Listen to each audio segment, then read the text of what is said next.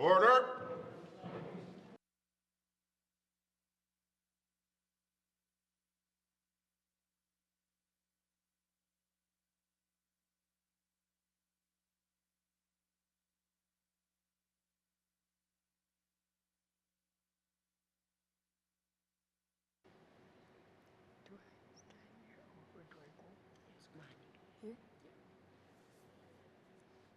Khoyanakot. Atane kanyok tulang neli. Chunga khoyagiliu matkoa. Kayak paraktot, nalaktoreaktot. Iliharan naktot atane kilwit. Ulupak. Una katimabik. Ilinyon kaikiga. Iliwit kamanakane kawit nalungin niya kawit kayak paralit kikpin. Utaktilin niya tigut maunga.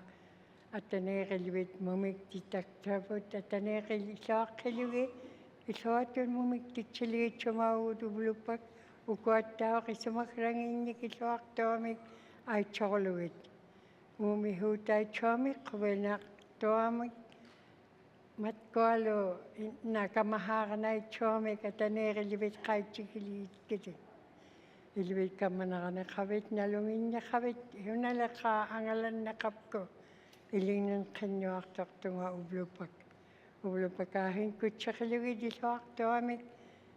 Tamatkuninga umihuutaitsuanik ataneqiliwit uqautikraq ngit isoaqtuamik. Aitso na anitilluwit. Aitso qimaqluwit quvianaqtuamik ataneqiliwit. Kamanaqanaqavit ilingnan kanyuaqtunga ataramik. Jesus atqagun. Amen. Amen. Please be seated. Thank you, Lillian Elias, for the opening reflections or prayers. Member from Cam Lake. Thank you, Mr. Speaker. Mr. Speaker, I seek unanimous consent to move item 4 up in the orders of the day. Thank you. Member from Cam Lake is seeking unanimous consent to move the orders of the day of number 4, recognition of the visitor gallery. Seeing no nays, member from Cam Lake. Thank you, Mr. Speaker. Mr. Speaker, we have some very special guests in the gallery joining us today, including members of the Official Languages Board, participants of the Mentor Apprenticeship Program, and staff from the Indigenous Languages Secretariat. And I'd like to take this opportunity to recognize them in the House today. These individuals continue to put their hearts and hard work into language revitalization, and it is an absolute privilege to have them in the House with us today. And in no particular order, and I will do my best, Mr. Speaker, we have Lorna Storr, Elsie Matla, Brenda Batten, Mary Louise Drygeese, Mauro Sunberg, Anne Catholic, Karen Lepine, Stella Nadley, Bertha Landry, Caroline Bonnet Rouge, Cheryl Klee, Mavis Klaus, Deborah English, Annie Jane Charlie, Anna Pingo, Elisette Lockhart, Candace Smith, Emily Kudlak, Victoria Rebeska, Susan Saunders, Jessie Green, Tanche Jonette, Lisa Zoe, Edward Matla, Doreen Lafferty Zoe, Mandy Bea, Marianne Vital, Jessica Sangres, Lena Drygeese, Margaret Mitchell, Hovak Johnston, Sheila Landry, Teresa Bonnet Rouge, Lloyd Cardinal, Doris Burke, Fridel Deneu, Annabelle Tetlici, J.C. Firth-Hagen, Beverly Amos, Ida Lenny Manuel, Lucy Ann Antoine, Melvin Tom, Mary Adele Rebeska, Rochelle Hilderman, Jennifer Walterhouse, Jean-François Petrie, Robin Matla, Alice Lisk, Tammy Steinwan Deschambeau, Catherine McKenzo-Taylor, Bertha Drygeese, Sally Drygeese, Shauna Yamkovi, Agnes Mitchell, Elaine Landry, Jacqueline Hope, Priscilla Canadian, Lucia Nikeko, Patricia Lafferty, Cecile Deneu, Annie Smith, Marlo Kiasuk, Violet Sangres, Catherine Pope, Rena Chappell, Doris Tom, Alice Charlie, Rajiv Rawat, Jordan Reed, who we lovingly refer to as Jordy in this house, Martha Porter, and Daniel Zoe. So I'd like to give them a warm welcome to the House, Mr. Speaker. Recognition of visitors in the gallery. Recognition of visitors in the gallery. Minister statements. Minister of Finance. Mr. Speaker, today I am pleased to recognize the accomplishments of the Health Recruitment Unit and to highlight the progress being made to strengthen staffing in nursing, social work, and allied health professionals across the Northwest Territories. The Health Recruitment Unit was established within the Management and Recruitment Services Division of the Human Resources Branch of the Department of Finance in partnership with the Northwest Territories Health and Social Services Authority and the Clecho Community Services Agency. The purpose of this unit is to coordinate and streamline recruitment efforts across health and social services positions throughout the Northwest Territories by leading proactive and streamlined approaches to recruitment. Mr. Speaker, we know that there are persistent workforce challenges facing northern and remote jurisdictions. Across Canada, shortages of health and social services professionals continue to place pressure on health systems, driven by demographic change and increased service demand. In the north, these pressures sometimes result in greater reliance on locum and other short-term staffing arrangements. The work of recruiting skilled professionals is critical to maintaining reliable services for residents of the Northwest Territories. The Health Recruitment Unit's mandate is to increase the number of indeterminately staffed health positions by 5% annually over the course of the 20th Legislative Assembly. Indeterminate staffing plays a key role in improving continuity of care and strengthening service stability, particularly in small and remote communities. Since the creation of the unit on August 1, 2020, 728 indeterminate staff have been hired. These hires include 66 registered nurse graduates from the Aurora College Bachelor of Science in Nursing degree program in the last 5 years. A further 215 term employees were hired during this period as of December 31, 2025. And Mr. Speaker, I am also pleased to report that as of December 31, 2025, the Health Recruitment Unit has recruited 60 registered nurses and 3 nurse practitioners, 11 licensed practical nurses, 14 social service workers, and 16 allied health professionals. Allied health professionals, for example, can include audiologists, speech-language, occupational therapy, sonographers, medical lab technicians, and so on. The Health Recruitment Unit also manages a growing database of over 700 registered nurses interested in casual employment, and during this fiscal year has hired 239 casual nurses. Based on current projections, the unit anticipates a 12.1% increase in indeterminate staff this fiscal year alone, excluding turnover. This projected increase exceeds the unit's annual target and reflects progress towards the Legislative Assembly's priority of access to health care. Looking ahead, the Health Recruitment Unit will continue to work to refine recruitment strategies, strengthen coordination, and support government-wide efforts to build and maintain a skilled, stable, and sustainable health workforce for the Northwest Territories. Thank you, Mr. Speaker. Thank you, Minister of Finance. Minister of Statements. Minister of Municipal and Community Affairs. Mr. Speaker, later today I'll be tabling the first annual report on the Northwest Territories Emergency Management System covering the period of April 2024 to December 2025. This report gives residents, community governments, Indigenous governments, and members of this House clear, transparent account of how the emergency management system is functioning, what improvements have been made, and where further work is needed. By reporting on our progress, we are taking an important step towards demonstrating improvements to the Northwest Territories emergency management system. Mr. Speaker, Northerners have been clear about their expectations. They want a stronger emergency management system that is resilient, communicates clearly, and demonstrates accountability. The Government of Northwest Territories takes this priority seriously. Trust is built through consistent action and commitment to follow through. This annual report reflects on how commitment to transparent and timely reporting on the actions to improve the NWT emergency management system. The Northwest Territories continues to face significant risk. Floods and wildfires remain our highest risk hazard, and climate change is making these events more frequent and severe. The major floods of 2021, 2022, followed by the wildfire seasons of 2023, 2024, and 2025, resulted in costs exceeding $354 million.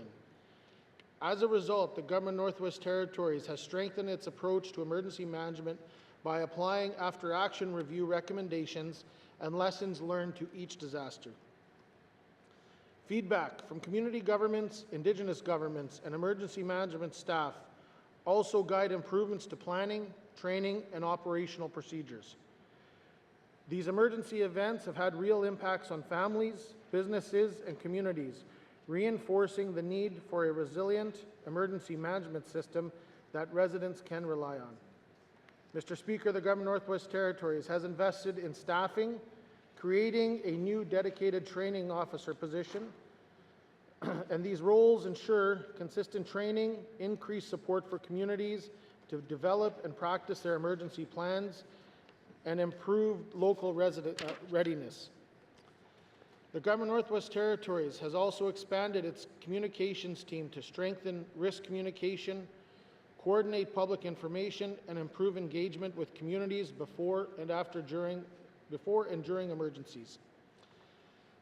These resources help ensure information is timely, clear, culturally appropriate, and accessible. The Emergency Management Organization is building a long-term, regional-based system so that communities can be responsive to residents' needs during an emergency. Every region has a regional emergency management coordinator who provides direct, on-the-ground support to communities. The regional emergency management coordinators are key local contacts who assist communities with planning, capacity building, training, coordination, and preparedness activities tailored to each community-specific needs and risks. Mr. Speaker, a key part of strengthening our system and public trust is ensuring that those who respond to emergencies have the training and the tools they need. The Government of Northwest Territories made a commitment to expand the Incident Command System, or ICS, training across the territory. ICS training provides a common language and structure for emergency response and is essential for coordinating efforts during complex events. We continue to provide ICS courses for emergency staff and frontline responders. Training for elected officials, including MLAs, is also planned for this April to recognize the important leadership role they play during emergencies. Community governments can now access the ICS 100 training through the local government administrators of the NWT. When responders across the territory are trained to the same standards, communities can count on a coordinated professional response when it matters most. Mr. Speaker, community governments are responsible for their emergency plans, but we are there to provide stronger supports through updated tools, templates, training, and advisory services. Tabletop exercises can be improved.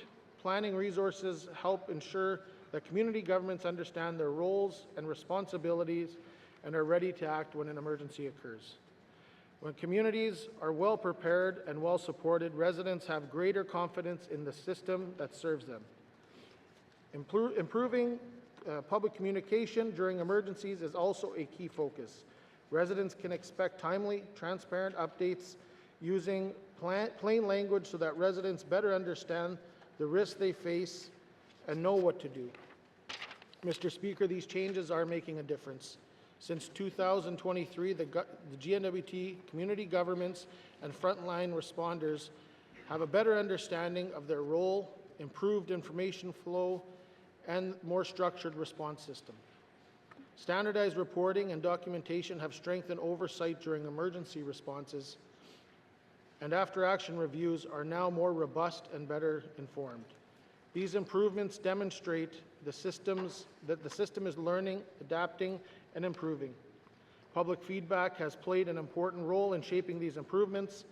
Residents asked for clear communication, stronger reporting practices, and we have responded. Mr. Speaker, emergencies cannot be completely prevented, but we can reduce their impacts by ensuring residents and communities have the tools and information they need and understand the risks and be prepared when an emergency strikes. This is how we build a system that we can trust, where communities lead and the GNWT stands firmly behind them every step of the way. Mr. Speaker, as we continue this work, we remain committed to providing regular, transparent updates on improvements to the emergency management system. Thank you, Mr. Speaker. Thank you, Minister of Municipal and Community Affairs. Minister statement. Minister of Education, Culture and Employment. Mr. Speaker, I'll begin my statement today in Dene Suitline.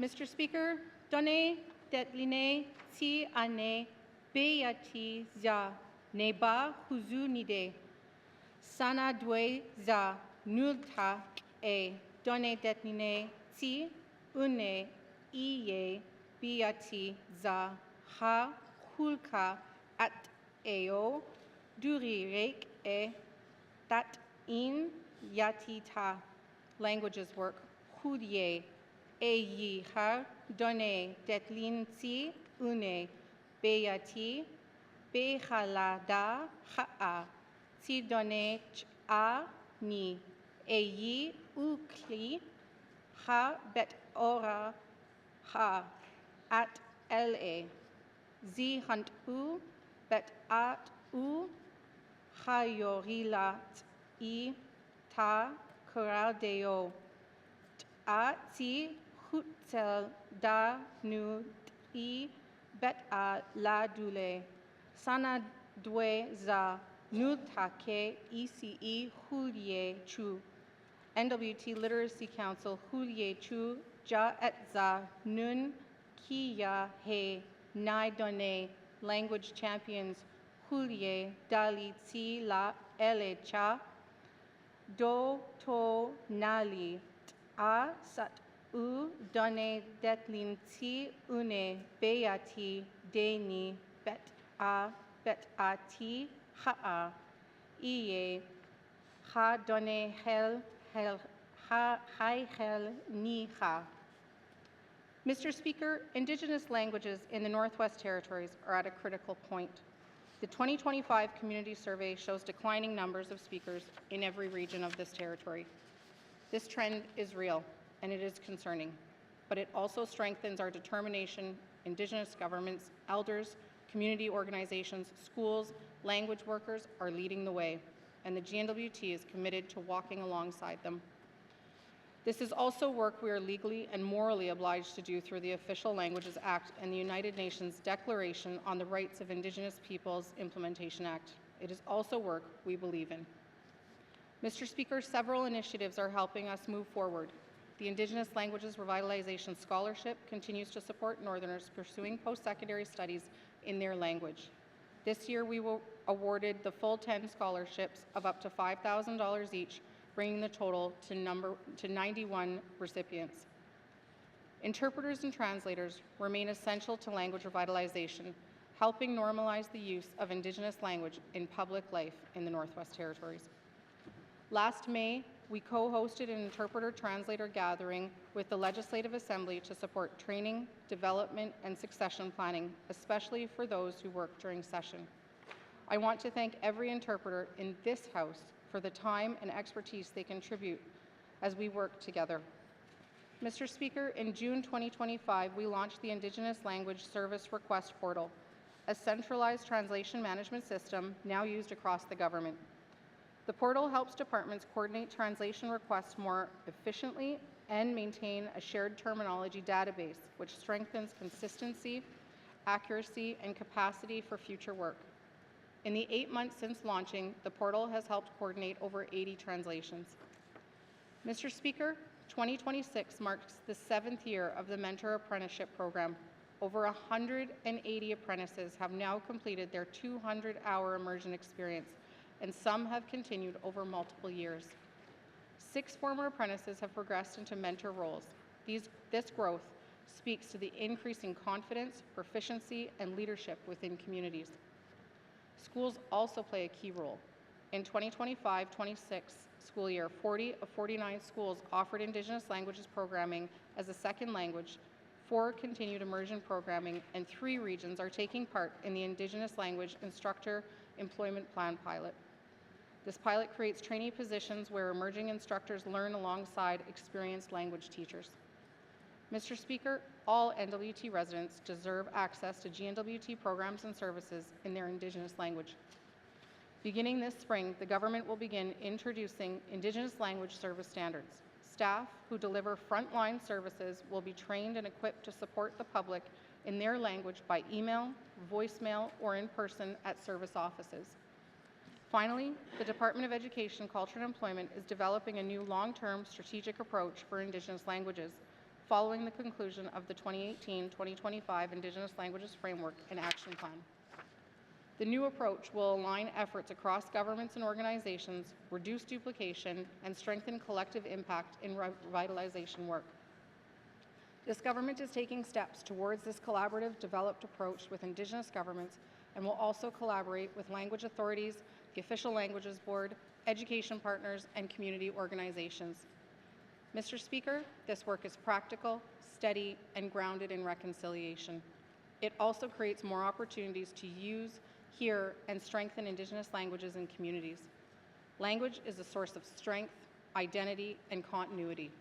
By continuing this language revitalization work together, we help ensure that future generations grow up with the languages that belong to this land and its people.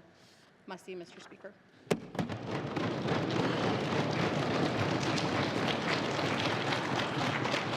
Thank you, Minister of Education, Culture and Employment. Minister statements. Minister statements. Member statements. Member from Frame Lake. Thank you, Mr. Speaker. Mr. Speaker, adults with disabilities and their families face persistent barriers to access and accommodation when more than one GNWT program must work together.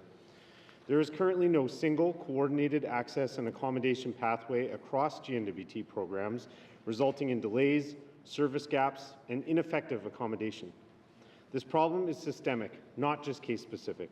I have heard from multiple constituents about these issues. It was raised in the 2023 Supported Living Review, and it was raised by another MLA already this sitting. So I think it's clear these issues are affecting numerous people in the territory.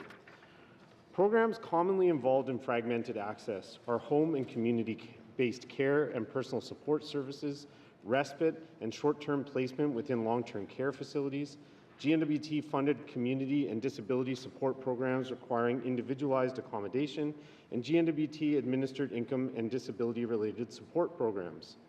These programs operate across departments and service delivery streams without a unified access point.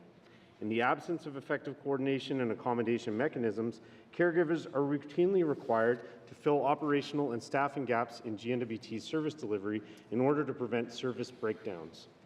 This includes caregivers absorbing responsibility for personal care and supervision, transportation, coordination between multiple programs and departments, and continuity of supports during service transitions or delays. In practice, Mr. Speaker, unpaid caregivers are being relied on to silently absorb service gaps created by fragmented disability and care programs, allowing systemic failures to remain hidden from public reporting and accountability. Mr. Speaker, the GNWT already has a proven model for managing clients facing complex situations and dealing with issues that span multiple programs and departments. The Integrated Service Delivery Team at Executive and Indigenous Affairs has been a welcome solution, and I have had positive experiences with constituents who access this team for support and referring constituents to them. That team is specifically tasked to support clients with housing and social support needs, but I wonder if a modification or addition to that service could be made to the team to specialize in disability support-related issues I've raised today.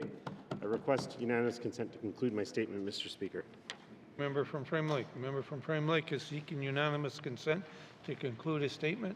Hearing no nays, you may conclude your statement. Thank you, Mr. Speaker and colleagues. Alternatively, perhaps system navigation support and coordination for persons with disabilities and caregivers is something the Department of Health could establish, modeled after the ISD team. Regardless of who does it or how it's done, what's important is that we close these service gaps. I'm not asking for a new program here, Mr. Speaker, just that we better coordinate access to the programs we are already offering. Thank you. Member from Frame Lake. Member statements. Member from Range Lake.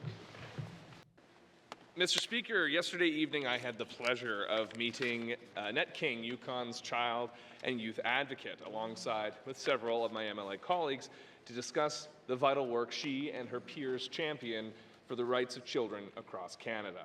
Ms. King's accomplishments confronting and navigating challenges similar to those our communities here in the Northwest Territories face are particularly impressive. It was shocking, but sadly not surprising, to learn that 30% of the Yukon's Child and Youth Advocates' work is dedicated to files from outside of their territory, many of which involve children here in the Northwest Territories. This means that parents, guardians, First Nations people, teachers, and even children themselves are reaching out to services outside of the Northwest Territories, desperately searching for support because the service simply does not exist here. The minister can claim she can support these children with current policies, yet there is no solution for whose welfare could be compromised by the very service meant to protect them, especially when Child and Family Services is their legal guardian. Many families are not notified of decisions CFS makes for their children. Foster families often fear heavy-handed reprisals and adoptions being ground to a halt, leaving children in legal limbo, transitioning from home to home until they turn 18. Without accountability or transparency, there may be no publicly available data, but as MLAs, we see how dire the situation has become. Parents and guardians only have two avenues to seek resolution for these heartbreaking cases: the courts or their elected representatives. But as MLAs, our hands are tied by a government whose policies leave children unrepresented and families, both biological and foster, feeling irrelevant in the process. The minister can't have it both ways. She can't oppose independent oversight at every turn and then dismiss MLAs when we try to help. It's time to build on the work that has spanned multiple members and multiple assemblies, efforts some of these very ministers today supported when they sat on this side of the House. That's why today I will be giving notice of a motion calling on this government to finally establish an independent office of the Child and Youth Advocate here in the Northwest Territories. Thank you, Mr. Speaker. Thank you, member from Range Lake. Colleagues, must remind you to speak a little slower for our translators. Member statements. Member from Inuvik Boot Lake. I'll be early, Mr. Speaker. Thank you, Mr. Speaker. Mr. Speaker, Inuvik and indeed the entire Mackenzie Delta and Beaufort Delta regions rely on the Dempster Highway for vital supplies, from groceries to building supplies, fuel, and many other needed products. Mr. Speaker, for the month of January, the Dempster Highway was closed 18 days. 18 days where no transport trucks were able to deliver to its customers. Furthermore, Mr. Speaker, as of February 20th, the Dempster Highway was closed for an additional 9 days. Once again, trucking companies that service the needs of my community could not deliver. Product was being spoiled, product was sat on the highway, sat at the border, and on and on. Mr. Speaker, not only does this cause a major disruption in the supply chain where grocery store shelves are empty, building projects can be delayed, and the community runs the risk of vital fuel shortages in the coldest months of the year. Mr. Speaker, we've seen that this year, and it also, Mr. Speaker, can cause serious safety issues. I spoke with trucking companies that service the region. Most drivers work on a contract basis, and if the road is closed, there are no trips to make. The experienced drivers then, Mr. Speaker, go elsewhere. We've seen this year significantly more incidents of transport truck accidents on the Dempster Highway than we've seen in many, many years. The maintenance on the vehicles have increased significantly due to the condition of the highway. If this continues, we run the risk of companies having to increase trucking fees, which of course inevitably will be passed on to the customer, or even worse, Mr. Speaker, choosing not to run the highway at all. This is not a capacity issue, Mr. Speaker. On the Northwest Territories side, our model of maintaining the road by local contractors seems to be working. We have contractors that are local, have local knowledge, that have been out removing the snow quickly after snowstorms to get the Dempster Highway open. Mr. Speaker, someone has to be the voice for trucking companies and the customers they serve. We must work with our sister territory to ensure these costly closures are dealt with in a timely manner. We have to ensure when winter storms happen, and we know they will, that action to reopen the road is dealt with in a much more timely manner. In a normal season, Mr. Speaker, there are 15 transport trucks per day traveling on that highway, and at times up to 20 trucks per day traveling on that highway. That's a lot of goods and services, Mr. Speaker, coming up that highway. Finally, Mr. Speaker, this certainly adds to the discussion of building Mackenzie Valley Highway. Our own highway, maintained solely by our own contractors, carrying products to service more of our communities, and that's not to mention, Mr. Speaker, the commerce that will also stay in our territory. I will have questions for the Minister of Infrastructure later today. Thank you, member from Nunavut Lake. Member statements. Member from the Sahtu. Thank you, Mr. Speaker. Mr. Speaker, I rise today to discuss an issue of significant economic importance to the Northwest Territories and to all of Canada: efficiencies from internal trade barriers. Mr. Speaker, a recent International Monetary Fund report reveals that Canada could increase its real GDP by approximately 7%, roughly $210 billion. If we fully eliminated the internal trade barriers between provinces and territories, Mr. Speaker, this is not a small matter. These barriers currently equate to about 9% tariff nationally. With the cost concentrated primarily in services, which make up a majority of the inter-provincial trade, certainly, Mr. Speaker, a professional approach to Canada cost efficiencies in support of domestic economic growth. Most concerning, Mr. Speaker, is that barriers in critical sectors like healthcare services, education amount to 40% tariff equivalent. The IMF notes that smaller provinces and territories face costs that are multiples higher in sectors like health, retail, trade, and professional services. I want to acknowledge the progress made by the Committee on Internal Trade in 2025, chaired by our very own Minister Cleveland. Parties removed 30% of the party-specific exceptions under the Canadian Free Trade Agreement, signed the Canadian Mutual Recognition Agreement on the sales of goods and services, Yellowknife, and developed a labor mobility action plan with concrete measurables. However, Mr. Speaker, as a small jurisdiction, the Northwest Territories stands to gain significantly from full trade elimination on barriers. The report shows smaller provinces.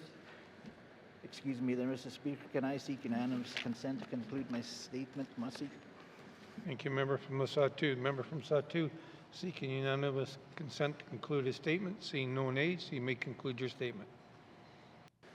Thank you, colleagues.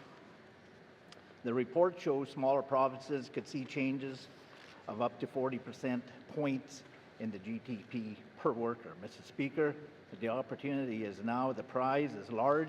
IMF says turning 13 economies into one is no longer an aspiration, it is an economic imperative.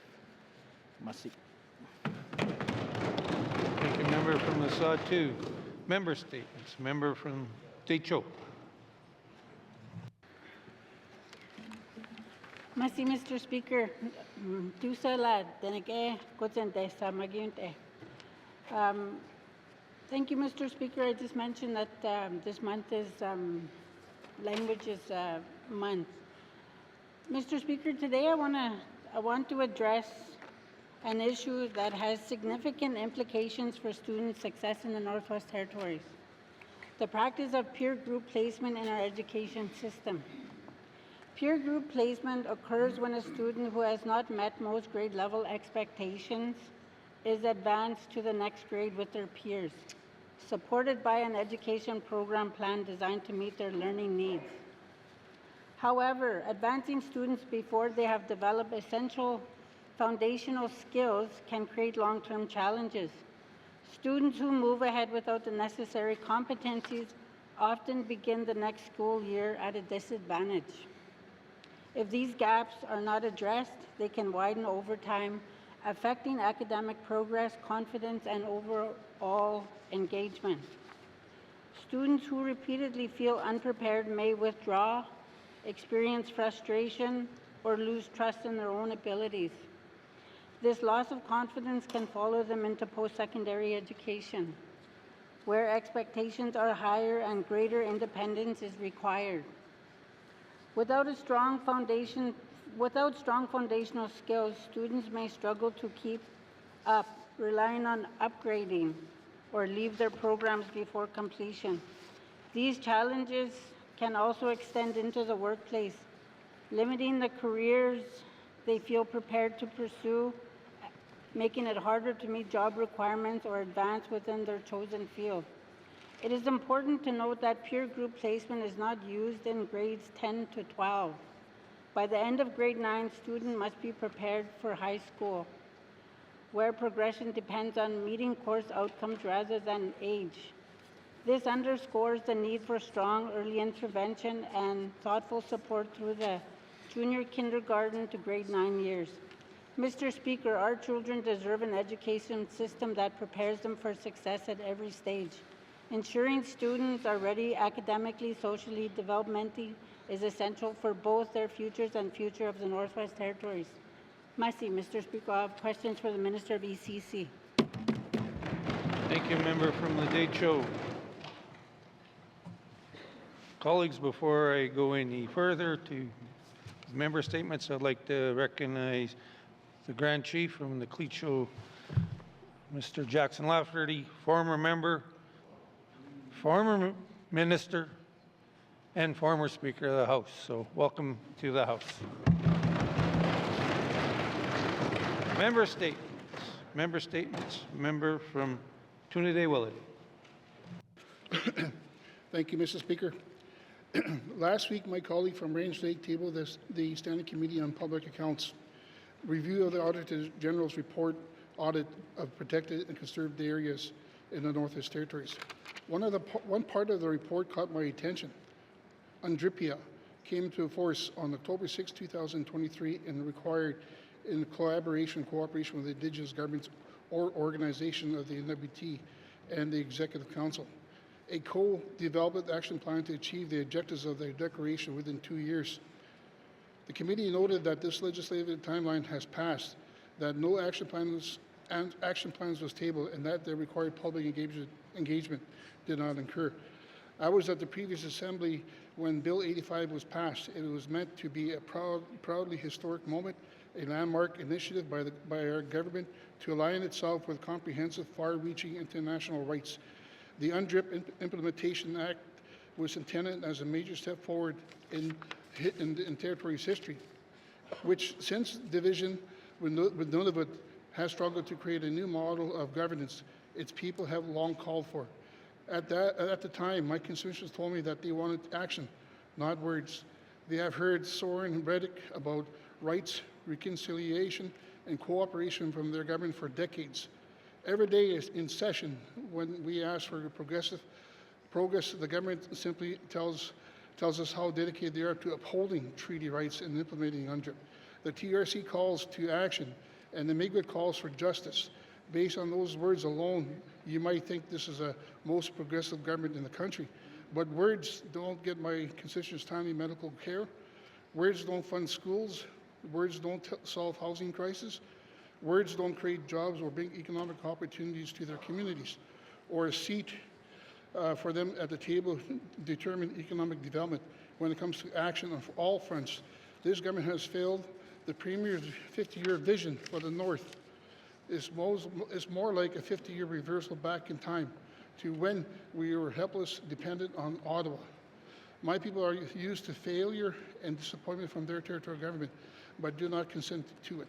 Today, my committees want more on how the Premier will attend to honor the treaties. Thank you, Mr. Speaker. I will have questions to the Premier at the appropriate time. Thank you. Thank you, member from Trinidad-Willity. Member statements. Member from Great Slave. Thank you, Mr. Speaker. After raising questions in the House with the Minister of MACA, as well as asking written questions, I had several folks reach out to speak with me about animal welfare programs offered to NWT communities. Most Yellowknifers are familiar with NWT SPCA and the services that they offer. NWT SPCA, the Cleat-Show Animal Rescue Society, the Hay River Animal Shelter, and Fort Smith Animal Shelter are all compassionate advocates and champions for animal welfare and work to rehome, spay, neuter, and treat hundreds of stray dogs and other pets each year. A group that may have less familiarity in my constituency, but is more well known in some smaller communities, is Vets Without Borders. With their Northern Animal Health Initiative and Community Animal Health Worker Program, vets travel to the NWT to support communities that have limited access to veterinary services. Vets Without Borders provides not only travel vet clinics for vaccination and deworming, but can also assist interested municipalities and bylaw officers with capacity building.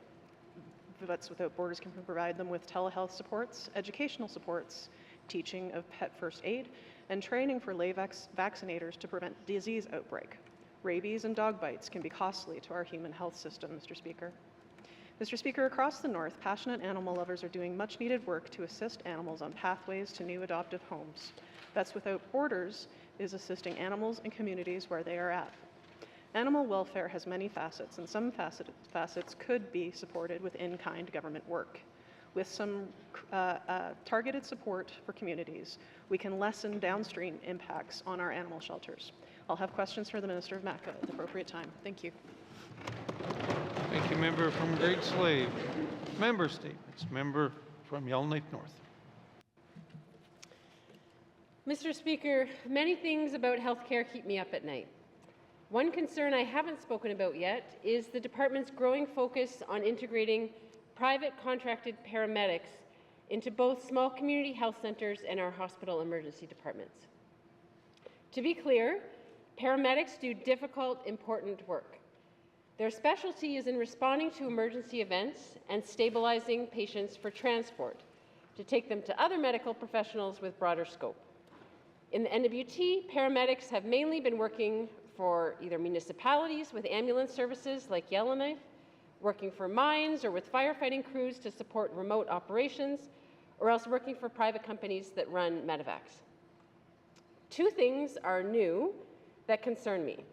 The push to give paramedics new roles in order to plug nurse vacancies, and the shift towards privatization of our core healthcare functions. Now, one of this minister's top 3 priorities is to create the small community model of care, and this budget proposes adding a new full-time manager position devoted to that work. The problem is that model seems to revolve around expanding the role of private paramedics in primary care. Now, let's remember that paramedics specialize in acute care and transport, so why would we turn to them for the everyday care people need in small community health centers, everything from health promotion and screenings to pre- and postnatal care to chronic disease management? The explanation given is that right now we cannot recruit enough community health nurses or emergency room nurses to fill all the shifts. So we need to contract these paramedics for hire as helpers so the nurses don't burn out. Well, who could argue with that? Except why is the alternative to paramedics having nobody? Why aren't we focused on the need to hire more community health nurses when they're the ones with the skill sets we need most? We have a health recruitment unit. We heard today, reportedly it's doing great, smashing its targets in hiring both indeterminate and casual RNs and community health nurses. Are they all leaving so soon?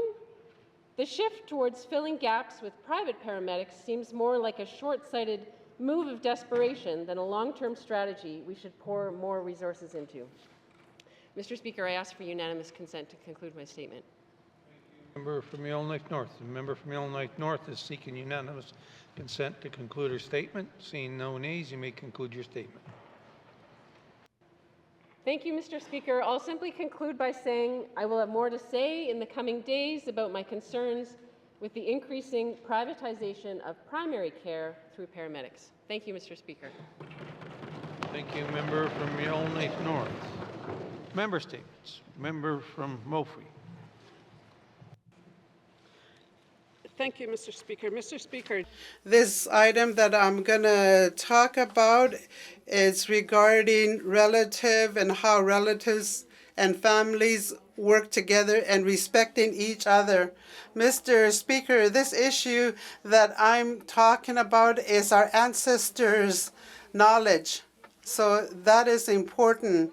Our ancestors' knowledge is very important, and we're supposed to work with this with our children. So this Child and Family Services, that's the issue I want to talk about. Mr. Speaker, family unity, responsibility, respect, and care for one another are core principles that have sustained our people for generations. When we speak about children and family services, those values might guide us. No disputes that child safety must always come first. When a child is in danger, the government has a duty to act, but we must also look honestly at why so many families are reaching crisis in the first place. Too often, Mr. Speaker, housing shortages, overcrowding, poverty, trauma, and limited access to local supports are major contributing factors. Mr. Speaker, these are systemic challenges, not simply individual failures. When parents do not have stable housing or access to mental health, addictions, and family supports in their own communities, they are being asked to succeed without the tools they need. Mr. Speaker, when a child must be removed from their parents, that is already a serious and disruptive change. When that removal also means the child must leave their home communities because there is no local placement available, the impact is even greater. The separation from family is compounded by separation from culture, language, school, and community supports. If we are serious, Mr. Speaker, about reconciliation and about honoring Indigenous values, we must address both prevention and capacity. We must strengthen families before crisis occurs, and we must ensure that when children are in care, they can remain connected to their home communities. Mr. Speaker, our children deserve stability, protection, and the opportunity to grow up surrounded by their culture, their language, and their people. I will have a question for Minister of Health and Social Services. Thank you. Thank you, member from Woodfield. Member statements, member from Yellowknife North, or Centre, sorry. Thank you, Mr. Speaker. For most Northerners, the cost of living isn't just a challenge, it's actually a crisis. It's a financial impossibility some days, from the grocery aisle to the heating bills. Mr. Speaker, Northerners clearly shoulder some of the heaviest burdens across Canada, and I think people are getting tired of the tried and true excuses of inaction when it comes to geography and climate change as the backstop of why inaction seems to happen. Mr. Speaker, since 2023, this government has talked extensively about its affordability challenges, and yet residents are still asking, show us some results, Mr. Speaker. Northerners deserve much more than rehearsed talking points and fingers pointing, Mr. Speaker. Well, the government will list endless amounts of subsidies and things they do, but the people on the ground don't see results. They see Band-Aids for just such a few. Mr. Speaker, the everyday person doesn't want incremental tweaks. They want to see something in their wallet. Insufficient or invisible rhetoric, Mr. Speaker, won't fill a belly, Mr. Speaker, and it definitely won't keep the lights on. Mr. Speaker, they deserve concrete action now to lower costs. And Mr. Speaker, this crisis can't wait any longer. Mr. Speaker, the government has been in power again since 2023, so as the mandarins behind the scenes pull the actual policy levers and make the decisions, Mr. Speaker, everyday families are waiting to see meaningful results. Mr. Speaker, we can list inefficient programs, but fact is people want to see delivered relief. Mr. Speaker, I'm going to suggest, why doesn't this government finally come to terms and let go of the NWT payroll tax? Mr. Speaker, that gluttony could end. Did you know if you made $35,000 a year, you pay $700 annually in payroll tax? Just imagine if you made as much as the NWT senior envoy. That'd be 10 times the amount of the everyday person. Mr. Speaker, at 2%, Mr. Speaker, that's a lot of local money, whether it's in Yellowknife, a regional center, or a small community. That's disposable income for families going to stores, helping kids, etc. Mr. Speaker, like the old saying, if you build it, they will come. Mr. Speaker, the government's motto is, if you give us money, they'll find ways to spend it. Mr. Speaker, the government could find a way to do this, Mr. Speaker. I'll tell you right now, I don't know if it's going to take Moses to part the payroll red tax sea, but Mr. Speaker, we need to see some action. Mr. Speaker, we're going to finish with set our people payroll tax free. Tax free. Thank you. Thank you, member from Yellowknife Centre. Member statements. Member statements. Today, I'm honored to celebrate the remarkable life of Christine Holman, a woman whose presence touched every life she encountered with warmth, wisdom, and grace. Christine lived fully and loved deeply, leaving a legacy not only in the memory she created, but also in the kindness she shared so freely with others. Born with a generous spirit and a boundless curiosity, Christine approached life with a quiet but steady strength. She found joy in simple moments, a morning cup of coffee, a walk through the community, or a conversation that lingered longer after the day ended. Her laughter had a way of instantly brightening a room, and her compassion reminded those around her that love in itself, or in its truest form, is everyday act.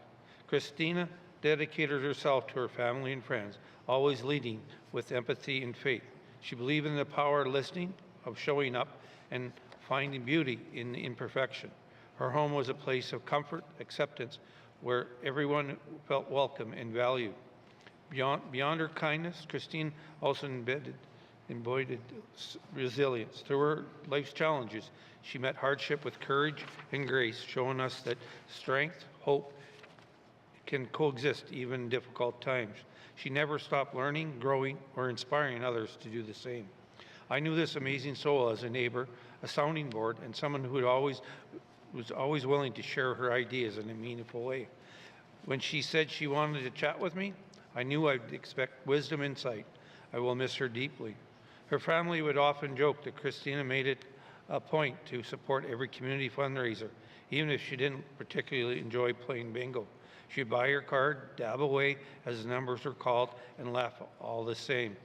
On a more serious note, she was very proud of her Métis heritage and serving as a Rangers, symbolized by the color of her coffin, Ranger Red. Remembrance Day was especially important to her. She took pride in participating in the parade and the laying of the wreaths. As we celebrate Christine's life, we remember her not with sorrow alone, but with gratitude for the love she gave, the lessons she shared, and the joy she left behind. May her memory remind us to cherish one another, live gently, and carry forward her remarkable lives in our lives. After a long battle with cancer, Christina passed away. Her sons and her partner would like to thank everybody for the well wishes and kind stories.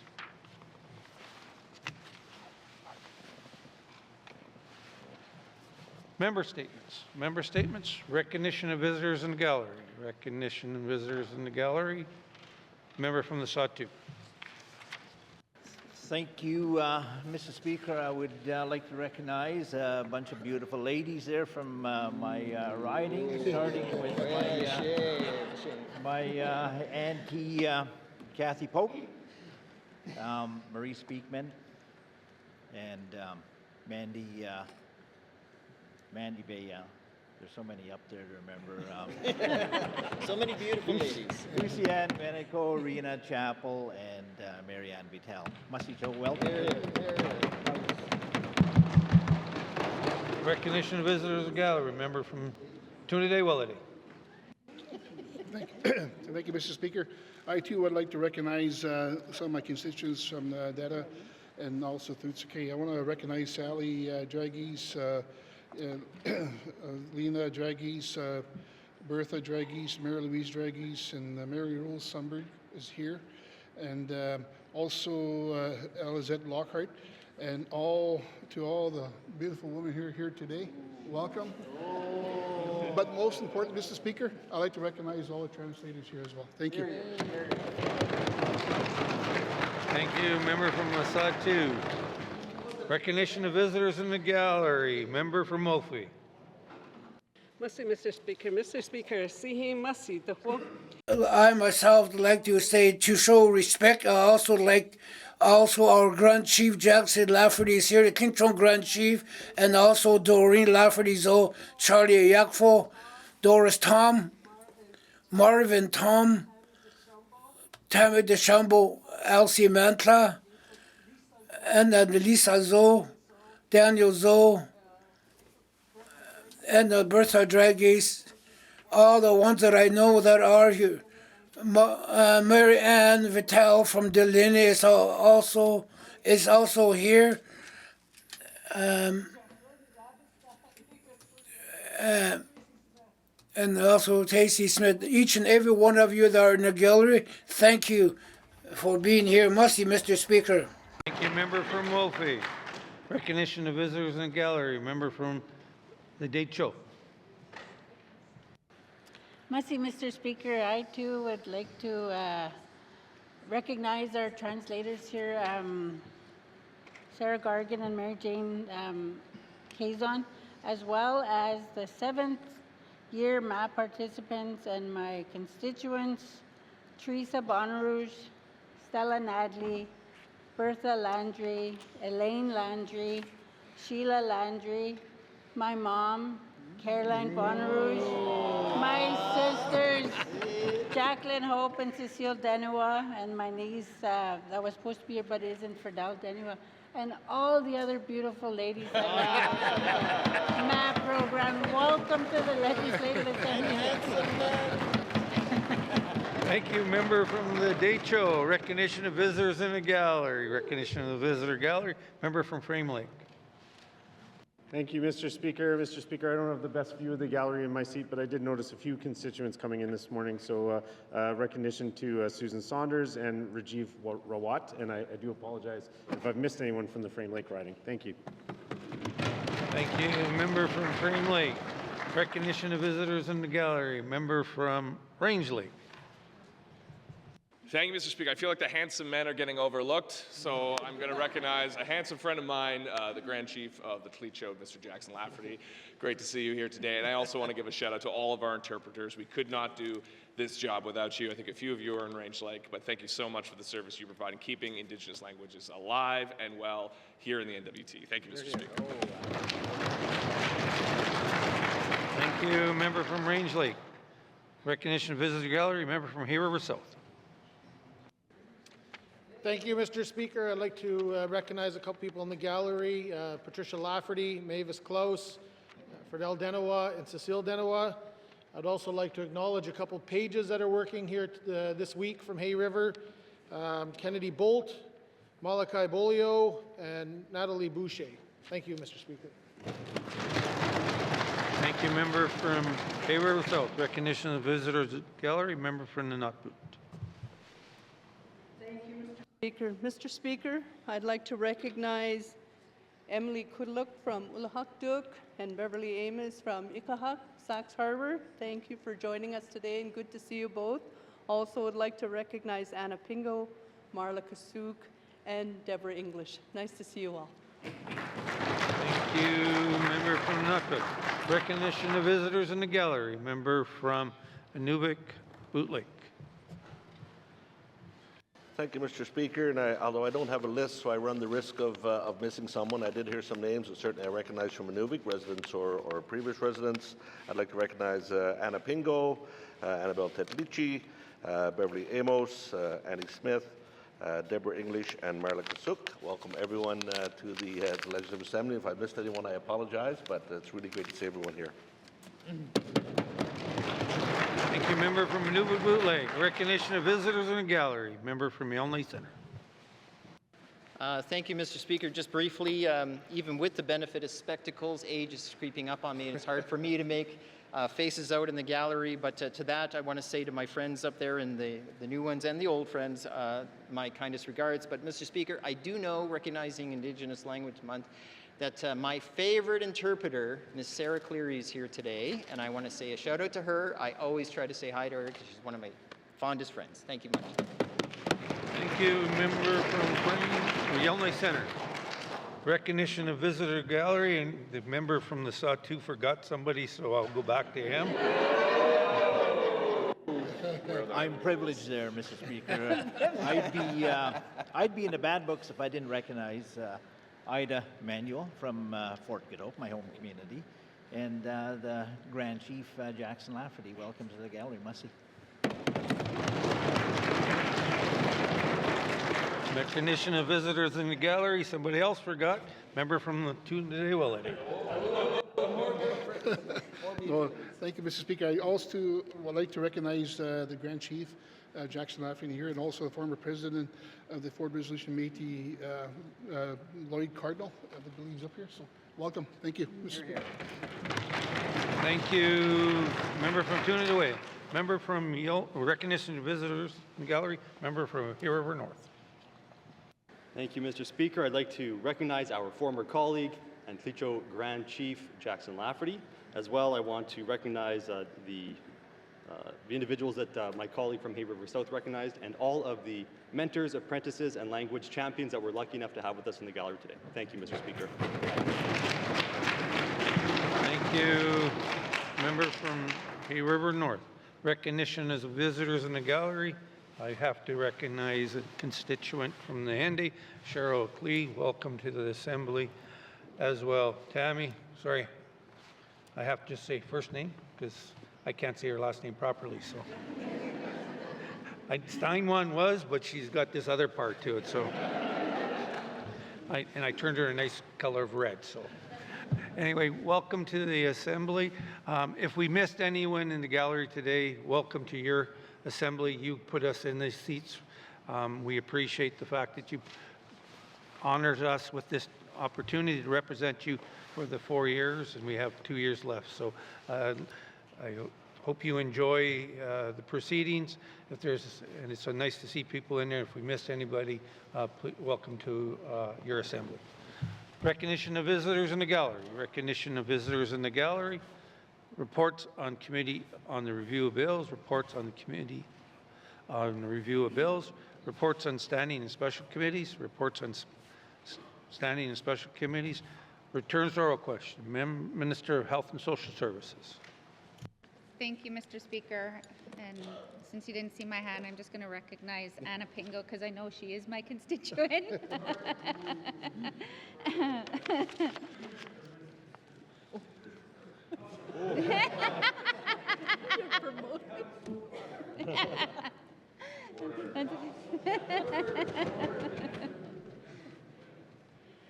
All right, Mr. Speaker, I have a return oral question asked by a member for Range Lake on February 9, 2026 regarding medical travel policy and ministerial exemption. Mr. Speaker, the medical travel policy is in place for residents who need support with travel to and from scheduled appointments for services not available in their home community to ensure that residents have access to necessary health services. Mr. Speaker, the medical travel policy does not apply in circumstances where an individual is transported by a ground or air ambulance and is receiving inpatient care from medical professionals. Requests for non-medical escorts in scenarios where patient is transported by air ambulance are denied because the patient does not require support during navigating travel to and from the appointment. However, through an exception request, an individual circumstance may be considered through the medical travel exception policy. In these situations, the applicant or advocate must clearly demonstrate the medical travel event has created undue financial hardship or the patient is experiencing extraordinary health needs that require a non-medical escort while admitted as an inpatient. The medical travel exceptions are assessed at the Department of Health and Social Services, not the medical travel office, making it very important that the application detail and supporting documents are provided to ensure a timely assessment. Mr. Speaker, medical travel continues to be a key priority for me. The first phase of the medical travel modernization work has focused on enhancing the medical travel process by ensuring the administration of available benefits is done consistently and transparently. Phase 2 of the medical travel modernization will work to consider the needs for further updates to the policy and will consider options and costs of expanding the escort criteria. Mr. Speaker, in addition to the ongoing medical travel modernization work, I've also directed the NTHSSA Public Administrator to rapidly advance operational improvements in 2026 that will result in improved experience for NWT residents. We are also working closely with Indigenous Service Canada for NWT residents to review the process for handling medical travel appeals and exceptions related to non-insured health benefits. with the goal of simplifying the process where possible and supporting more escort decision-making by the Medical Travel Office rather than waiting for the approval from Indigenous Service Canada. Thank you, Mr. Speaker. Thank you, Minister of Health and Social Services. Returns to oral questions, returns to oral questions. Acknowledgements, acknowledgements, oral questions. Member from Yelnay Centre. Thank you, Mr. Speaker. Mr. Speaker, my questions will be framed around the theme of cost of living that I brought up in my member statement. Can the Premier clearly outline what new concrete actions this government has taken since assuming office in late 2023 that have resulted in measurable reductions to the cost of living for residents across the NWT, and where can we specifically see that in a transparent form? Thank you. Member from Yelnay Centre. Mr. Premier. Thank you, Mr. Speaker. I appreciate the member's question. It's a very important question and a very important topic. All of us are dealing with rising prices, whether it's food or rent or power, and this is happening across Canada. The member asked a very detailed question with specifics in there, so I will take this question on notice and reply to the House with something in writing. Thank you, Mr. Speaker. Thank you, Mr. Premier. Oral questions, member from Range Lake.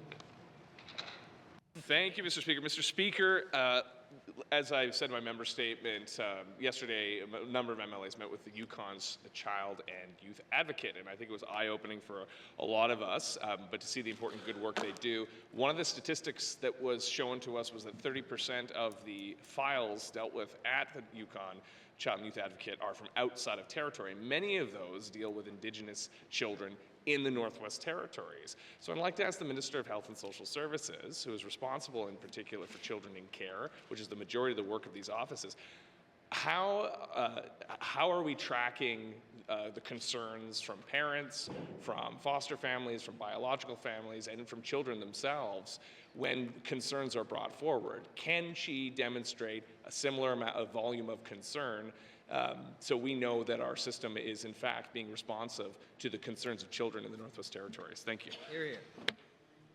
Minister of Health and Social Services. Thank you, Mr. Speaker, when any family comes into contact or children come into contact with Child and Family Services, the role is between the child and family protection worker or the family preservation worker to work with that family to bring forward their concerns.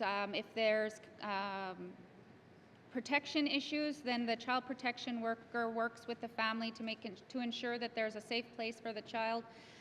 They'll work within the system, usually working with the families. If there's children that come forward, which is, more than likely, if the children are raising concerns, I do know that the social workers do meet individually with the children if they're able to do so. They would document and look towards a plan of care that supports the children and family to stay together. And then the other piece is with foster families. If there is no placement in the family, or if there's no support, immediate support that there could be for safety of the child, they'll usually look towards family members or other members within the community, and then foster families. Thank you, Mr. Speaker. Social Service. Member for Range Lake. Thank you, Mr. Speaker. That was a good summary of how our system works, how our child family services system works. But what I'm asking about is when people are raising concerns about the well-being of children in the system that aren't in custody or that are in custody, who's looking after the system? So if the very system is the problem, where do Northerners go to get assistance? Thank you, Mr. Speaker. Member from Range Lake. Minister of Health and Social Services. Thank you, Mr. Speaker. Mr. Speaker, the Director of Child and Family Services, which is not within the operations, the director is within the department, investigates any complaints coming forward, works with the families, works with whomever the complaint is coming forward, and investigates that complaint thoroughly, and always puts the best interest of the child first and foremost. Thank you, Mr. Speaker. Health and Social Services. Final supplementary. Member from Range Lake. Thank you, Mr. Speaker. So once again, the director is part of the system there needs to be independent oversight and an independent advocate as well. That's why MLA has been calling for to establish a child and youth advocate in the Northwest Territories. Will the minister establish that? If she does, I can get rid of this motion I'm going to give notice to later, but if she just says yes today, then we can all move forward and get a much needed advocacy and support for children in the Northwest Territories. Thank you, Mr. Speaker. Member from Range Lake, Minister of Health and Social Services. Thank you, Mr. Speaker. Mr. Speaker, I'm only the Minister of Health and Social Services, so if I established it within the housing of Health and Social Services, that would defeat the member's concern. So this is a conversation I think that is beyond my role. I think so.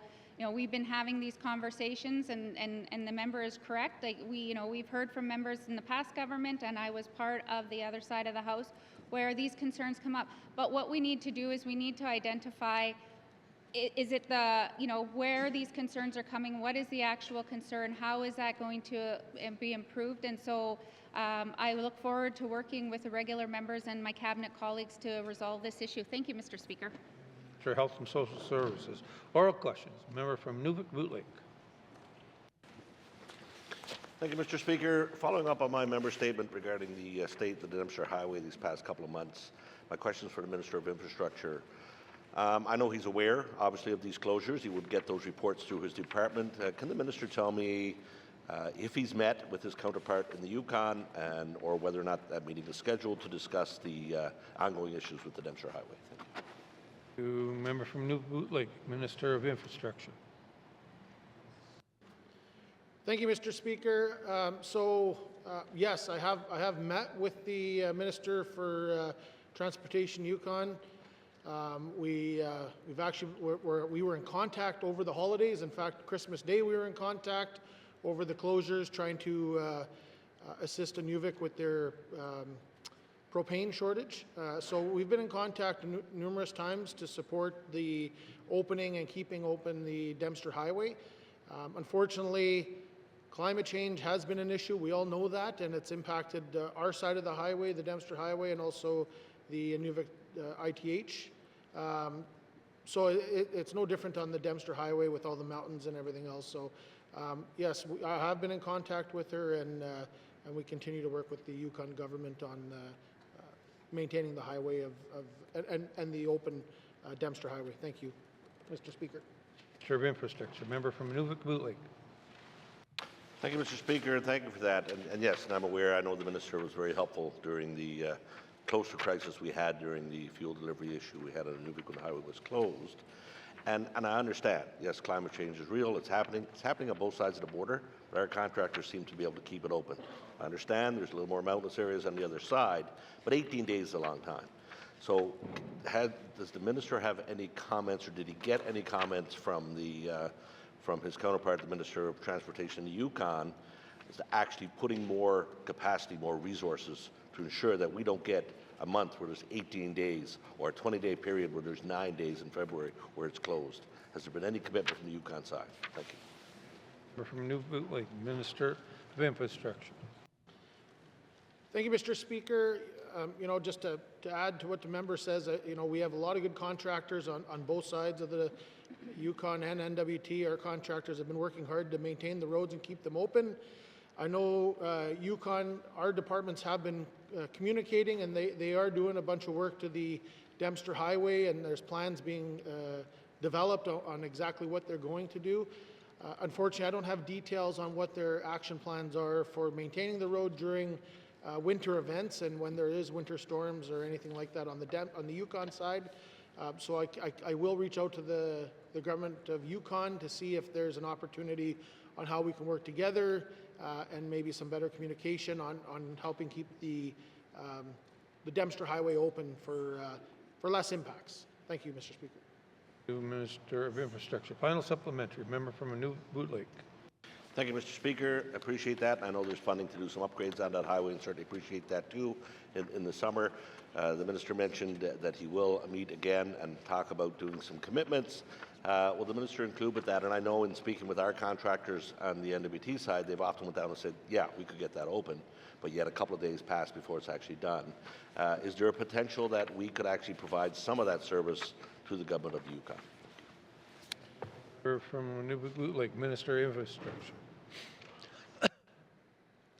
Thank you, Mr. Speaker. Those discussions have never happened, or those discussions haven't happened that I'm aware of, and I don't know if that idea has ever been tabled. So it's something we could talk about and look at, and maybe work with the member on what exactly the idea looks like. But definitely, you know, always open for solutions of ways to keep the Dempster Highway open longer.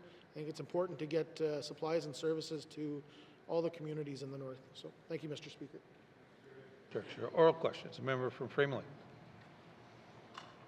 Thank you, Mr. Speaker. Mr. Speaker, following up on my statement earlier today, does the Department of Health, and these questions are for the Health Minister, does the Department of Health have a system navigation or cross-departmental service access function which could receive clients with disabilities or their families and help coordinate access to services across programs and departments for them? Thank you.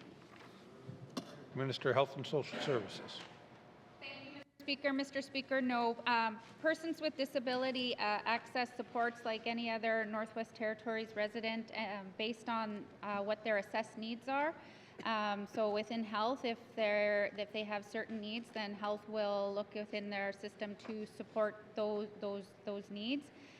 Many GNWT departments provide supports, and so this is not just a health services area. Thank you, Mr. Speaker. Minister of Health and Social Services. Member from Frame Lake. Thank you, Mr. Speaker. Mr. Speaker, the 2023 Supported Living Review recommended wraparound case management as a key systemic change needed. Has the department made any progress enacting this recommendation? Thank you. Thank you, member from Frame Lake. Minister of Health and Social Services. Thank you, Mr. Speaker. Mr. Speaker, this is on the work plan, and however, as I said last week, the Healthcare Sustainability Unit is analyzing and looking at the supportive living program as it is. So we have paused any of this work until we get the outcomes of that, because we don't want to be investing into areas where there's a higher need through that may come through the analysis through the Healthcare System Sustainability Unit. Thank you, Mr. Speaker. For Health and Social Services. Final supplementary. Member from Frame Lake. Thank you, Mr. Speaker. Mr. Speaker, I consider this Health Sustainability Unit more of a fiscal responsibility exercise. I mean, the department has had a number of years with that review and the recommendations from it. Mr. Speaker, would the minister consider establishing a systemic support role similar to the Integrated Service Delivery Team at EIA for persons with disabilities and supported living clients, or working with the Premier to see if such a role could be added to the ISD team that exists? Thank you. Member from Frame Lake. Minister of Health and Social Services. Thank you, Mr. Speaker. Mr. Speaker, as per the comments about, yes, it's going to analyze. It's analyzing because of the overspend in the supportive living area.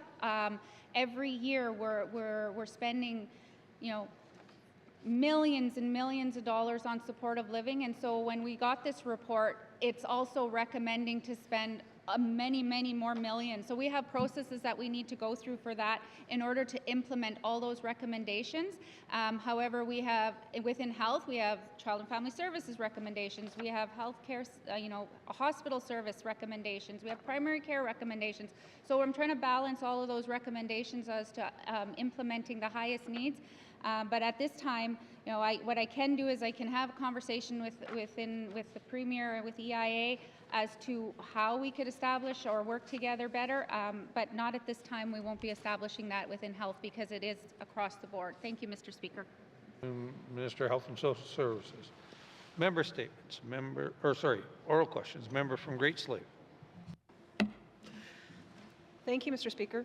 Mr. Speaker, in his response to my written question 22-20(1), the Minister of MACA wrote that the Dog Act is designed to provide flexibility so communities can address dog control and welfare issues in a manner that reflects their specific needs. This includes the authority for communities to adopt tailored local bylaws. Mr. Speaker, can the Minister elaborate on what resources currently exist or need to be developed so that NWT communities can work collaboratively and share their good work with other communities that have partnered and seen success with Veterinarians Without Borders, so they may also update their bylaws to improve animal welfare? Thank you, Mr. Speaker.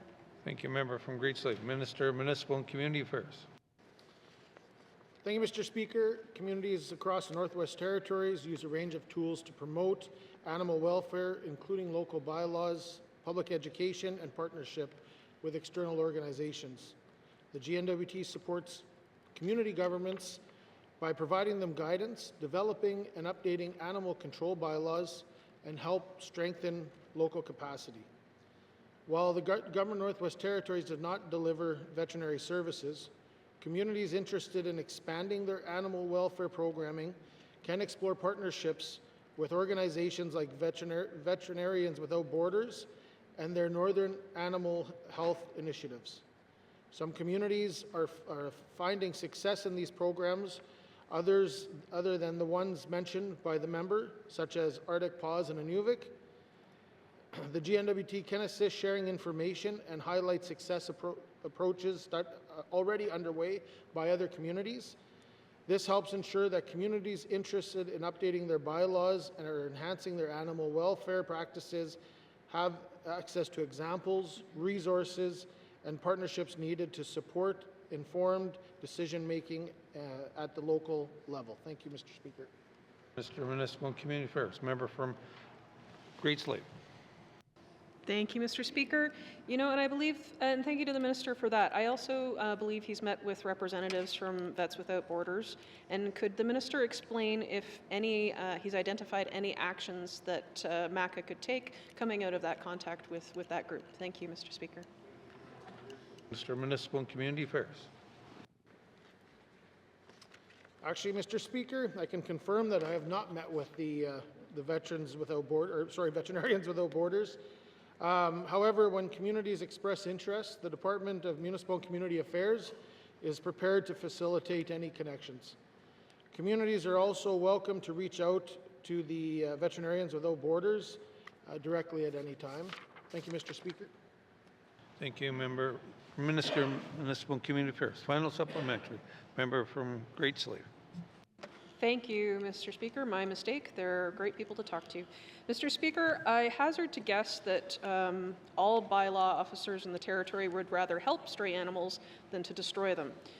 Can the minister commit to sharing resources to put interest, and I think he has, but can he commit to pathwaying communities that have changed their bylaws such that communities that want to change their bylaws could then have support to do so with learning from other communities who have? Thank you, Mr. Speaker. From Great Slave, Minister of Municipal and Community Affairs. Thank you, Mr. Speaker. I think it goes without saying that any of these bylaw officers would do anything to help these animals in distress, and most community members would. But MACA is prepared to assist by sharing information and connecting interested community governments with organizations such as Vets Without Borders. I'll ensure that communities seeking these resources have access to the information and connections they need to explore solutions that best meet the needs for the local circumstances. Thank you, Mr. Speaker. Minister of Municipal and Community Affairs. Oral questions. Member from Yellowknife North. Thank you, Mr. Speaker. So in follow-up to my statement today, I want to ask questions of the Minister of Health and Social Services. And so I understand that currently there's already some use of contracted private paramedics in small community health centers, and the department is looking to expand that or put more of a framework around it, but there's clearly sort of a reason in mind or what the purpose would be for this. So my first question is, are paramedics operating in community health centers meant to do simply all the same tasks that community health nurses currently can do, or are they meant to do additional tasks or different things than is currently within the scope of practice of a community health nurse, for example, treating patients outside community health centers in stabilizing or transporting? Thank you, Mr. Speaker. Member from Yellowknife North, Minister of Health and Social Services. Thank you, Mr. Speaker. Mr. Speaker, I want to be very, very clear so that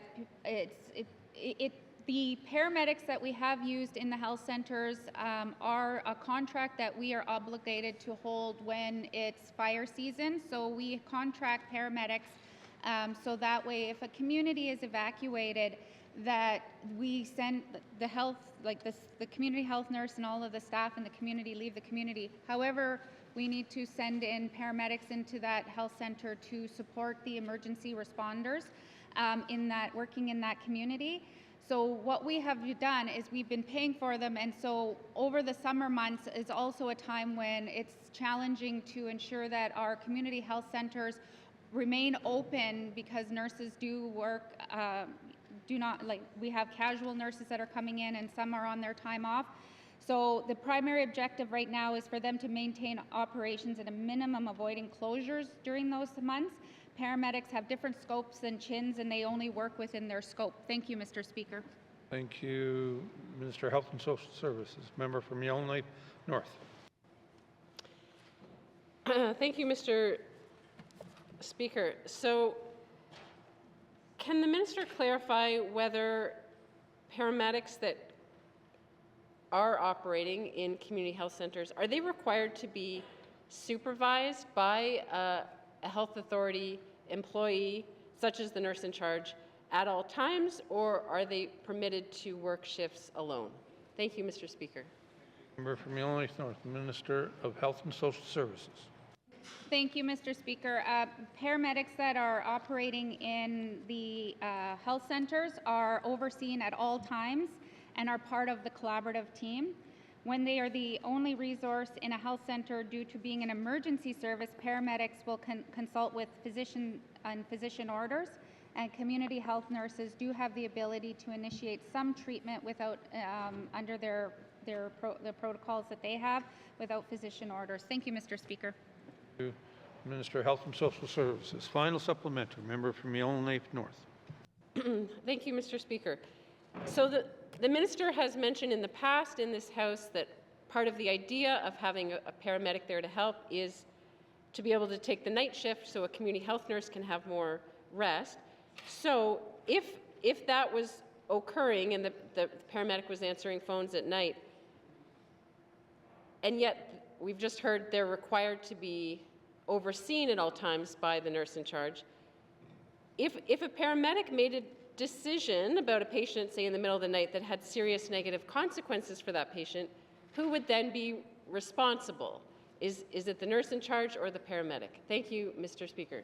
Member from Yellowknife North, Minister of Health and Social Services. Thank you, Mr. Speaker. Mr. Speaker, the paramedic scope of practice, to be clear, is when those conversations happen, the nurse is in on the call. The part of it is that once the assessment is done, many of the health centers, so people who live in small communities and health centers know that if there is a call back, that there needs to be an 8-hour rest. And if there's only 2 other nurses and one nurse is assigned some other duties and the nurse that gets called back, usually what ends up happening is all of the clinics get canceled for the next day.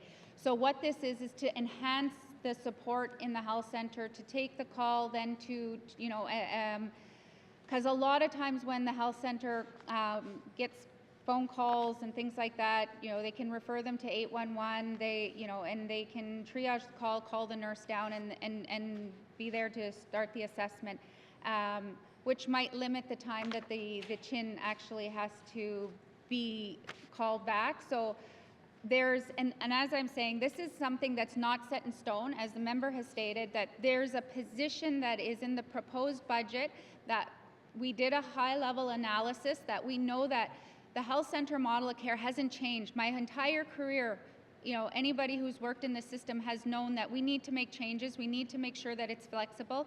We know that the CHIN model of care is the best model. However, what we want to do is we want to enhance that model. We want to look at the investigating how LPNs could fit into that model. How can we fit in paramedics into that model to support those communities and to support those nurses? Thank you, Mr. Speaker. Minister of Health and Social Services. Oral questions. Member from the Sud 2. Thank you, Mr. Speaker. Following up on my statement, my questions today is to the Minister of Industry, Tourism and Investment on trade barriers. First, given that the healthcare services face barriers equivalent to a 40% tariff, what concrete cost savings can the GNWT or members of the Northwest Territories expect to realize from eliminating these trade barriers? Mussy. Member from the Sudbury, Minister of ITI. Thank you very much, Mr. Speaker, and thank you to the member for continuing to keep the conversation around internal trade barriers alive and well in this House. Much appreciated. So, Mr. Speaker, last year we had really an unprecedented year as far as focus on internal trade barriers across this country. That included healthcare, of course, and often really what we saw was due to duplication in licensing and regulatory requirements of different supplies. That's where those real cost increases were coming. Last year, we ended up with a 30% reduction in party-specific exceptions across the country. We signed the Canadian Mutual Recognition Agreement on goods excluding food, and also mutual recognition initiatives in sectors like trucking as well. And so all of these play an impact on the cost of goods here in the Northwest Territories, whether that's through nursing staff and being able to access people from across the country, as we sometimes do, whether that is trucking supplies across the country, or even things like first aid kits, if first aid kits have to be different in one jurisdiction to the next. So at this point, we're not ready yet as a country to say what the specific dollar figure is at this stage, but this work continues. Thank you, Mr. Speaker. ITI. Member from the Sudbury. Thank you, Mr. Speaker, and thanks to the Minister for that reply. We're really trying to get down to the cost savings to residents and capitalize on this opportunity. My second question there, Mr. Speaker, is what measurable progress and specific outcomes, benefits, can we expect from the Committee on Internal Trade's 2025 negotiations as we move into 2026, particularly regarding services liberation? Thank you. To Minister of ITI. Thank you, Mr. Speaker. So, Mr. Speaker, in my previous response, I alluded to some of those. So that was the reduction in the party-specific exceptions, the Canada Mutual Recognition Agreement that was signed across the country on goods. There was also the labor mobility laws that were imposed in other jurisdictions, and that has an impact here in the Northwest Territories, because a lot of times we are relying on the capacities of other jurisdictions to do some of our regulating of professions here in the Northwest Territories. We also saw the successful conclusion of the financial services negotiation under the Canada Free Trade Agreement, Mr. Speaker, and this has an impact of allowing financial institutions across the country to work more seamlessly across Canada, reducing duplicative regulatory requirements, access to insurance, or increasing and improving access to insurance, as well as financing options for northern businesses, as well as increasing competition, which we know ultimately brings costs down across the country. Thank you, Mr. Speaker. Final supplementary. Member from the Sudbury. Thank you, Mr. Speaker. Before I approach my last question there, I want to compliment our Minister on the chairing of this national committee. What is the GNWT's timeline for implementing the Labour Mobility Action Plan's 30-day services standard, and which sectors will be prioritized for barrier reduction to maximize economic benefits for the residents and businesses of the Northwest Territories? Mussy. Sudbury, Minister of ITI. Thank you, Mr. Speaker, and thank you to the member for his kindness. So, Mr. Speaker, we did have the chair position for 2025. We have happily passed it along to Nunavut for 2026, but we are ensuring that momentum continues as a national team. We are going to see, as far as the 30-day service standard, work continue on that one here in the Northwest Territories, as I alluded to previously as well. We rely on other jurisdictions in order to see some of those realized, but we also do have some regulatory bodies here in the Northwest Territories, so we as a government are working closely with them, and that includes standardizing processes for applications, including standardized documentation requirement and faster verification tools as well, and making sure that we're aligning with the entire country on that through our regulatory bodies. In addition, our Federation of FMM. Minister. First Ministers Meeting. Thank you very much, Mr. Premier.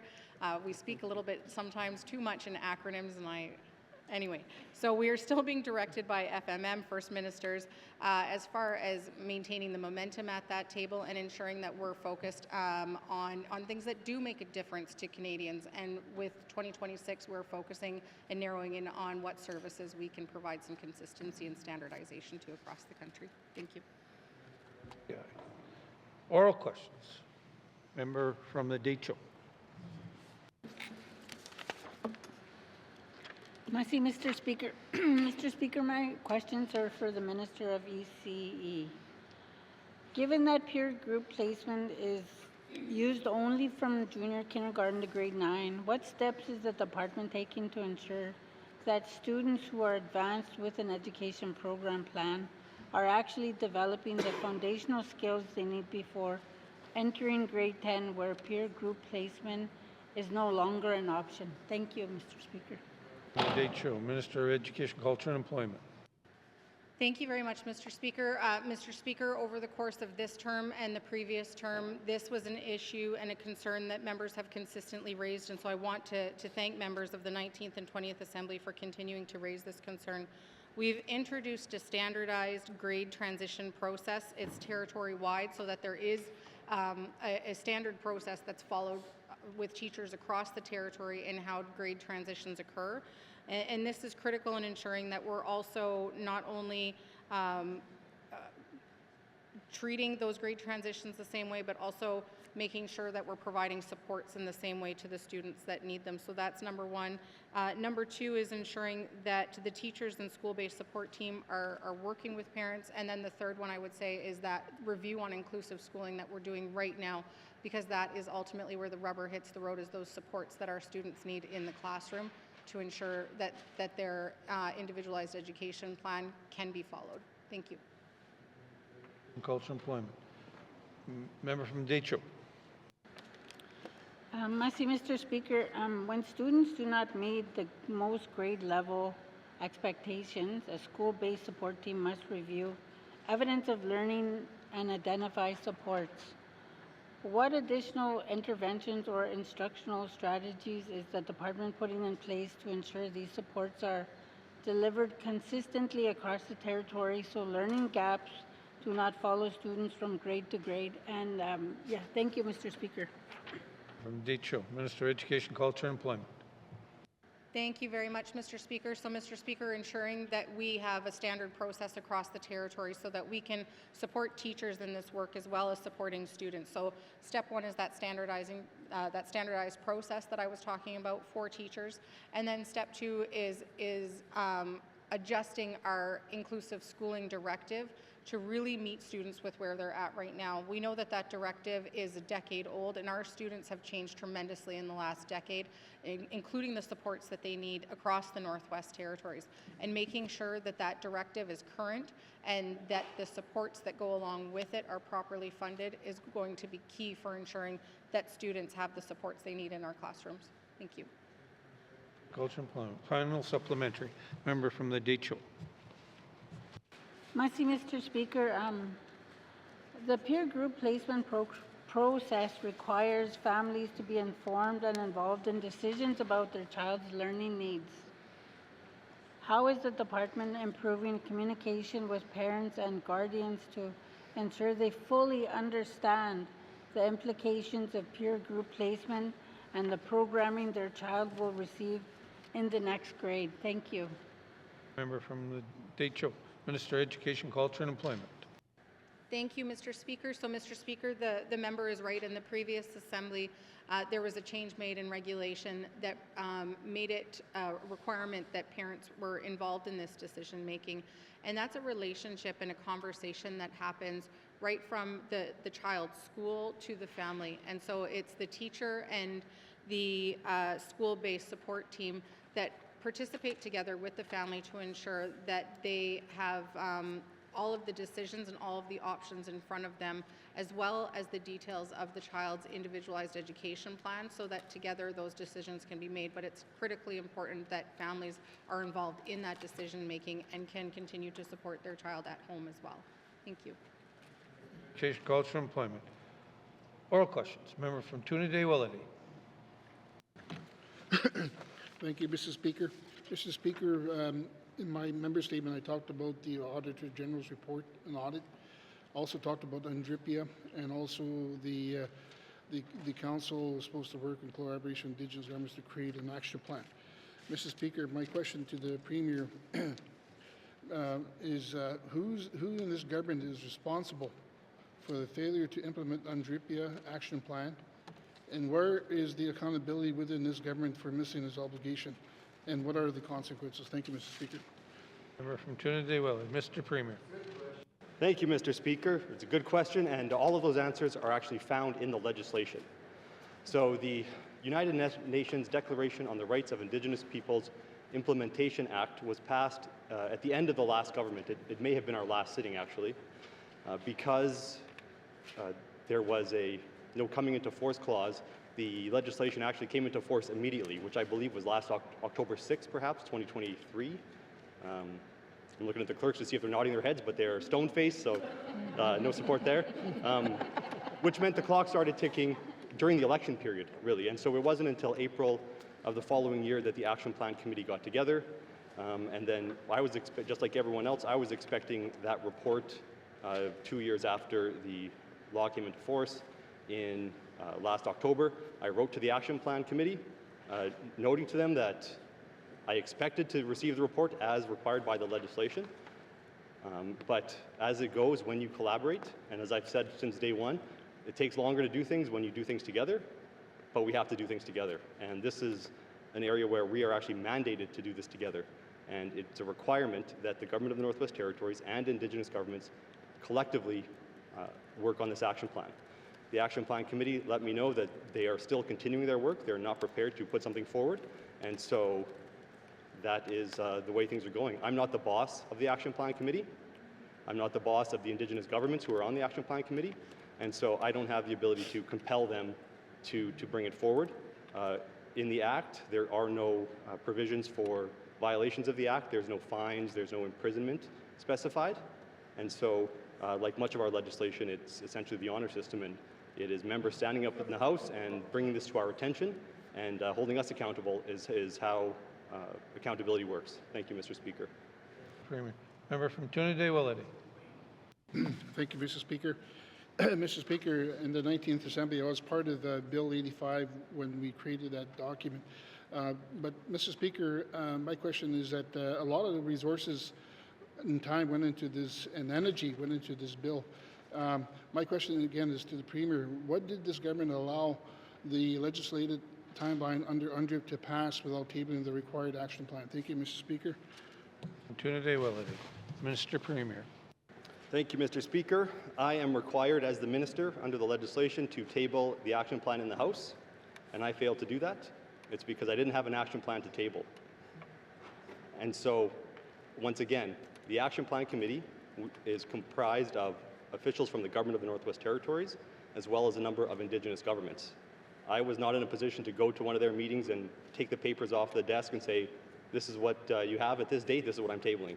And so I am still waiting for the Action Plan Committee to submit an action plan, and once that's done, I will happily table it in the House, and there will be the public comment period as prescribed by the legislation. Thank you, Mr. Speaker. Member from Trinidad Willety. Mr. Speaker, we already are going to our third year of our mandate. My question is to the Premier. How does the Premier intend to honor treaty and Métis rights when his government has failed to honor its own UNDRIP legislation? So what assurances can the Premier do to get this action plan started and done? Thank you, Mr. Speaker. Member from Trinidad Willety. Mr. Premier. Thank you, Mr. Speaker. I'm a little confused. I think I heard two questions. One was about Métis rights, which is maybe from a different statement, I'm not sure. But the other is what we're going to do to get the action plan going. There's an action plan committee. They first met in April of 2024, I believe. They have been working on the action plan for a number of years since then. I have written to them. I said I expect it to be presented by the date as required under the legislation. I was informed that they were not in a position to share that. We are continuing to press to have it completed. We're doing our part, and I know the Indigenous governments are doing their part as well. And so we look forward to receiving that when we receive it and tabling it in this House sometime later this year. Thank you, Mr. Speaker. Premier, oral questions. Member for Moulfie. Thank you, Mr. Speaker. Mr. Speaker, my questions are for the Minister of Health and Social Services. Mr. Speaker, can the Minister explain what steps the department is taking to ensure children who enter care are able to remain in their home communities whenever possible? Thank you. Thank you, member for Moulfie. Minister of Health and Social Services. Thank you, Mr. Speaker. Mr. Speaker, as per the process for when children, are accessing Child and Family Services, when families come into contact with Child and Family Services, it's when there is either a child protection issue or the family themselves are coming and requesting assistance to support them. When there is a child protection issue, the child protection issue is investigated, and the child protection worker, Child and Family Services, does everything in their power to try to work with the family to provide supports for the child to stay within their family, or to stay within their community if there is supports in the community to support that family or that child. And the next best thing is to remain with a Indigenous family within that community, and then the last would be in a foster family. Thank you, Mr. Speaker. Minister of Health and Social Services. Member for Moulfie. Thank you, Mr. Speaker. I asked for what steps. So, Mr. Speaker, what is the department doing to strengthen prevention supports for families so that fewer children need to be removed from their parents in the first place? Thank you. Minister of Health and Social Services. Thank you, Mr. Speaker. Mr. Speaker, within Child and Family Services, there has been a bigger shift in foster care placement. I believe that there's around 1,000 kids that are actually utilizing, families that are utilizing the service of Child and Family Services. However, I believe there's only 154 at this time that are in placements. Out of that, many of them, 75% of them, I believe, are remaining in their home. And those that aren't remaining in their home are with extended family or family community members known to the child. So everything that Child and Family Service does is they try to keep the child within the home using family preservation, with connecting them with services. If the family needs to access family treatment, Child and Family Services goes and arranges that for them. Thank you, Mr. Speaker. Minister of Health and Social Services. Final supplementary. Member for Moulfie. Mr. Speaker, what is the department doing to better support children in care in maintaining their culture, language, and sense of community? Thank you. Member for Moulfie. Minister of Health and Social Services. Thank you, Mr. Speaker. Mr. Speaker, that's a really important part of the work that Child and Family Services has shifted to. I think within that area that's the importance of the 75% of the kids remaining with their family. That is where they're going to get their culture. That's where they remain with their family.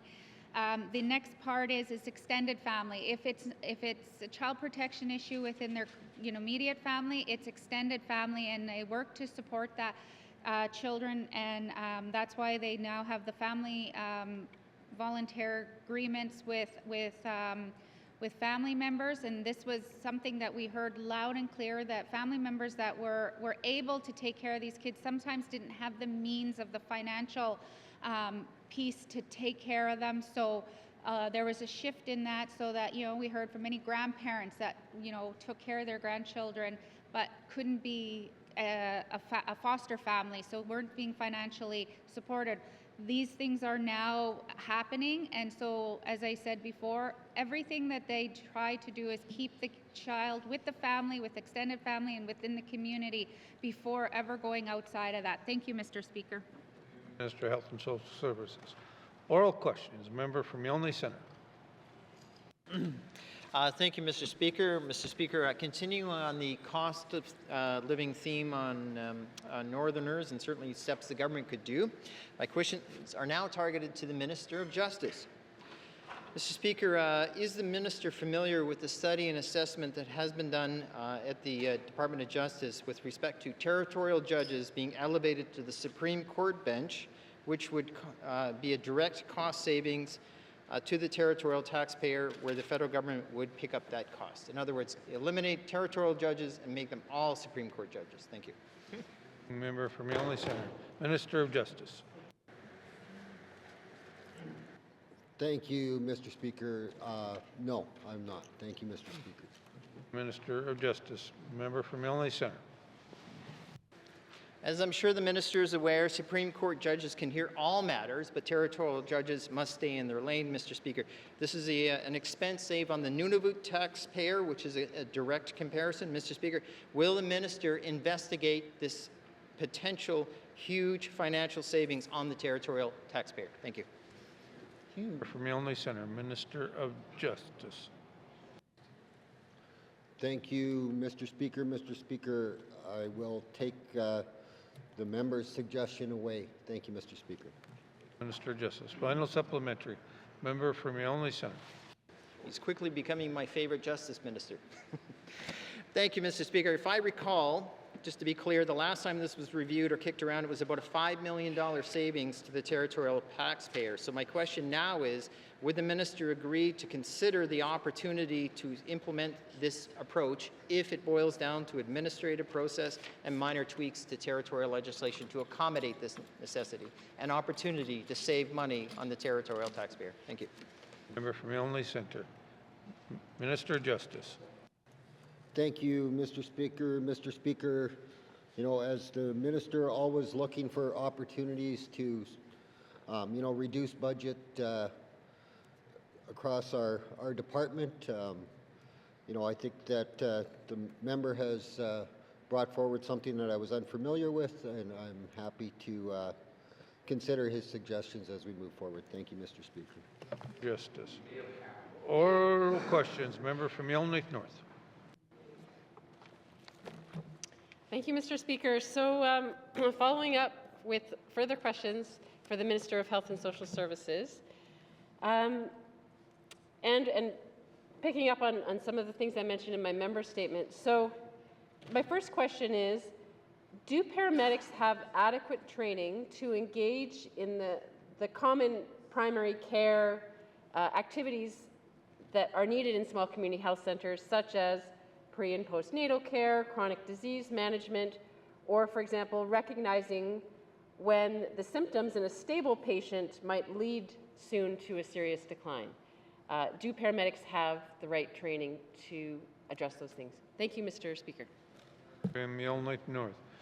Minister of Health and Social Services. Thank you, Mr. Speaker. Mr. Speaker, paramedics are pretty great. They are very versatile. They have different levels, and depending on the levels that they have educated and they're certified through their regulatory body in another jurisdiction, they can do many things. However, within the review that has happened and highlighting that paramedics could be implemented, that work is ongoing, and where the member talks about all of the primary care services, that is the area that, you know, the nurses would be focused on. That is in their scope of practice. So whatever the scope of practice that they are able to do under the training that they have, that is what will be reviewed and analyzed, whether it's a good fit into implementing that type of a service and how well it could fit into this small community. So that work is ongoing. Thank you, Mr. Speaker. Minister of Health and Social Services. Member from Yellowknife North. Thank you, Mr. Speaker. And so the minister has referred a couple times to the scope of practice of paramedics versus community health nurses. However, my question is there any recognized scope of practice for particular levels of paramedics in the NWT, given that we don't have a regulatory body and these paramedics may have been trained in any number of different provinces with different scopes of practice? Thank you, Mr. Speaker. Member from Yellowknife North. Minister of Health and Social Services. Thank you, Mr. Speaker. Mr. Speaker, when hiring certified paramedics into the past work and the ongoing work, we have many services that we provide in the Northwest Territories that do not currently have a regulatory body, like respiratory therapists who manage patient airways in the Northwest Territories, lab technologists, occupational therapists, physiotherapists, imaging techs, x-ray techs. There's many mental health addiction, like counselors. They work within what their jurisdiction of their licensing is, and so within the, as long as they're in good standing, then we can, we write the job description or the employer has a scope of practice that they are eligible to work on under their current, whatever level of certification that they do have through a licensing body in another jurisdiction. Thank you, Mr. Speaker. For Health and Social Services. Final supplementary, member from Yellowknife North. Thank you, Mr. Speaker. So in terms of the need for paramedics, we heard earlier today about some of the successes of the health recruitment unit. Does the minister believe that the health recruitment efforts will allow us to close the gap in terms of recruitment of community health nurses to be able to fill the current vacancies? Thank you, Mr. Speaker. Yellowknife North, Minister of Health and Social Services. Thank you, Mr. Speaker. Mr. Speaker, I could only hope that we'd have tons of nurses that are going to go out, that are going to go and take expanded scope and want to work in a health center and live there. Yes, I wish that would happen. However, I think the change in our workforce is different. We used to be able to even do job shares for 6 and 12 weeks, up to 12-week job shares in some of our communities, and now with the level of that the nurses are willing to agree to might be 6 weeks, might be 4 weeks, and so the change in the way that they want to work, we can continue to recruit, and we wherever we can put them into places. There are some that are signing on and are staying. We have local nurses that are going back home, which is really exciting into small communities. However, we still have a lot of work to do, and we know what we've heard from them is that they need more supports. They need to be able to focus on some of the things to do their expanded scope, whereas that's why we're looking at implementing other like LPNs into the smaller communities so that they can pick up a lot of the other and work at their scope of practice. Thank you, Mr. Speaker. Social Services. Oral questions. Member from Frameland. Thank you, Mr. Speaker. Mr. Speaker, I wanted to follow up on my earlier questions. The minister noted and keeps referring to the Healthcare Sustainability Unit. Mr. Speaker, we have no way of knowing what recommendations will come from that unit. In the meantime, we have a system coordination issue with our existing services. The ISD team is a good model and it's an existing model. Can the Premier or Health Minister commit to consider whether support to persons with disabilities could be provided by this unit? Thank you. Thank you, member from Frameland. We need to have a minister or a Premier. Pick one. Someone over there. Thank you, Mr. Speaker. I was giving them the option of deciding who wanted to, because it's kind of cross-departmental. I'll say the Health Minister for now, but if the Premier wants to answer, I'd be happy as well. Thank you. Mr. Premier. Thank you, Mr. Speaker. I'll step in here. So, as the Integrated Service Delivery, Yellowknife falls under EIA right now. So that program is essentially a pathfinding program where individuals who are in contact with a number of different government departments to receive services, whether it's income support and housing and social services. We have pathfinders there who help these individuals make their way through the system, which is not the ideal end goal that we want. We want a system where we don't need the pathfinders. That being said, that's what we have right now, and through our service integration efforts, we would like to get to a place where we're not going to need the pathfinders, where service is integrated and an individual can go get a government service that they need, and they don't have to worry about going to 10 different offices. But right now, the Integrated Service Delivery Team is they are, their workload is full. There's no additional capacity there to take on a very large cohort of individuals. I'm not saying the member's proposal doesn't have merit. I wish that we could do it, but at this time we're not resourced to do that. Thank you, Mr. Speaker. Member from Frame Lake. Thank you, Mr. Speaker, and I appreciate the minister's comprehensive and thoughtful answer to the question. I don't know how big the ask is. I don't know how many people are out there. I've had a few constituents reach out to me. It seems like the ISD team is a good fit for this. It's the service integration is exactly why I'm asking for and why I've raised it with ISD. Can the minister at least have a look into whether this is a possible interim measure while we're figuring out the healthcare sustainability unit for persons and their families with disabilities? Thank you. Mr. Premier. Thank you, Mr. Speaker. Over my time overseeing the Integrated Service Delivery Yellowknife Unit, which was previously Integrated Case Management in Yellowknife, or under the Department of Justice, I've had numerous opportunities to inquire about their ability to take on more and do more, and the answer always comes back the same, in that they're fully committed with the work that they have now. That being said, I will go back and I'll have a conversation and see what comes back, but I expect that what I'm saying here in the House of what I've heard in the past will be the same answer. Thank you, Mr. Speaker. Final supplementary, member from Frame Lake.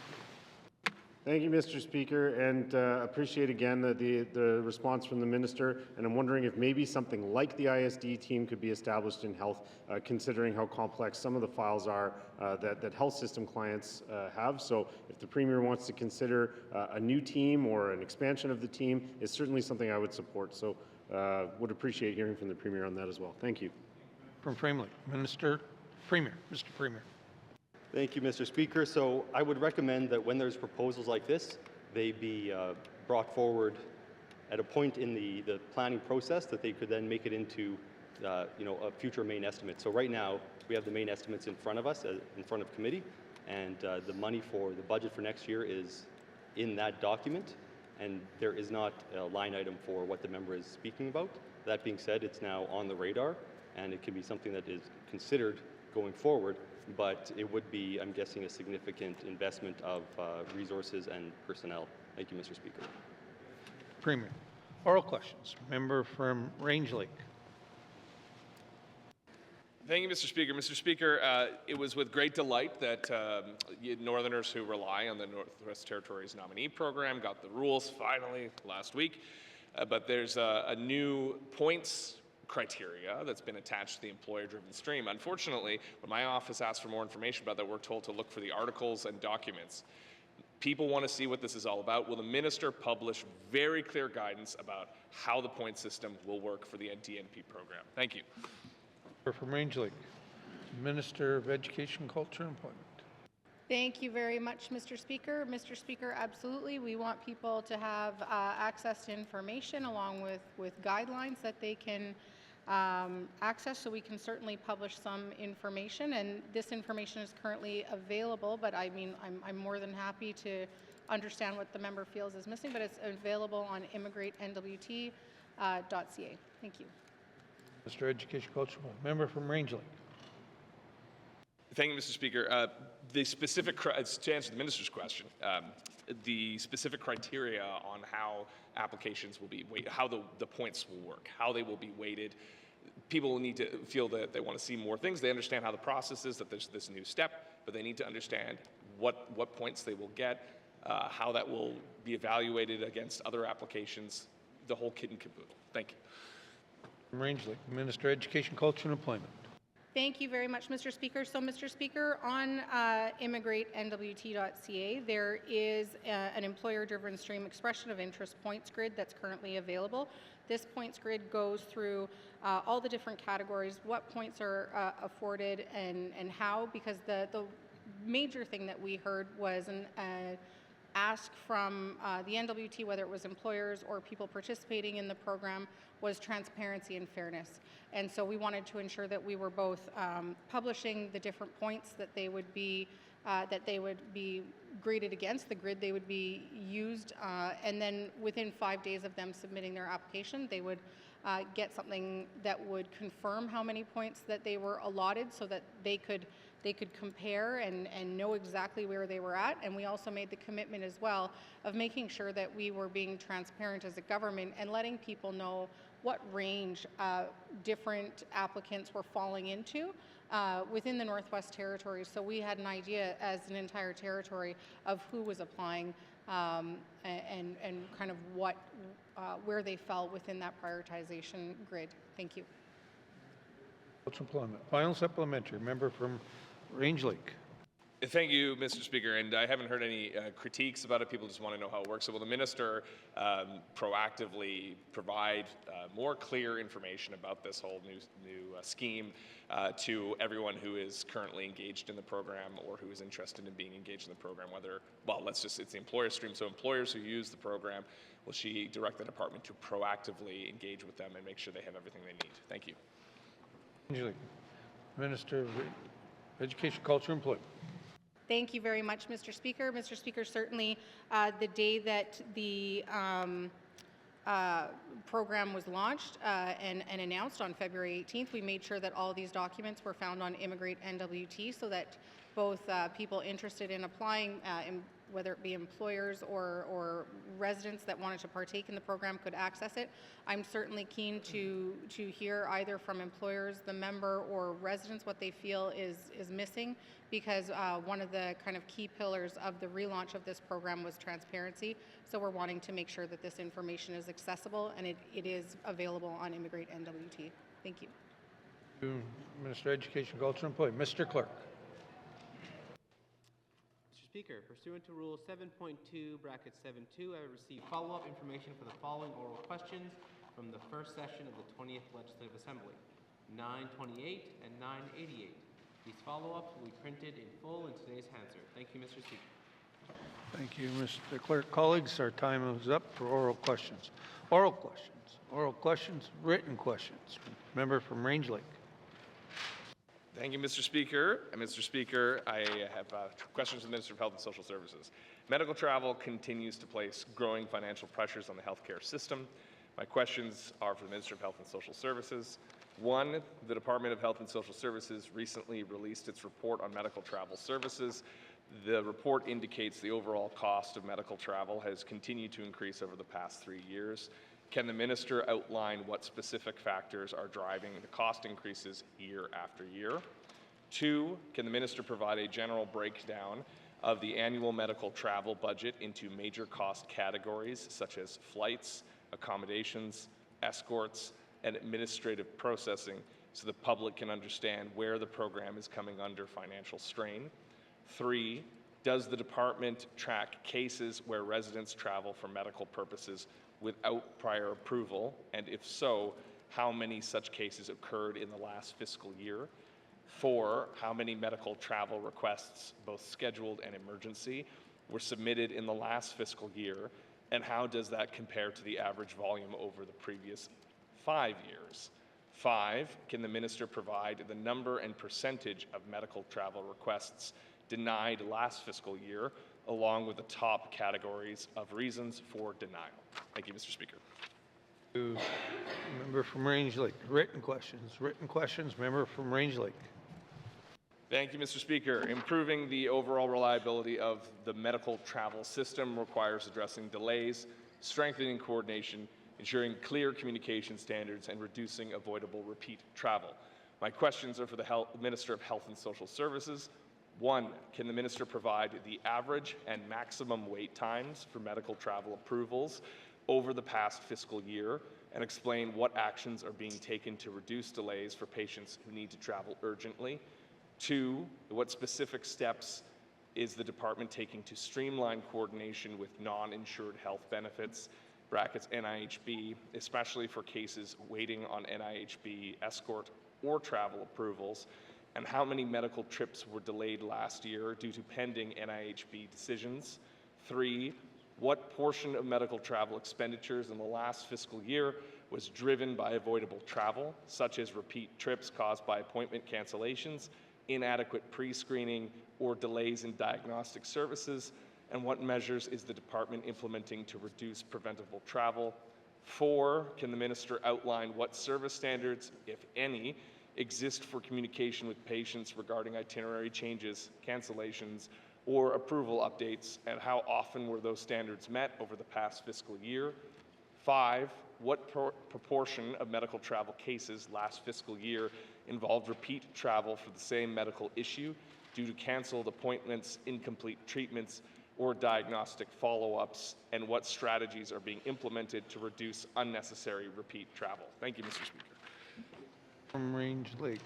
Written questions. Member from Milne Centre. Thank you, Mr. Speaker. I have a written question with respect to medical travel escort policies, eligibility, and appeals. Ensuring fairness and consistency in medical travel requires clear escort policies, accurate eligibility assessment, and a transparent appeal process. My questions are for the Minister of Health and Social Services. Number 1, can the Minister provide the total cost from last fiscal year related to non-medical escorts? Number 2, how many cases in the past fiscal year involve patients who met the criteria for a medical escort but did not receive one, either due to administrative errors, capacity limitations, or policy interpretations?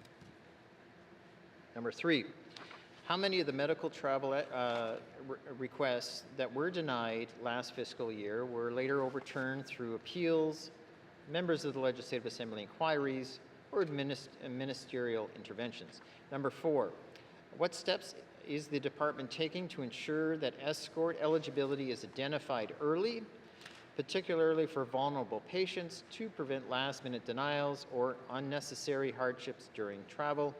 And number 5, Mr. Speaker, what quality assurance processes are in place to review cases where medical travel arrangements were made incorrectly, such as missed bookings, incomplete itineraries, or communication failure, and how many such as administrative errors were identified in the past fiscal year? Thank you, Mr. Speaker. Milne Centre. Written questions. Written questions, colleagues, being respectful of the time. We'll take a short break for the translators.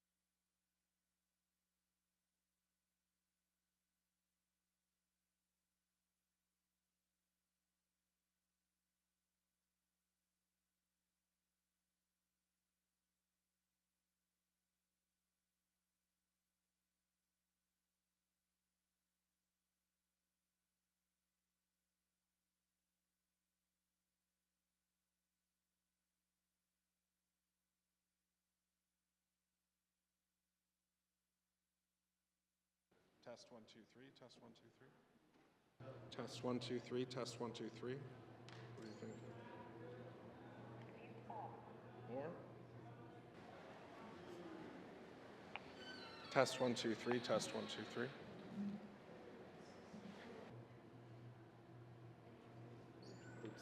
Test 1, 2, 3. Test 1, 2, 3.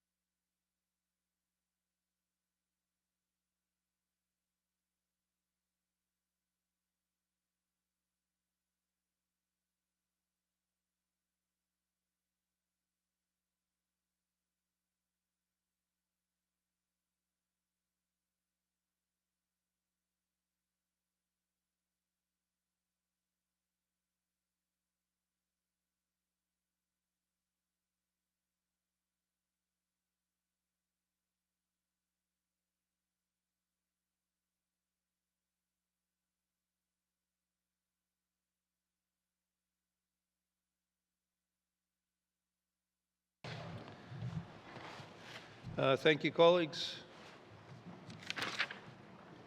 Returns to written questions. Returns to written questions. Replies to the Commissioner's address. Replies to the Commissioner's address. Petitions. Petitions. Tabling of documents. Minister of Justice. Mr. Speaker, I wish to table the following 3 documents. Government of the Northwest Territories, Response to Committee Report 27-20-1, Report on Bill 23, an Act to amend the Children's Law Act, and Bill 24, an Act to amend the Family Law Act. Government of the Northwest Territories Response to Committee Report 28-20-1, Report on Bill 27, an Act to amend the Protection Against Family Violence Act, and Waste Reduction and Recovery Program 2024-2025 Annual Report. Thank you, Mr. Speaker. Thank you, Minister of Justice. Tabling of documents. Minister of Municipal and Community Affairs.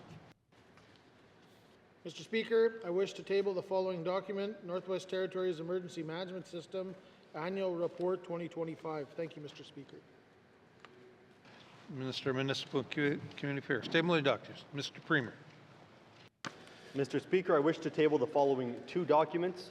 Plain language summary for Bill 42, Tigotli-Gotney Final Self-Government Agreement Act, and statement of consistency for Bill 42, Tigotli-Gotney Final Self-Government Agreement Act. Thank you, Mr. Speaker. Thank you, Mr. Premier. Tabling documents.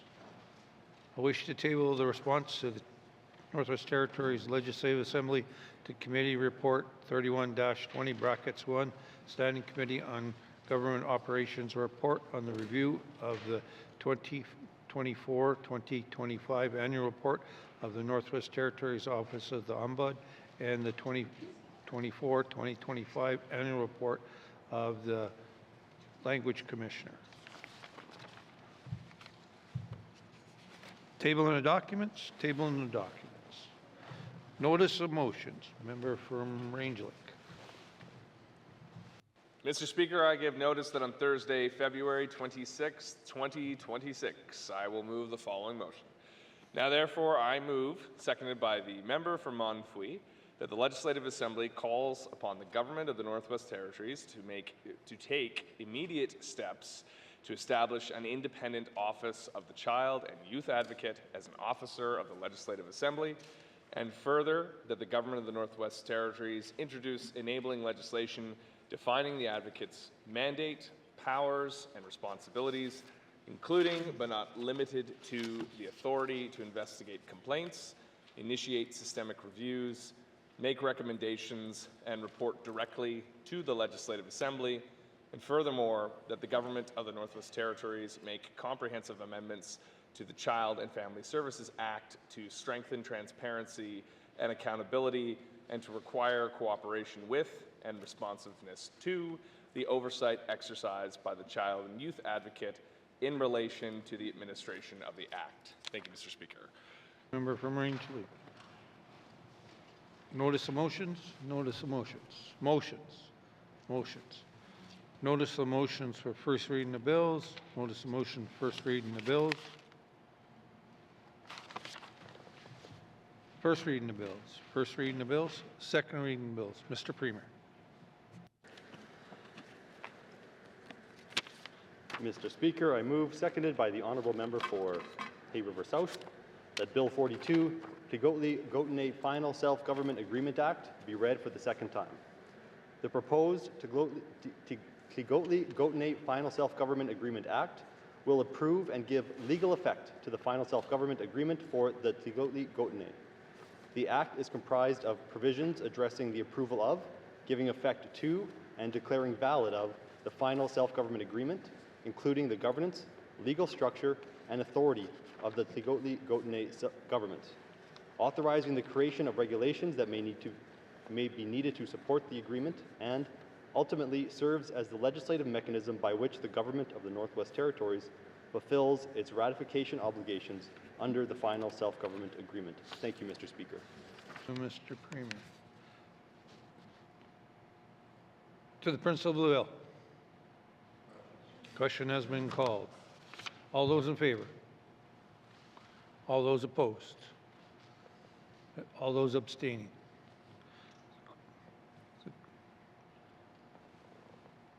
The question is, oh, no, sorry.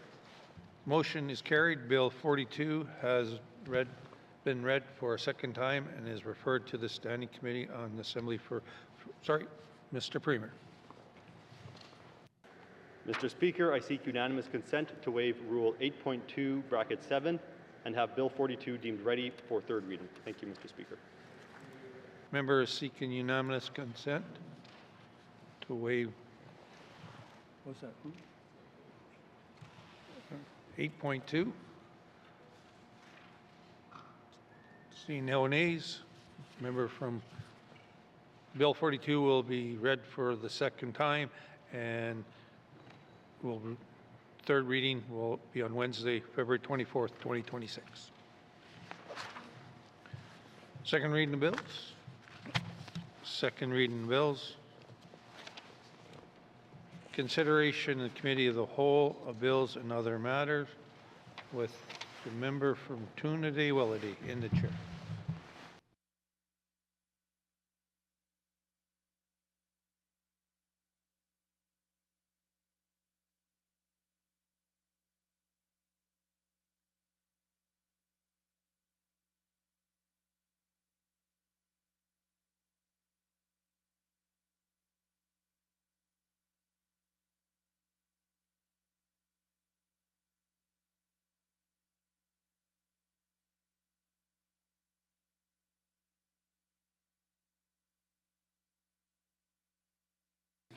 I now call the Committee of the Whole to order.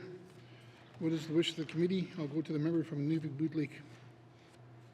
Thank you, Mr. Chair. Mr. Chair, committee wishes to consider Bill 33, Technical Safety Statutes Amendment Act, Bill 35, Miscellaneous Statute Law Amendment Act 2026, and table document 448-20, brackets 1, 2026-2027, main estimates, Department of Industry, Tourism, and Investment. Thank you, Mr. Chair.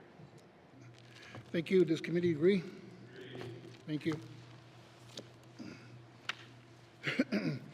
Committee, we have agreed to consider Bill 33, Technical Safety Statute Amendment Act. I will ask the Minister of Infrastructure to introduce the bill.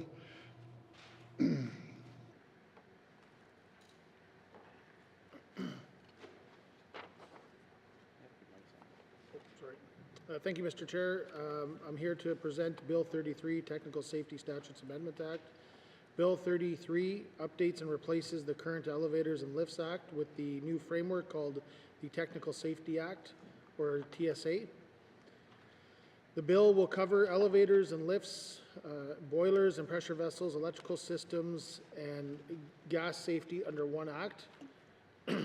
These areas will be phased in through regulations over the next 3 years to 4 years. The bill will address the need for common rules across technical safety fields, allowing for future modernization of outdated legislation while strengthening public safety requirements. The bill will combine licensing, permitting, registration, inspection, and appeal systems into one unified framework. This will eliminate gaps and duplications while modernizing and aligning the NWT's electrical mechanical legislation along with other jurisdictions. The Standing Committee on Economic Development and Environment conducted a clause-by-clause review of Bill 33 on February 10th. We heard no concerns with the bill, and I would like to thank the committee for their time in review. That concludes my opening remarks, and I am prepared to answer any questions that committee may have. Thank you. Thank you. Would the minister would like to bring witnesses into the chamber? I do. Thank you. Does committee agree? Sergeant Armas, please escort the witnesses into the chamber.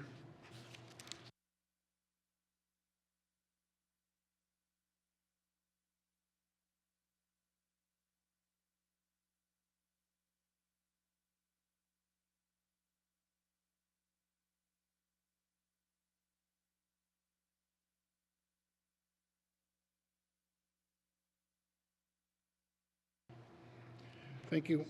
Would the minister introduce the witnesses? Yeah, thank you, Mr. Chair. So to my right, I got Jacques Roberge, Senior Legislative Advisor. And to my left, Mitchell Rowland, Director, Compliance and Licensing. Okay, thank you.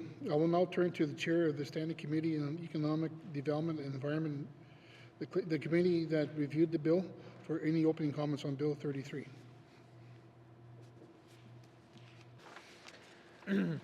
Thank you, Mr. Chairman. Bill 33, a Technical Safety Statutes Amendment Act, received second reading in the Legislative Assembly on October 30, 2025, and was referred to the Standing Committee on Economic Development and Environment for its thorough review. Mr. Chairman, on February 10th, 2026, the Standing Committee held a public hearing with the Minister of Infrastructure and completed its clause-by-clause review of the bill. The committee received no submissions on the bill from the public or thereabouts. Mr. Chairman, in closing, I want to thank the committee members for their robust and detailed efforts in reviewing this legislation, and individual members may have their individual comments at this time, but that summarizes committee's perspective. Thank you, Mr. Chairman. Okay, thank you. I will now open the floor to general comments on Bill 33. Any members?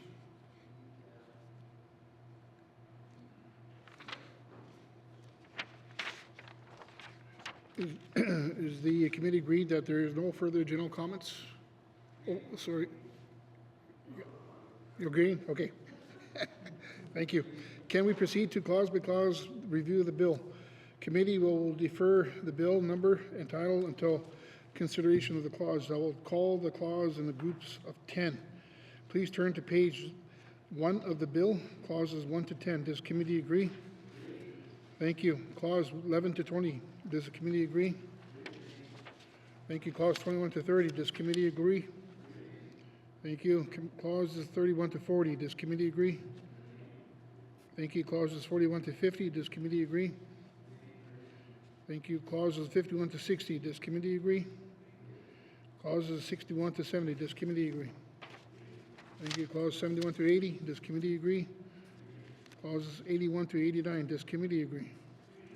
Bill 33, Technical Safety Statute Amendment Act. Does the committee agree? To the bill as a whole, does the committee agree? Does the committee agree that Bill 33, Technical Safety Statutes Amendment Act is now ready for third reading? Committee? Okay, thank you.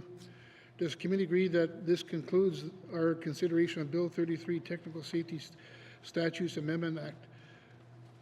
Committee agree? Thank you. Minister?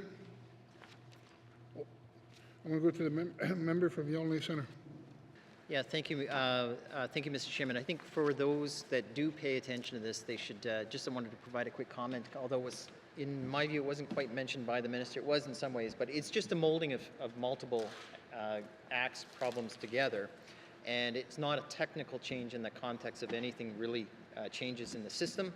And hence, this is just bringing it together in a consistent form. So in other words, even though technically Bill 3 is a new law, but there's no new law or new grounds being broken, and I think that's probably a narrative that's missing from the conversation we're having here today. So there's no questions, but the point is, I just want to make sure that the public knows that it's just bringing together two pieces, separate pieces into one. That's all. Thank you. Okay, thank you. If there are no further questions, I want to say thank you to the minister and thank you to your witnesses. Sergeant at Arms, please escort the witnesses from the chamber.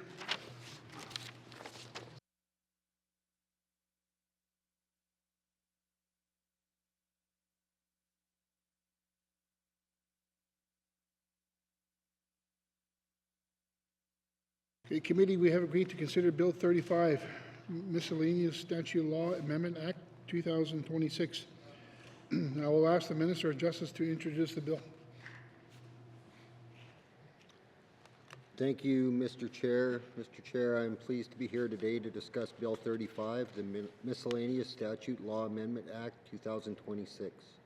The purpose of Bill 35 is to amend various statutes of the Northwest Territories for which minor changes are proposed or errors or inconsistencies have been identified, and to repeal the temporary variation of statutory time periods COVID-19 Pandemic Measures Act, which was put in place as a temporary measure during the COVID-19 pandemic and is no longer necessary. Each amendment included in the bill had to meet the following criteria. It must not be controversial, it must not involve the spending of public funds, it must not prejudicially affect rights, and it must not create a new offense or subject a new class of person to an existing offense. The Department of Justice routinely brings forward miscellaneous statute law amendment acts which make changes to various statutes that require minor amendments or where errors or inconsistencies have been identified. The department responsible for the statutes for which provisions are included in the bill have reviewed and approved the applicable provisions. This concludes my opening remarks, and I would be pleased to answer any questions that members have regarding Bill 35. Thank you, Mr. Chair. Okay, thank you. Minister, would you like to bring witnesses into the chambers? Yes, Mr. Chair. Thank you. Does committee agree? Thank you. Sergeant at Arms, please escort the witnesses into the chambers.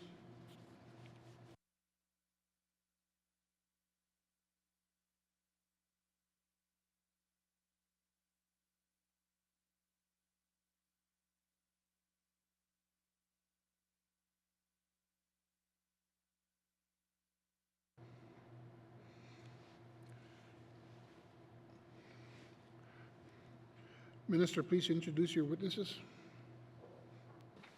Thank you, Mr. Chair. Mr. Chair, today I have with me Laura Jeffrey, Legislative Counsel, Department of Justice. Thank you, Mr. Chair. Thank you. I will now turn to the Chair of the Standing Committee on Carbon Operation, the committee that reviewed the bill. For any open comments on Bill 35, I'll go to the member from Frame Lake.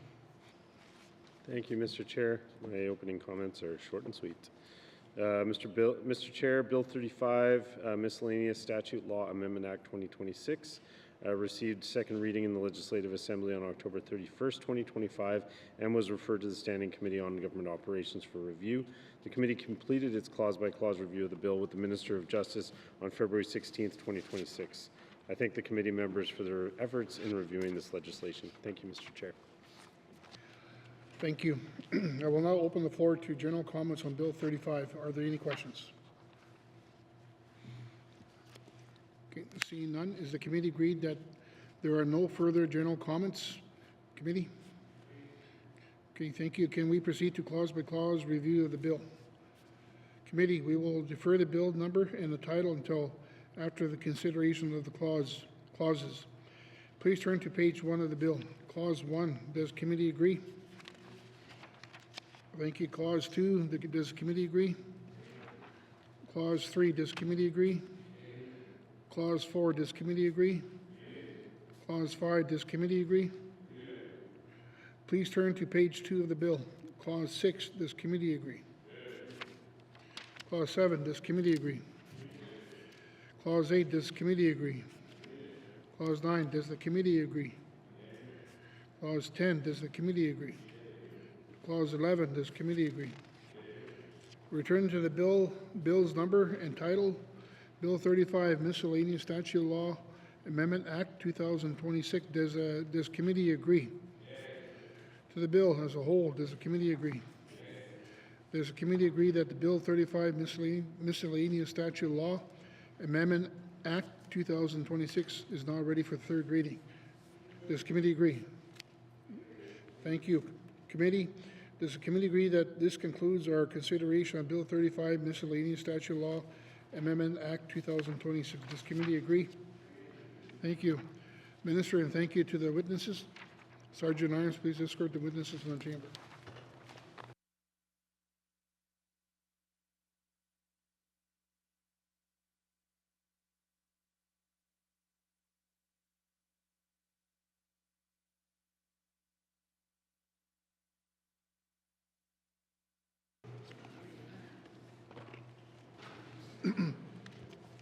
Committee, we have agreed to consider table documents 448-20 brackets 1, 2026-2027 main estimates. We will not consider the Department of Industry and Tourism and Investment. Does the Minister of Industry and Tourism and Investment wish to bring witnesses into the House? Yes, please.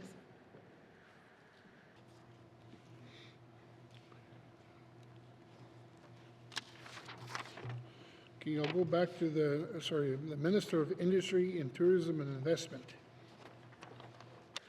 Yes, please. Thank you. Does committee agree?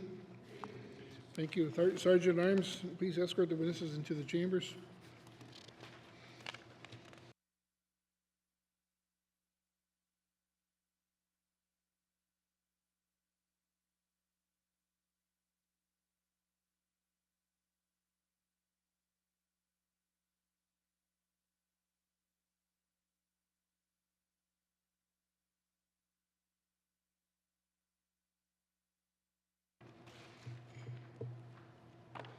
Okay, would the minister please introduce her witnesses?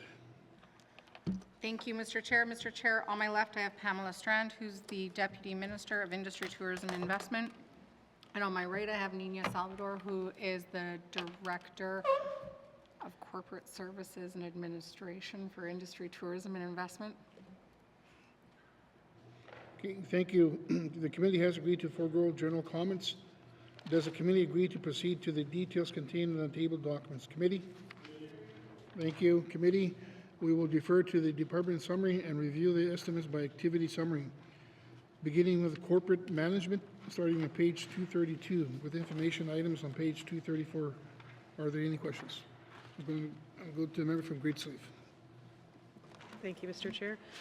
Some very basic questions for the minister today.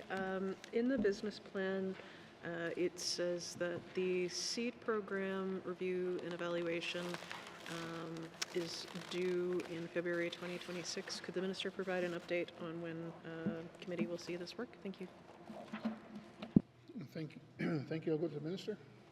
Thank you very much, Mr. Chair. Mr. Chair, there's a slight delay on getting this work back. We had a couple of amendments that we wanted the evaluator to make in terms of essentially the fullness of the review that we wanted. So we've gone back to the reviewer and asked them to make some amendments, and then once we get that back, we'd be happy to share the findings with committee. Thank you. Thank you. I'll go to the member from Great Slave. Thank you, Mr. Chair. Does the minister have an estimate of how many weeks or months that might be? Thank you. Thank you. I'll go to the minister. Thank you very much, Mr. Chair. Mr. Chair, we are looking at within like this, I would say this spring. Thank you, Mr. Speaker. Thank you. I'll go to the member from Great Slave. Thank you, Mr. Chair.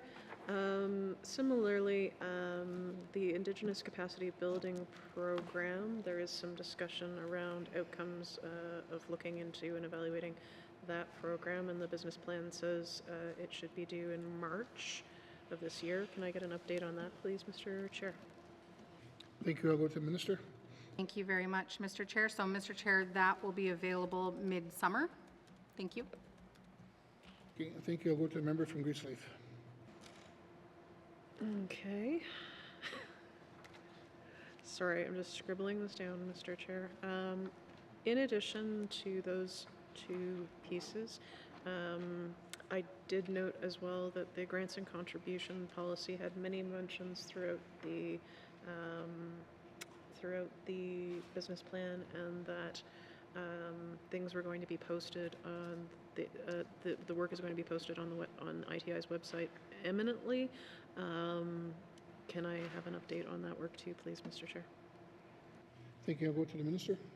Thank you very much, Mr. Chair. So, Mr. Chair, that will be done in March. Thank you, Mr. Chair. Okay. Thank you. I'll go to the member from Great Slave. Thank you, Mr. Chair. And some further questions on this, and the minister has heard me ask them before. Is there any contemplation on how the updated grants and contributions policy in ITI could be shared and applied throughout the GNWT such that other policy shops could learn from it? Thank you, Mr. Chair.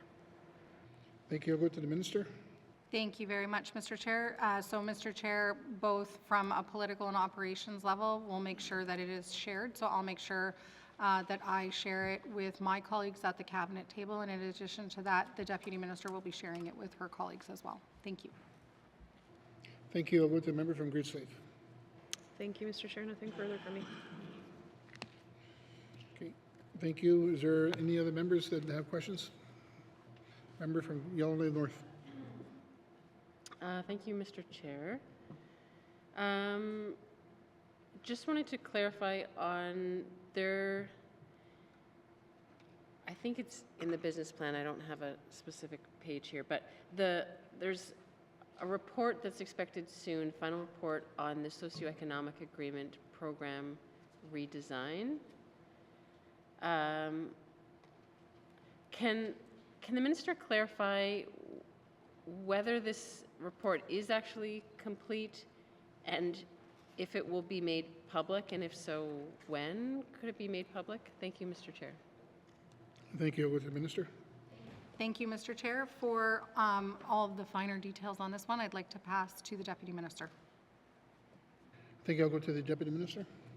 Thank you, Mr. Chair. So yes, this SCA program review has happened over the last couple years, and the SCA program is a partnership between HSS, ECE, and ITI.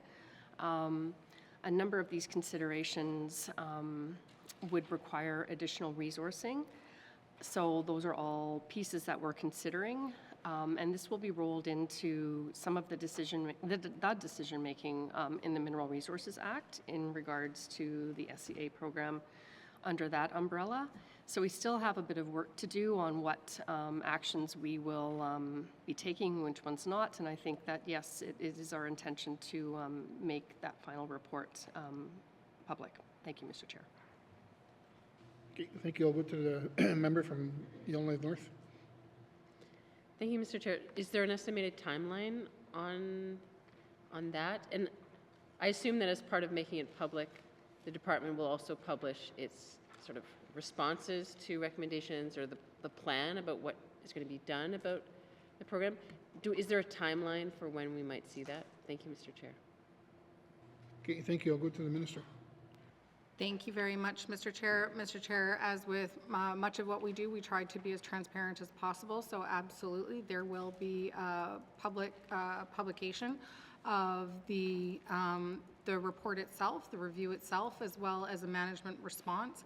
And we want to ensure that at the same time we are aligning the MRA regs. And so my understanding is that we're looking at next winter for that, but I would want to confer with the department and come back to the member with a more definite timeline on that. Thank you.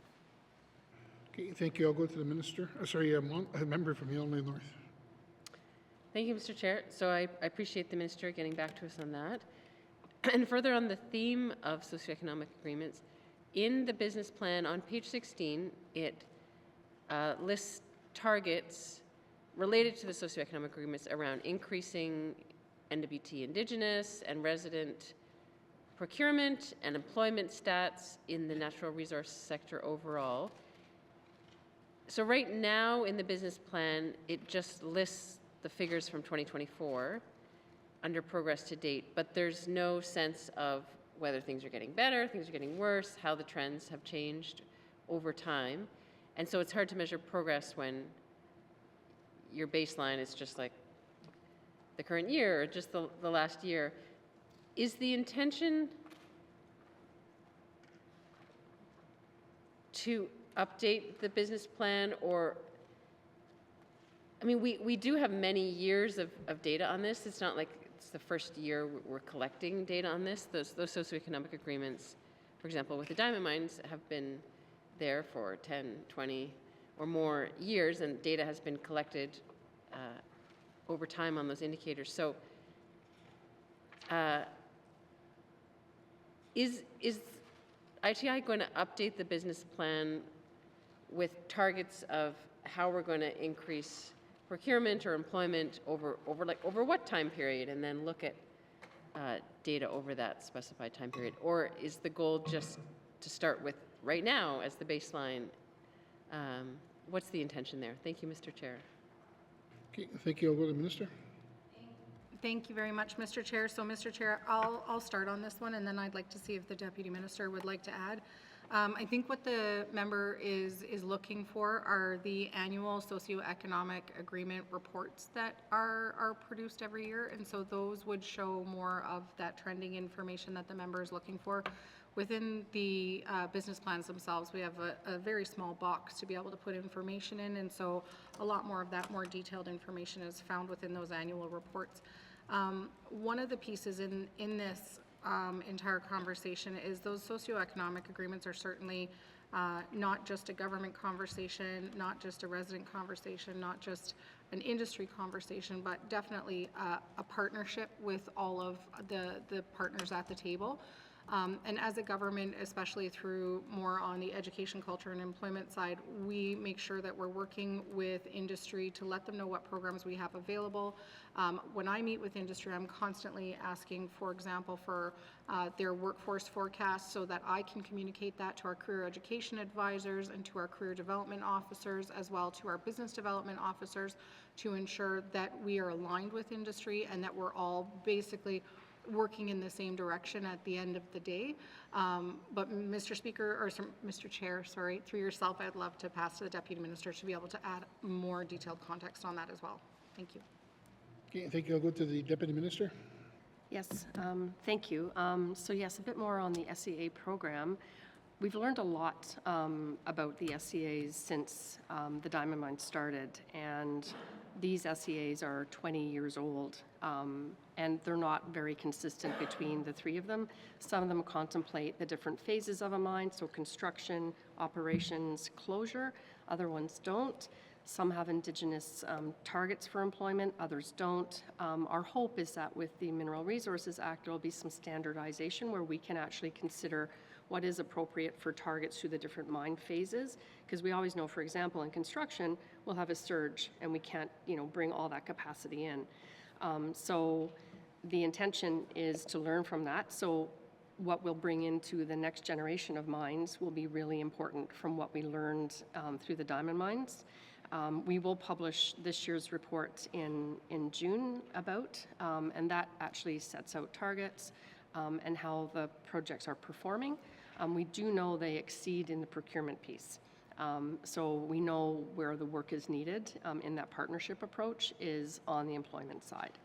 As the Minister said, getting communities ready, knowing what their workforce needs are through the different phases of mining is all part of making that a successful outcome for both of us. Thank you, Mr. Chair. Okay, thank you. I'll go to the member from Yellowknife North. Thank you, Mr. Chair. I understand that, and I am aware that the data is listed in reports over the years.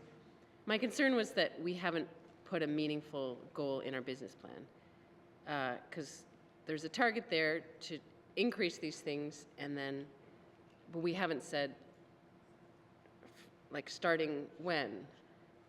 Are we going to increase from now and into the future? Are we going to increase, say, employment stats from 5 years ago to, anyway. So in order for us to make a meaningful goal for ourselves, we have to sort of set out in more detail what the goal is. And so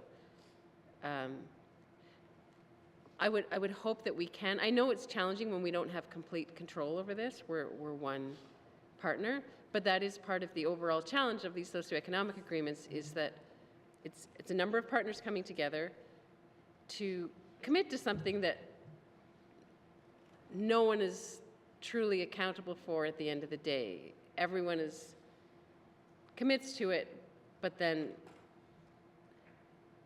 there's no mechanism to enforce it or say whose fault it was or who didn't try hard enough at the end of the day. Everyone can just say, well, we tried, and if we didn't achieve it, we didn't achieve it.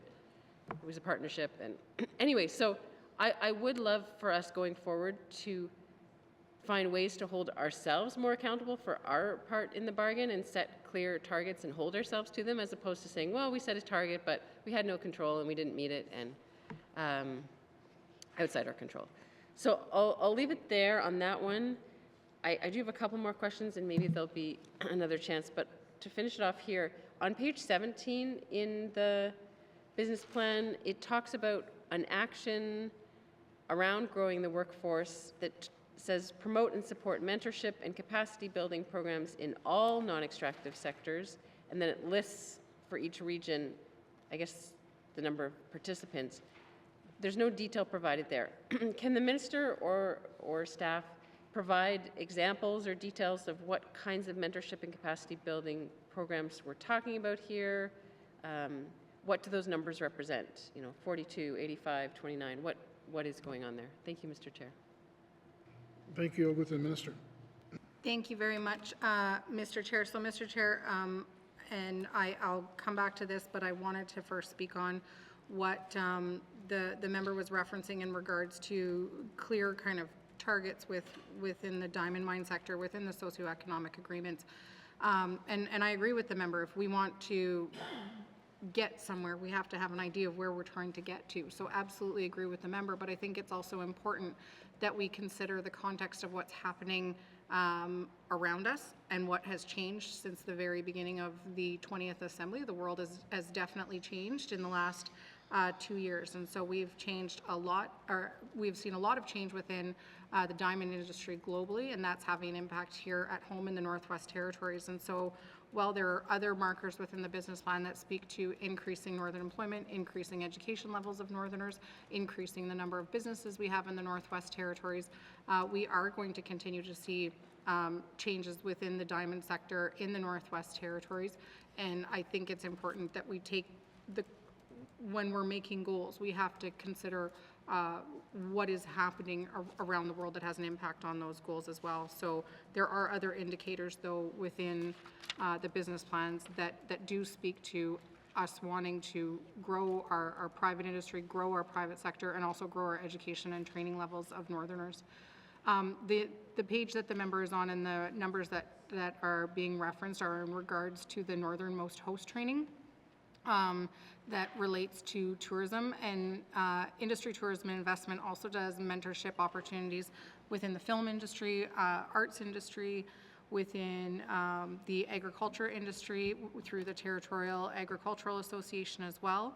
And then there are also lunch and learns that are happening in regional offices as well as part of mentorship and training opportunities outside of Yellowknife and through regional offices. So, for example, in the Beaufort Delta, there were 42 participants, and the Sawtooth had 48, the Dehcho region had 85, the North Sleeve region had 29, and the South Sleeve region had 26. And I'd be happy to answer any additional questions that the member has on this as well. Thank you. I'm going to continue on. Next on my list is the member from Montfrey. Okay. Thank you.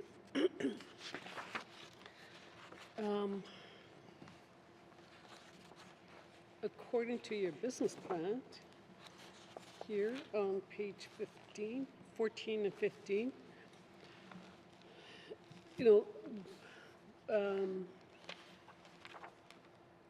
the mine are going to be closing. We know that, and then there's 3 mines that's going to be closing.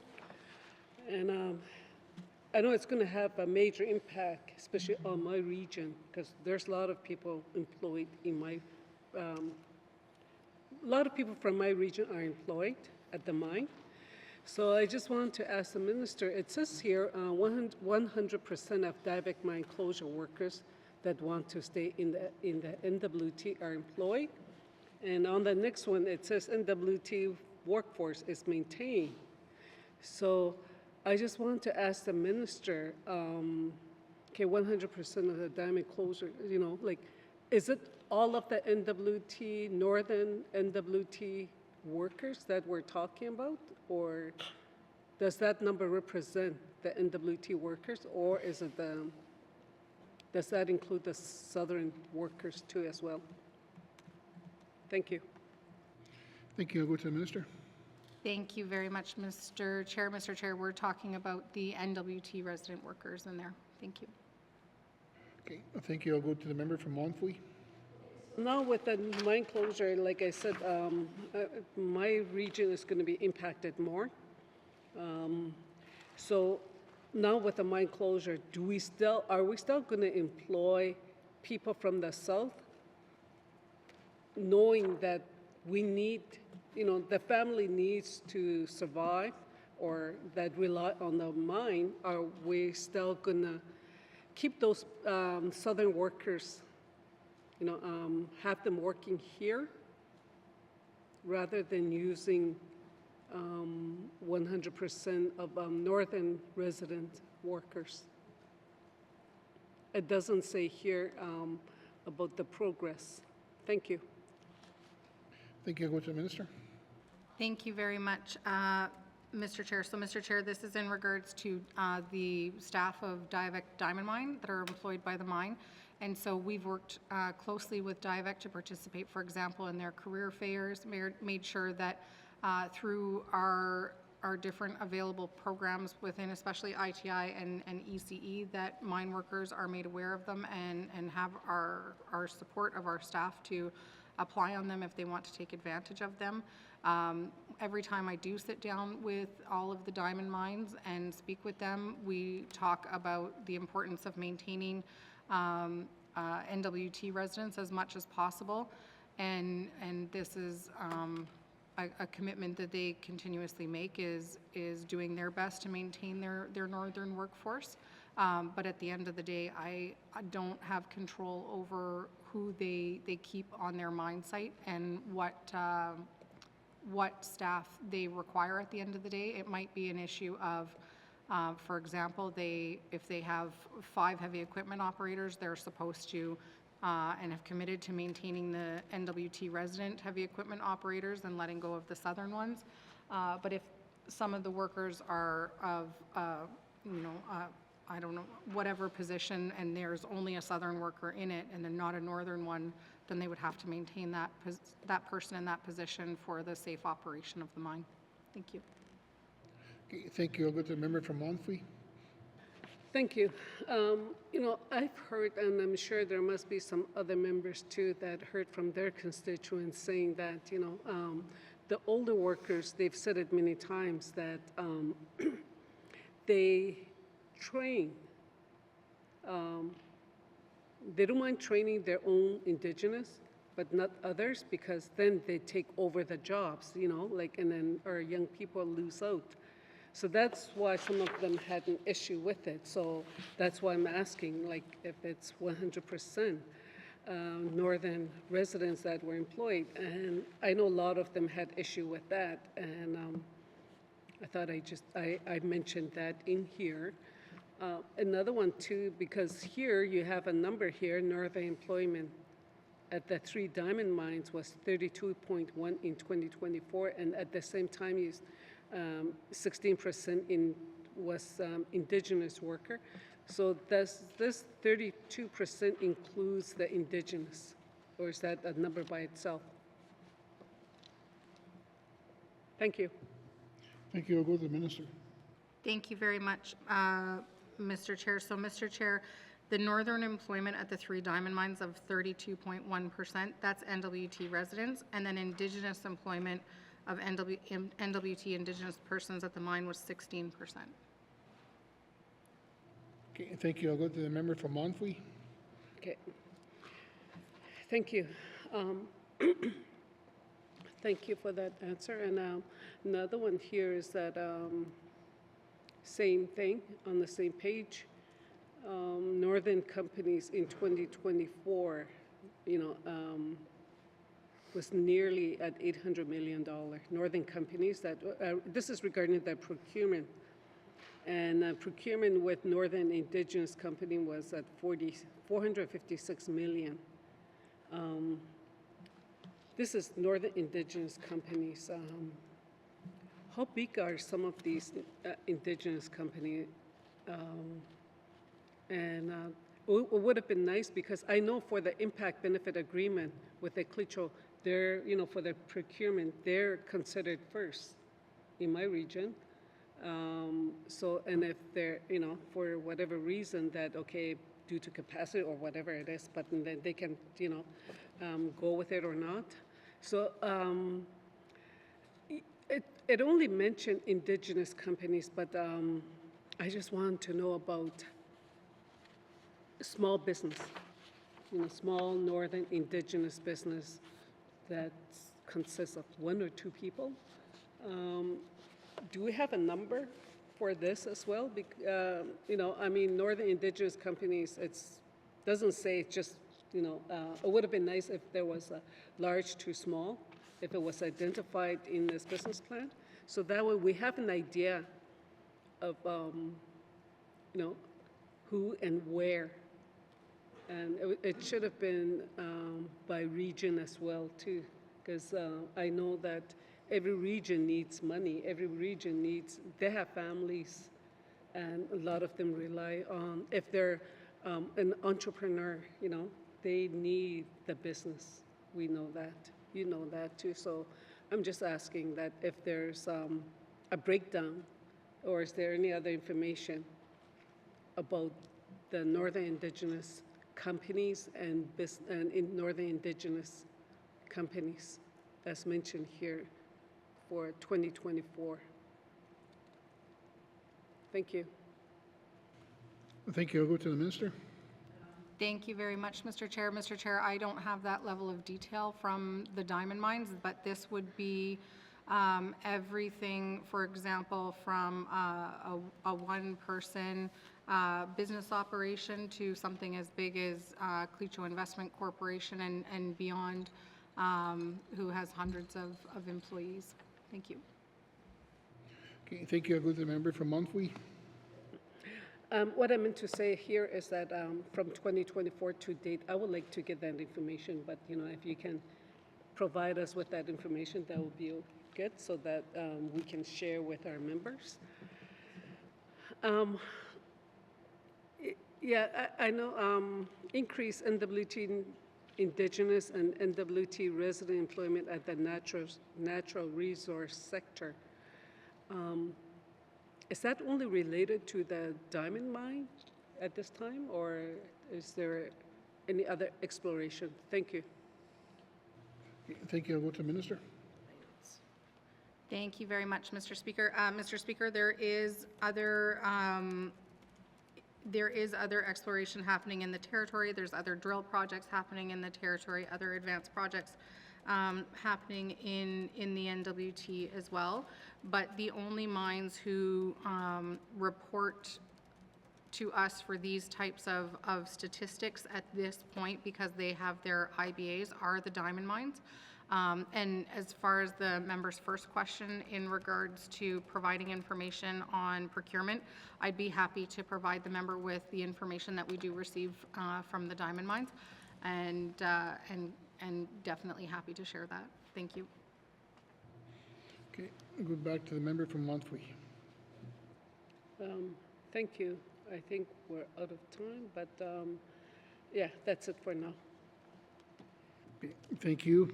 Next on my list I got is a member from Frame Lake. Thank you, Mr. Chair. I want to ask some business planning questions that aren't 100% clear exactly where they land in the budget. So the first one I wanted to ask, or first series, I guess, are just the risks and mitigations activities page. Over the last 2 business planning cycles, ITI has noted that no changes were required to its risk profile or mitigations. Maybe I'm misunderstanding what that page is for, but does ITI have internal triggers or external indicators that they use to decide when a risk or mitigation must be updated? Are those triggers documented and time-bound? It just seems, I'll just leave that as my first question. Thank you. I'll go to the minister. Thank you very much, Mr. Chair. Mr. Chair, for this one here, I would like to be able to pass to the Deputy Minister. Thank you. Thank you. I'll go to the Deputy Minister. Yes, so the risk matrix for ITI is all very low risk. There's pieces in there, for example, royalties, which we know were very low, but we can't really mitigate that. Another risk area would be what we've already been addressing with parks and evacuations. And so, yes, this is just done through regular business, and we haven't had to make any changes. But we do keep an eye on the risk matrix on an annual basis. Thank you, Mr. Chair. Okay, thank you. I'll go to the member from Great Lake. Oh, sorry. Thank you, Mr. Chair. Okay, I mean, I guess this is where we get into the difficult area of, you know, is ITI the department that's responsible for the economy or not? I recognize that we want to have a cross-departmental, government-wide approach to these economic risks that we're facing, but I mean, it's just strange to me that, like, ITI, I mean, I'll just get right to the nose of it. I mean, what evidence did ITI review in 2024 to 2026 to conclude that existing risk and mitigations remain fit for purpose, despite significant shifts in the NWT economy and operating context? For example, the shifts that we've been seeing in the diamond industry, which forms the backbone of our economy. That seems to me like a massive economic risk. So that's not considered a risk that we would need to mitigate with our department that is responsible for economic development and diversification. Thank you. Okay, thank you. I'll go to the minister. Thank you very much, Mr. Chair. Mr. Chair, I would say that's not a new risk for the NWT at all. It's definitely a risk that this government and this territory has been addressing since you can go back and find documents from 2003 that say, hey, our entire GDP is now coming from pretty much diamond mines, and we need to plan for the next piece so we don't end up in a constant boom and bust cycle, which is what we went from gold. We had a massive bust, and then we went to diamonds, and we have still not diversified our GDP. So this is absolutely a risk that continues within the Northwest Territories.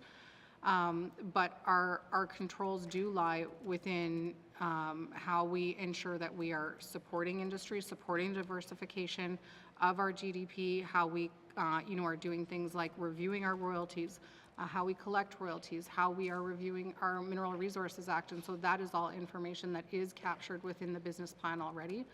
And to the member's question about, is ITI responsible for economy, I would say that this cabinet has invested a tremendous amount in our economy, but that our investments have found their way into places like healthcare investment and housing investment. And I know the member and I have had conversations to quite a large extent about how we capture that as a government, and that is something that I'd still like to pursue, because saying that our economy is isolated to the Department of Industry, Tourism and Investment is absolutely not true, nor should it be. And making sure that we have a diversified GDP means that we have to look at this from an all of NWT perspective, and therefore an all of government perspective. Thank you. I'll go to the member from Frame Lake. Okay, thank you, Mr. Chair. I think, I mean, if I could communicate back what I'm feeling when I review our business plan, and particularly ITI's consideration of risk. I mean, I think that risks to the NWT economy have increased significantly in the past few years, or at least become more acute, and some significant changes occurred that were unexpected. I agree with the minister's point that we knew that the diamond mine closures were coming.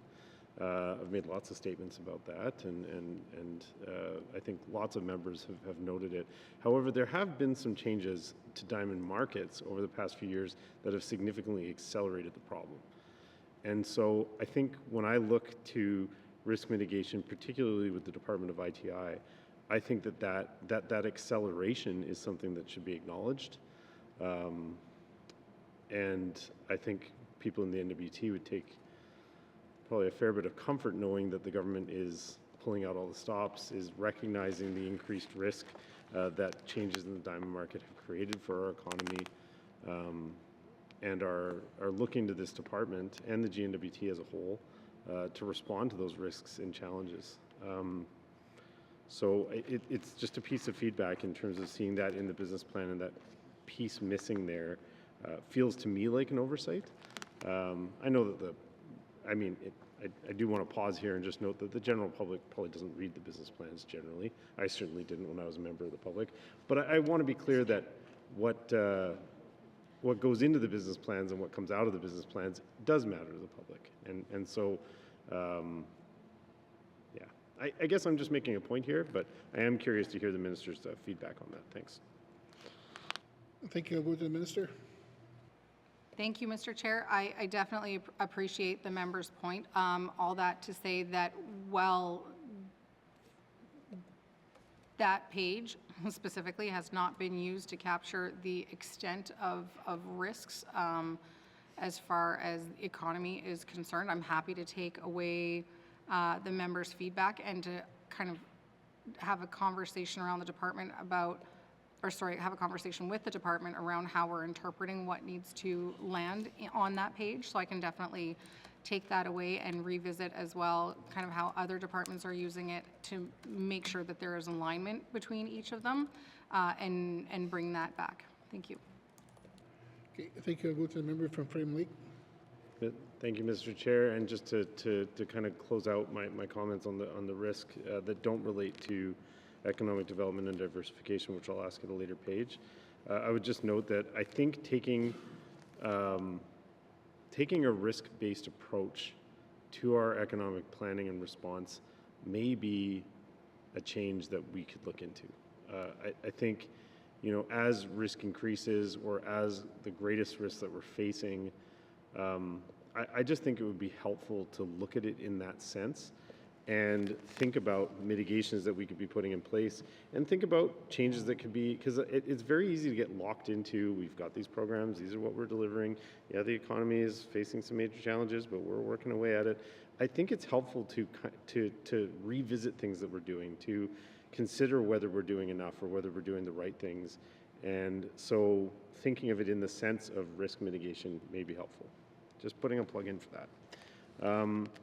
The next one I wanted to get to in this section, just because it's not very clear to me in the department summaries where this actually lands, is the work that's being done to grow and enhance the northern workforce, the various skill development and employment transition efforts that are going on. Maybe the minister first could just clarify where that takes place, because it's not clear that it's in ECDEV and diversification or where it lands. Thanks. Thank you. I'll go to the minister. Thank you very much, Mr. Chair. Mr. Chair, it is because a lot of that work happens over in ECE, so same minister, different hat. Thank you. Thank you. I'll go back to the member from Frame Lake. Okay, thank you, Mr. Chair. Well, I only asked because there's a number of targets in the business plan under ITI's business plan that I wanted to ask about. So maybe I'll just start asking, and maybe this is the right section. So I noticed that a number of the measures and targets that we have are related to northern employment, percentage of northern employment. I'll just pick one project. The Giant project is below the target that the department has set. I'm just wondering, what is being done generally to increase northern employment percentages in the existing projects that we have, like Giant, considering the significant workforce changes that may be coming with the result of early diamond mine closures? Thank you. Thank you. I'll go to the minister. Thank you very much, Mr. Chair. And Mr. Chair, very happy to chat about these type of metrics, which definitely expand over both departments. So within the Giant Mine remediation project, I want to first acknowledge what the member is talking about here, which is that the employment numbers are lower than expected, but the procurement numbers are looking good. So what we are seeing is that a lot of our northern employers are having to source additional staff and additional resources from outside of the NWT. This is something that I've had the opportunity to have conversations with different employers from Giant Mine about, and one of the things they have assured me is that last year's numbers will look better than the previous years, and those just still need to be reported on. Many of those employers have, they themselves, taken on different on-the-job training programs and have also made sure that they're essentially working hard to get those numbers up. One of the things that is going to good or bad, work in a little bit of our favor is being able to repurpose some of the staffing from the diamond mines. But one of the things that really does impact this is a lot of the work that happens out at Giant Mine is seasonal. And seasonal is very hard for people to make do with in the north. And so it means that it either doesn't work for everybody because they've got full-time employment, or you're having to kind of stack different jobs and positions. And so one of the things there is how can we support employers to bring together some of those different opportunities and knowing what those opportunities are. So for example, within there, making sure that we are again, working with different proponents of different projects that are happening in the territory, making sure that they are connected in with different companies that are doing some of this work, but then also making sure that we are working, for example, with the federal government that is doing some of this procurement and explaining to them that northern businesses need longer lead time to make sure that they are ready and that they are properly resourced in order to take on some of these opportunities. Thank you.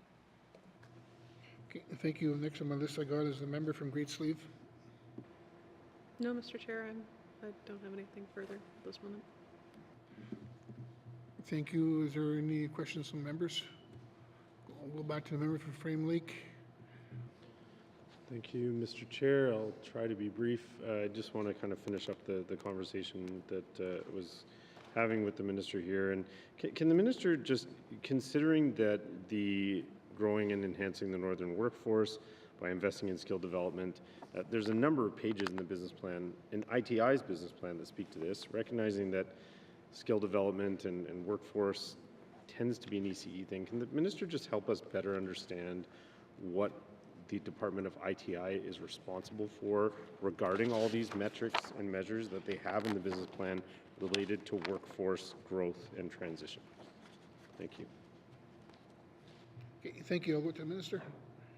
Thank you very much, Mr. Chair. So, Mr. Chair, certainly workforce development and training doesn't happen in a vacuum, and a lot of the training opportunities that we see in the Northwest Territories really do rely on partnerships with industry in order to do them. We're seeing a lot of need for trades. That requires a partnership with an employer. We're seeing a lot of need for on-the-job opportunities where people can still put food on the table, make a living, not have to leave an employer they may have been with for a long period of time and still be able to fill a new role and evolve with their business. And this is incredibly relevant when we're talking about evolutions of businesses that have traditionally served diamond mines. We work quite closely with education, culture, and employment, with health and social services, and with industry as well. And a lot of what we're seeing for asks, especially in regional centers, is for mentorships and for relationships with somebody who has established and kind of gone through the hours and the labor of love to figure out what works and what doesn't work for them, or what works in a region, and being able to pair up with somebody who wants to start afresh. So there's definitely a synergy there between departments, but ITI definitely has to be at the table given the relationship with the workforce, and also making sure that ITI and ECE and Prosper NWT are working together to also understand what industry is saying they need. So it's important that that training also doesn't happen in a vacuum. And through yourself, Mr. Chair, I'd like to see if the Deputy Minister has anything that she would like to add. Thank you. I'll go to the Deputy Minister. So I think, thank you, Mr. Chair, where ITI plays a role is really specifically targeted in the diversified sectors. So our tourism mentorship program, SEED is available for any businesses or residents to come, businesses to come and access funding that they can use for whatever mentorship programs that they think would best suit their business. Also in our Northern Food program. So we try and ensure that those mentorship programs are well known, and introducing youth to programs as well, such as in Tourism Week or Agriculture Week. We also have the Arts to Market program, where artists get to go and learn the business of doing arts by being mentored through a process to become self-sufficient. So those are direct programs that ITI administers, and I can say that a lot of the the numbers on those are making good progress. Thank you, Mr. Chair. Okay, thank you. I'll go to the member from Frame Lake. Okay. Thank you, Mr. Chair. And the Minister, in response on Giant, you know, I don't want to just focus on that project, but I mean, it's a project that is going to be ongoing for a while. There's also talk of airport development and military investment. What I'm wondering is, what is the department actually doing to ensure, to address the issues with these new kinds of development that are going to be, that are where our employment numbers aren't being met, and yet we have the risk that we're facing of losing employment through the diamond mines? What is the department doing to try and mitigate that risk and work with projects like Giant, work with DND, whoever is building projects in the NWT, to try and structure the contracts in ways, structure the work in ways that respond to people's needs for employment, so that we are not as reliant on Southern employment to get these projects done? Thank you. Okay, thank you. I'll go to the Minister. Thank you very much, Mr. Chair. Mr. Chair, we all have things that keep us up at night, and this is one of mine. Mr. Chair, we are at an exciting crossroads as far as the Northwest Territories is concerned. We are definitely at as the member reflected on earlier, seeing diamond mines close at a different pace than what we had anticipated. We are also acknowledging that we need to maintain that workforce of northern workers in order to be able to capture the opportunity that we see coming toward us. And so that is making sure that people have employment to go straight into so that we don't lose anybody, but also at the same time making sure that we are doing the training and workforce development that we need at the same time. To the member's question of what am I doing, I am constantly talking to industry about what their needs are, and constantly, because part of this is not just, you know, the D&D opportunities the member is talking about, or the infrastructure development, but there's also still major advancements in critical mineral mines that are happening in this territory, and we still want to see the fruition of those opportunities come to the north and come to northerners. And so still working hard alongside those proponents. And so I am constantly asking them for their workforce development plans and timelines, because I want to be able to provide that to regional high schools, career education advisors, and to the career development officers and the business development officers that are in those regions, so that they can speak to people very specifically about what opportunities are coming and when. So if we know, for example, that we're going to need 5 electricians, who wants to be an electrician? If we know, for example, that we need environmental technicians, who wants to do these roles? Because when I talk to kids these days, they want to have meaningful employment, but might not necessarily know exactly what they want to do. They might know they want to be involved in an arts, they might know they want to run their own business, they might know they want to work at the mines, but they want to know what those opportunities look like, and this is how we tell them that. The other side of this, Mr. Chair, is having conversations with the federal government around the procurement needs of this territory. So the federal government put out a web page advising people to kind of get their criminal record checks done or their security clearances done in anticipation for some of this work. And just an example of that, of something that I've communicated to some of our federal partners, is that we need to ensure that all Northerners have space for employment in these opportunities. Some Northerners are ready, and some Northerners are ready but need training opportunities that are very specific to certain roles.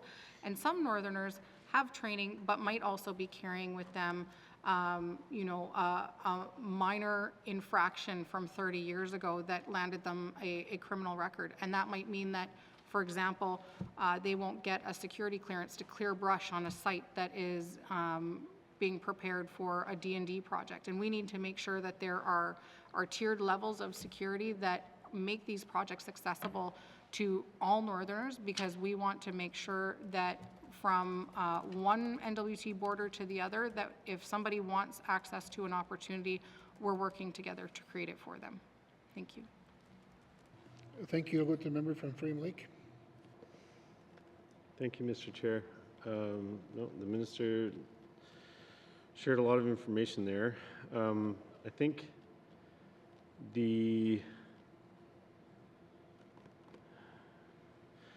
I guess if I could just get some comments in on this, what I would say is that I recognize that the problems we're trying to solve here are complex.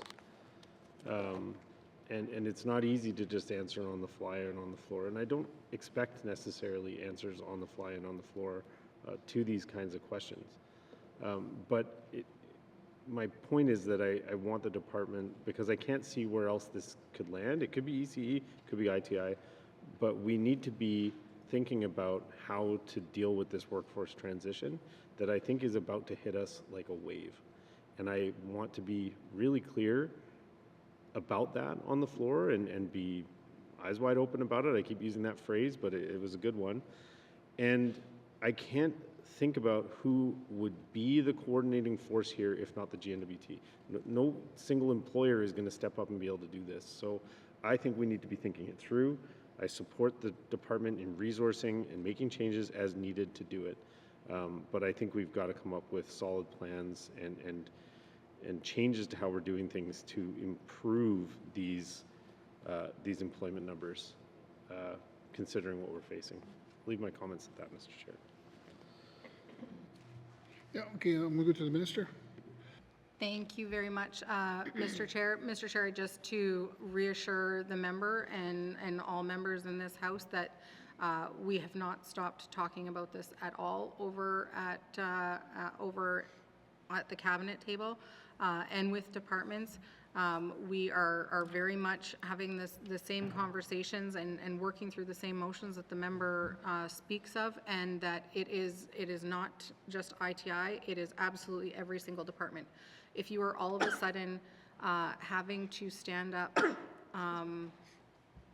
significant projects in this territory, that has an impact on housing, it has an impact on healthcare, it has an impact on our roads to be able to bring material up to the territory. And so this is certainly an all of government approach and is not something ITI is doing on their own, but ITI certainly has a significant role to play, as does ECE. Thank you. Thank you. I'm going to go to the member from Yellowknife North. Thank you, Mr. Chair. The last topic I just wanted to address, in the business plan on page 21, it identifies work specifically around the Mackenzie Valley operational dialogue. And I know that a lot of people have put a lot of work into this, stakeholders from lots of different organizations, different levels of government, industry, and I think there's also been a lot of disappointment as to the concrete or tangible outcomes or results that have come out of all these meetings and all this effort. And it's not really clear from the business plan either what concrete has come out of it. You know, we're measuring number of meetings or number of initiatives, but what does that mean at the end of the day to people? What improvements are being made? Because we've heard over and over again that people feel that the regulatory processes could be made more efficient, that could make more sense, it could, you know, be made more effective. And so a lot of resources and people's time and energy has been put into, you know, this dialogue, and it's really unclear after a number of years what's come out of it. So can the minister explain what tangible results this dialogue has produced to date in a way that would sort of make sense or make a difference to people on the ground, whether you're sort of working in the industry or involved in the regulatory processes? Thank you, Mr. Chair. Thank you. Go to the minister. Thank you very much, Mr. Chair. So some examples of some tangible results have been things like the regulatory streamlining partnership between the feds and the GNWT that's currently underway, the exploration data bundle that we just released at Roundup, boards working to build online tool pathways to make it easier for for proponents to pursue their land use, water licensing permits, and Another example of that would be the targeted amendments that are currently being made to the Waters Act. Thank you. Okay, thank you. I'll go to the member from Yellowknife North. Okay, I mean, a number of things that were listed there. I mean, there's a few things that have been completed, but there's a number of things that refer to processes, things that are still, you know, a work in progress.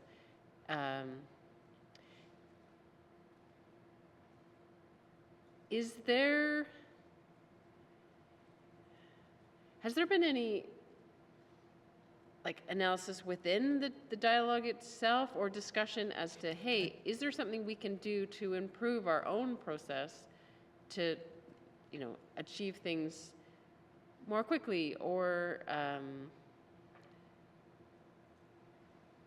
you know, communicate better what difference this is all making?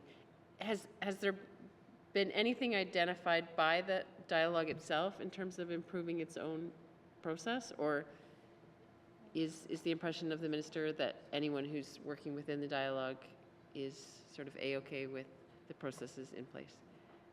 Thank you, Mr. Chair. Okay, thank you. I'll go to the minister.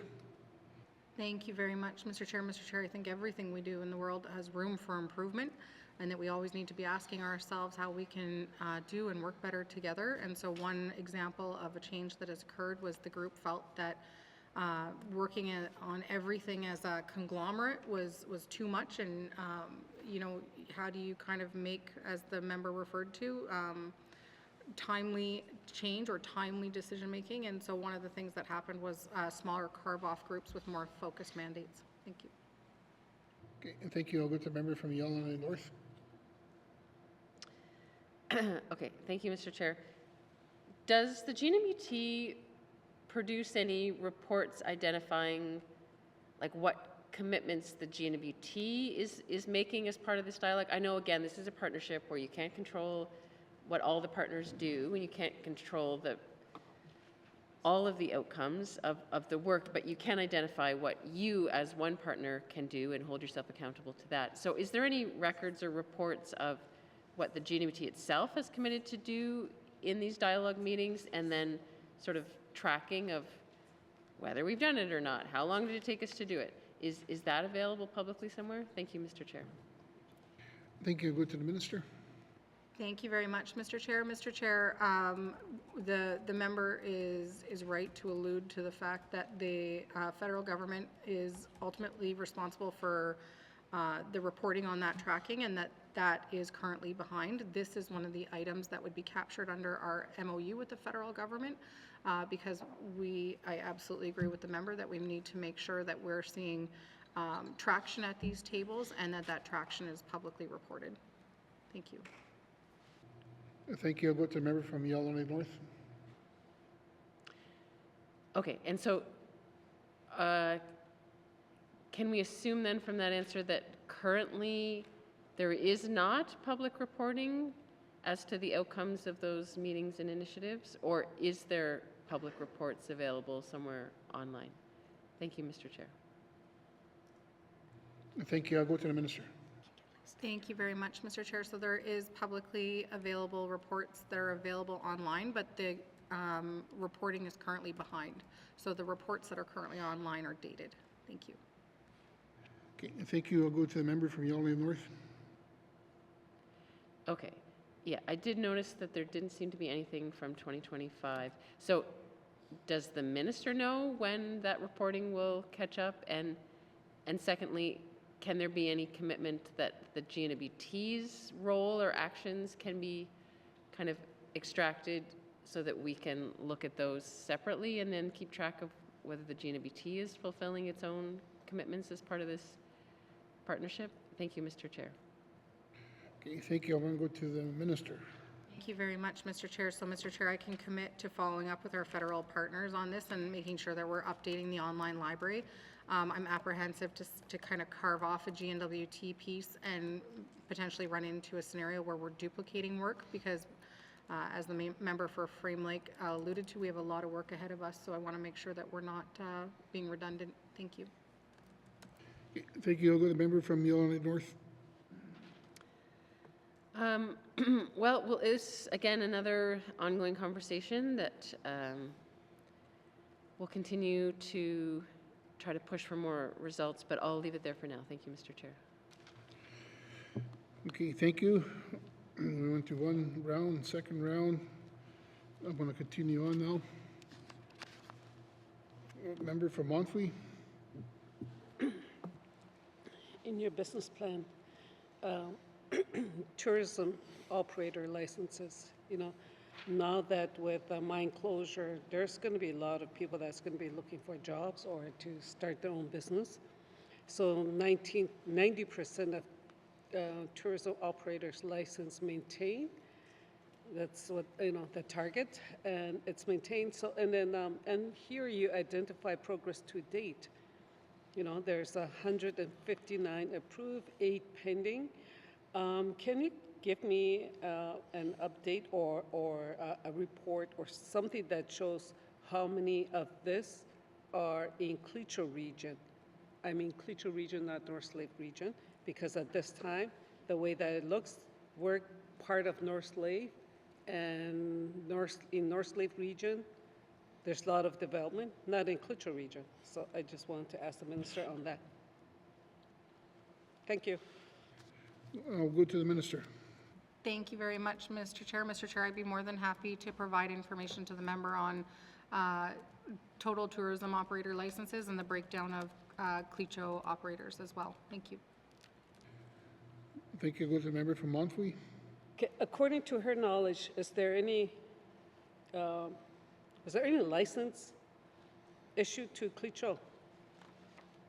I don't think there's any, but I'm just asking. I just wanted to know if there is, if they issue any a license, tourism license to Cleacho. Thank you. I'll go to the minister.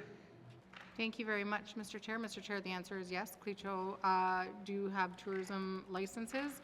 A big example of that is Cleacho Adventures, and Cleacho Investment Corporation has a number as well. I just don't have the overall number at my fingertips right now, but there are definitely examples. Okay, I'll go to the member from Montfrey. Okay, the Cleacho Adventure, I don't know who they are, but then are there Cleacho citizens living in the Cleacho region? Because I'm more interested in the Cleacho region. I don't see any tourism happening, even in Cleacho Constructions or that, Cleacho Investment Corporation.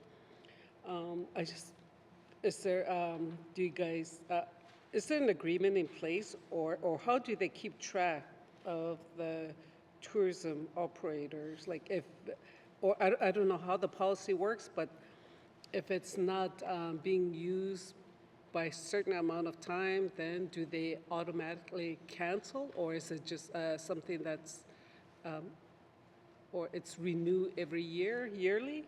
Thank you. Thank you. I'll go to the minister. Thank you very much, Mr. Chair. So, Mr. Chair, tourism operator licenses do renew their licenses every year. And we have a number of staff that support people who are interested in opening tourism businesses, and we also have funding mechanisms as well. And then we are also in the process of resetting our tourism strategy, which will come with additional supports for interested tourism operators in the north as well. Thank you. I'll go to the member from Montfrey. Okay, thank you. Thank you for the information. I live in Cleacho region. I haven't heard of any tourism happening in the regions. Maybe the fishing lodge. But anyways, I want to go on to the next item. For future explorations, there's an increase of NWT Indigenous NWT residents' employment in the natural resource sector. We know that, okay, the diamond mines are closing. We have no control over that because it's our market. It's a market that we have no control over, but we know that there's the gold price is up.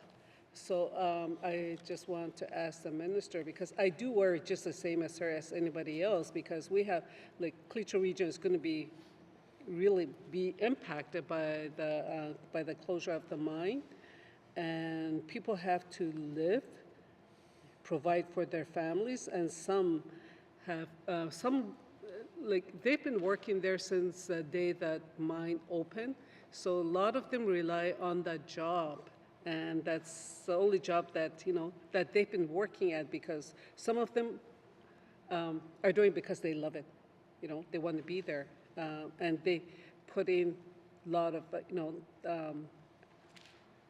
they work there for many years, 2 weeks in, 2 weeks out, and they make a living from there. And so with that in mind, I just want to ask the minister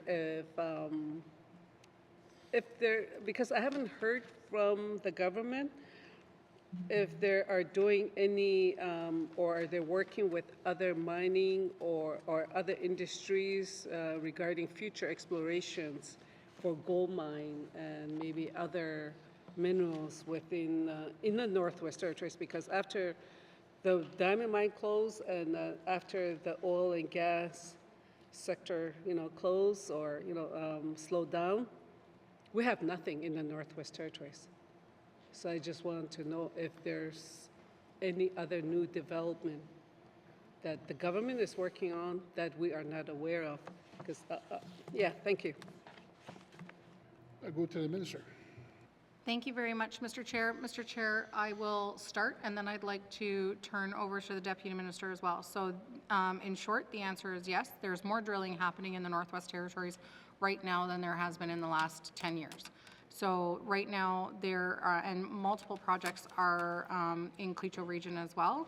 And this is in addition to the work that Clecho government is doing with Fortescue. So right now, there are multiple gold projects that have drills turning in and around the Slave Geological Province area, and including in Clecho area. So in Clecho area, there's, for example, Stellar and Nico.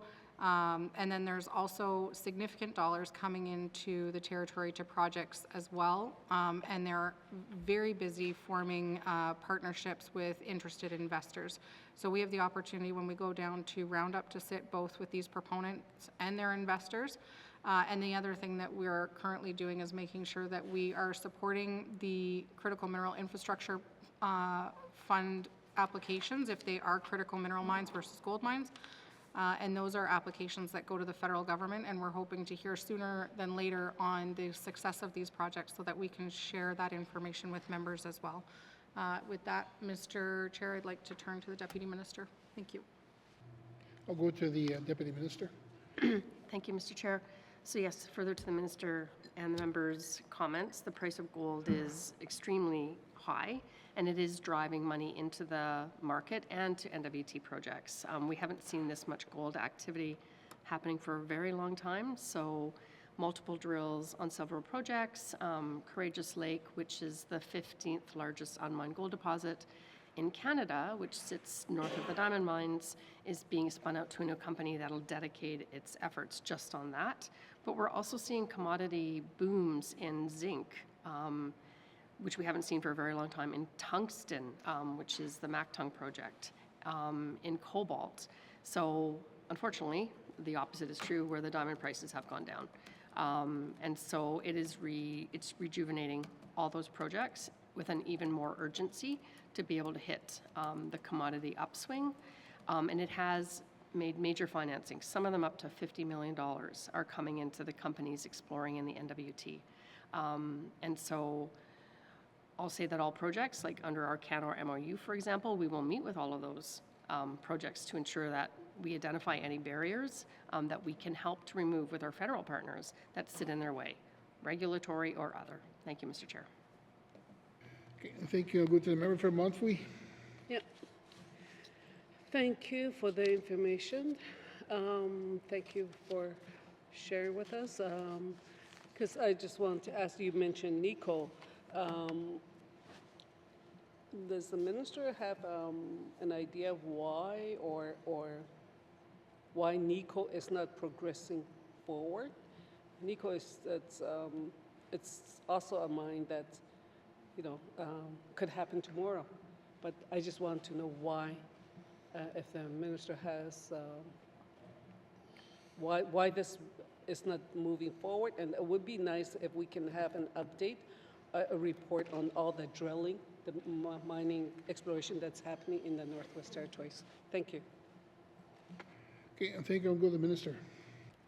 Thank you very much, Mr. Chair. So, Mr. Chair, the member is right. Would love to see Nico move forward and progress. They are a fully permitted mine that has gold, cobalt, and bismuth. And they just recently purchased a refinery in Alberta, and so they're in the process of also making sure that they're putting their downstream pieces together at the same time. They also still do need an access road as well into the mine, and that's one of the pieces that they are currently trying to pull funding together for, in addition to their full feasibility. And we can certainly provide a list as well of the active exploration projects that are happening in the Northwest Territories to committee. Thank you. Okay, I'm going to stop there. I'm going to move on. I'm going to move on to page 233, Industry, Tourism and Investment, Corporate Management, $10,471,000. Does committee agree? Thank you. Moving on to Economic Diversification and Business Support, beginning on page 235, with information items on page 237. Are there any questions? Member from Great Slave. Thank you, Mr. Chair. Mr. Chair, also in the business plan, I noted that there's mention of, and I'll read it so you don't have to reference the page number, improving accessibility of NWT arts program streams, and the business plan noted that the measure was for fewer points of entry within the GMWT. Happily, yes, we've moved everything over from ECE into ITI, and now one department rules them all. So I am curious about the ways that arts overlap with the other functions of the department, as the minister knows. So I guess my first question would be, are there ways that the minister can identify that connects funding of the arts with tourism? Are there ways that we can encourage local artists to work with local tour operators, for example? Thank you, Mr. Chair. Thank you. I'll go to the minister. Thank you very much, Mr. Chair. Mr. Chair, so our Economic Diversification and Business Support branch of ITI, it works very closely together and are always looking for ways to kind of cross-pollinate. We see this even with both kind of the mineral side and the art side. And so, for example, when we travel to our mining shows, we're constantly making sure that we are also including our artists in those opportunities as well. We also have a new tiered funding model that enables more data-driven decision-making through a centralized intake within ITI, and there are performance measures that are included in that. We also have maintained, for example, the arts operating funding as well within the organization, so that we're making sure that we're kind of evolving the sector while still holding on to the parts of the program that were evolved under ECE, because they had just worked very closely with artists and with the sector. And maybe I'll stop there and see what other questions the member has. Thank you. Thank you. I'll go back to the member from Great Slave. Thank you, Mr. Chair. And thanks to the minister for that. I guess I'll be a little more explicit. I know that there's a new tourism strategy coming, and I'm curious if the cross-pollination, I think was the words used, between arts and tourism is being considered as maybe part of that forward-looking piece. Obviously not getting into detail, but just in terms of a wider breadth of those, the Venn diagram of arts and tourism. Thank you, Mr. Chair. Thank you. I'll go to the minister. Thank you very much, Mr. Chair. So, Mr. Chair, those are two things that go hand in hand very closely together. Right across Canada, we're seeing a huge increase in cultural tourism, which also relates in that Venn diagram that the member was referring to. And so, you know, whether it's through NWT Tourism, through the Territorial Agricultural Association, through you know, film and arts, they all work hand in hand and all complement one another.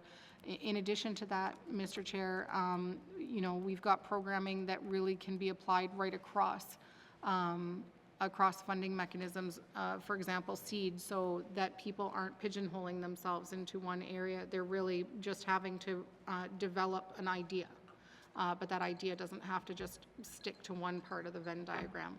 So certainly the more creativity, the better, and we're certainly happy to work with residents, whether that's through our business development officers or regional offices as well.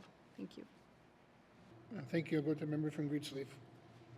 Thank you, Mr. Chair. And changing topics slightly, still in the economic portion. I know that in the business plan it's previously stated that there is preliminary work on the economic vision to 2035. Has that work been continued, put forward as something that the department wants to press forward on, or if there's any additional information around the economic vision that the minister could share at this point? Thank you, Mr. Chair. Thank you. I'll go to the minister. Thank you very much, Mr. Chair. So, Mr. Chair, our economic vision at this point is in draft form. We are currently putting dedicated resources to helping us finalize this work in short order. And we, the draft that we do have is an overarching GNWT 50-year vision. It aligns with our governance vision of the NWT, or the GNWT, which also aligns with our 20th Legislative Assembly mandate. So making sure at the end of the day that we're tying all these pieces together.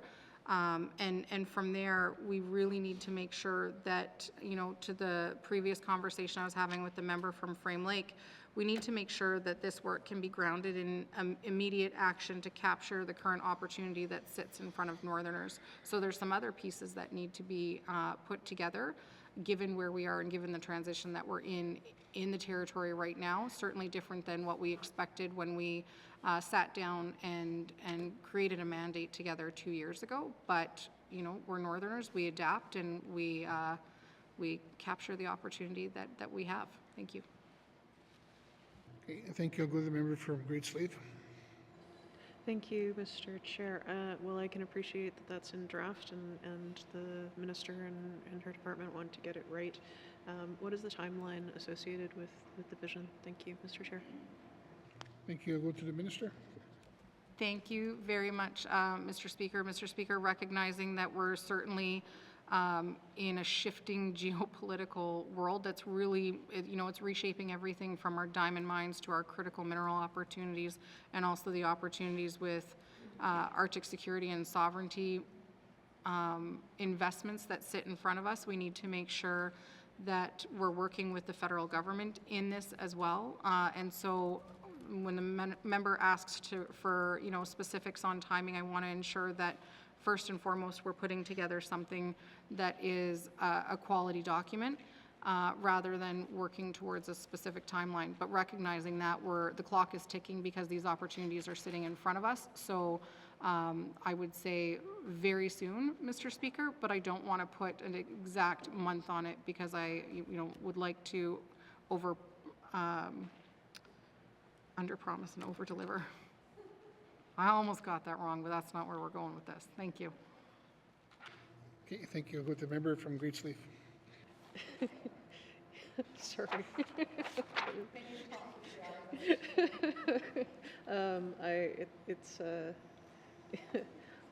I'm also at the loopy hour of the day, Mr. Chair. Thank you. I'm just noticing here as I look through the grants, contributions, and transfers under economic diversification and business support that really, you know, year over year, there is not a significant amount of growth. And so could the minister speak broadly to some of the grants and contributions and whether any of them are wildly oversubscribed? And I guess that's subjective, but if she can make an assessment, I suppose. I'm just wondering if these monies are staying static year over year, if that means that they are successful, that if they are, if there's more money needed, if they're not meeting these targets year over year. I'm just curious if the minister can speak to that. Thank you, Mr. Chair. Thank you. I'll go to the minister. Thank you very much, Mr. Speaker. Or Mr. Chair. So, Mr. Chair, absolutely, our program funding is fairly consistent year over year. And for the most part, all of our programs are oversubscribed, which means that we've got evaluation committees that have tough decisions to make, but whether it is tourism programming, seed funding, community transfer initiatives, and film funding, there's a lot of competition for programs in the territory.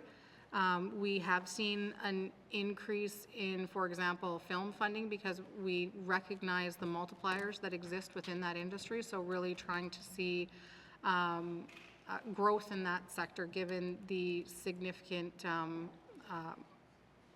returns we're seeing throughout the north. Thank you. Thank you. I'll go to the member from Greensleeve. Yeah, same problem we always have. Too many good things going on, not enough money for it. More of a comment than a question, Mr. Chair. I think I'm done for now. Thank you. Is there any further questions to members on this section? Member from Yellowknife North. Thank you, Mr. Chair. So I first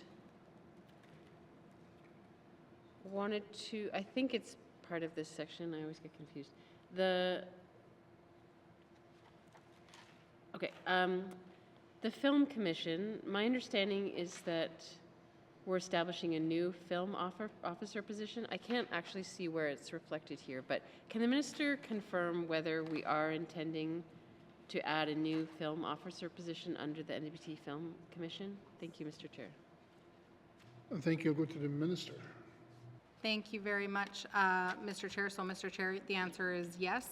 We have increased the funding through our film program substantially, and so we require an additional staff member in order to process those applications and ensure that we are making solid investments with public dollars. Thank you.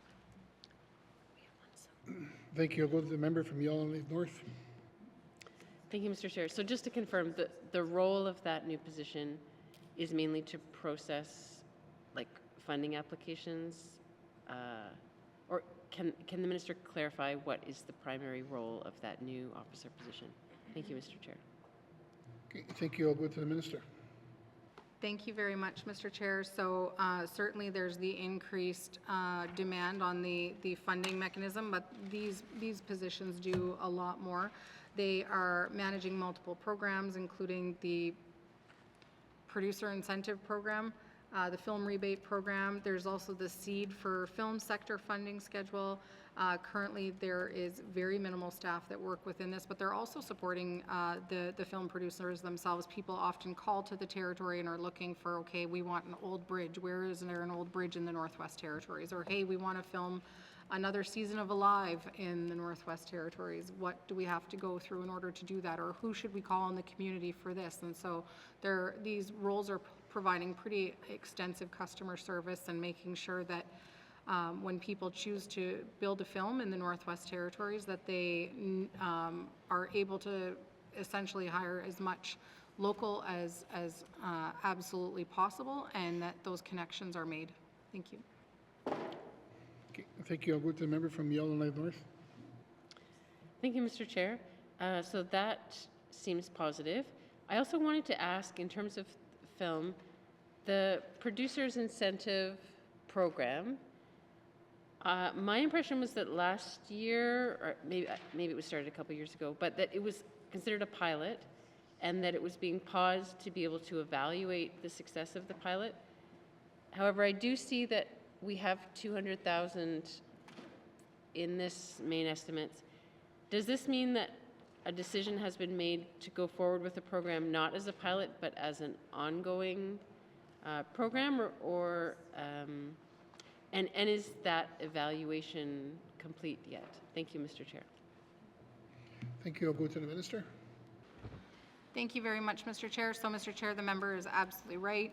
Through conversations with film producers in the territory, I believe one of those conversations even was, both the member and I were present at, was just about the success of the program and how it really helped transition projects from an idea and from an idea potentially on paper to an idea that was all of a sudden on a video or on a screen in front of all of us. And so it was, the picture was painted by multiple producers in the territory and people within the film industry, what kind of significant role that this funding played. And so we have brought it back and made it a permanent hold within the film funding. Thank you.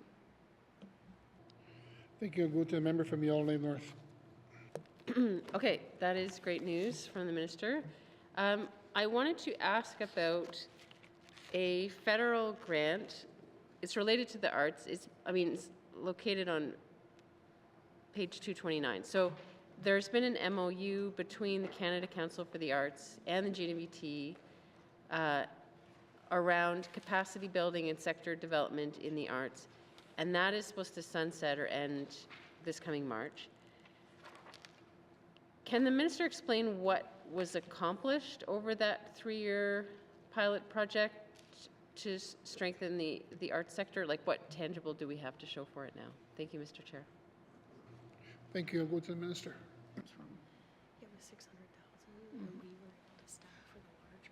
Thank you very much, Mr. Chair. So, Mr. Chair, this funding also came with a staff member, first of all, so that staff member was able to support the sector and drive a lot of the review that happened within the arts programming. And the funding also pays for a lot of the funding that is flowing through to artists in the territory. So we're in the process of renegotiating this funding right now with the federal government as well, with the Canada Council for the Arts. Sorry. Okay, thank you. I'll go back to the member from Yellowknife North. Thank you, Mr. Chair. Okay, so that is good to know that there's an intention to try to continue that. And I finally I wanted to ask about the Hay River Fish Plant operations. I certainly believe that we have so much potential in our fisheries, especially our Great Slave Lake fishery. However, this seems to have been a long, prolonged process around trying to establish the fish plan and decide what to do with it. Can the minister first just clarify what funding for fish plant operations is being requested in this mains, and how much of an increase that is over previous years of operations funding? Thank you, Mr. Chair. Thank you. I'll go to the minister. Thank you, Mr. Chair. So, Mr. Chair, the ask for funding for the Hay River Fish Plant operations is $2.9 million in this budget. So it is for the FFMC, the FFMC contract that we have. And so we work with FFMC to manage the plant for us. We are currently in the process of, one, making sure that the plant has all of its required certifications, and we can do the exporting that we have been long working toward. So we have an RFP out to work on a plan to divest the plant as well.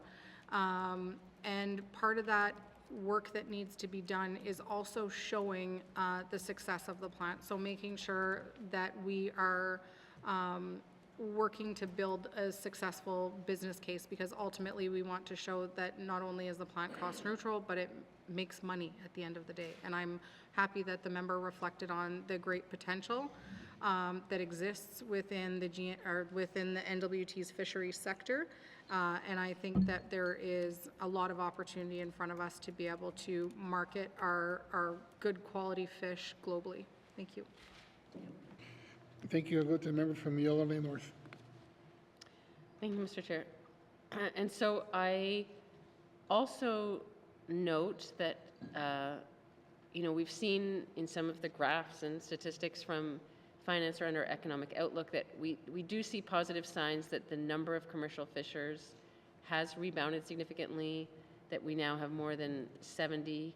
I'm not actually sure if that's for the territory as a whole or for the Great Slave Lake fishery, but anyway, up from about 30 commercial fishers from 2012. So I'm wondering if the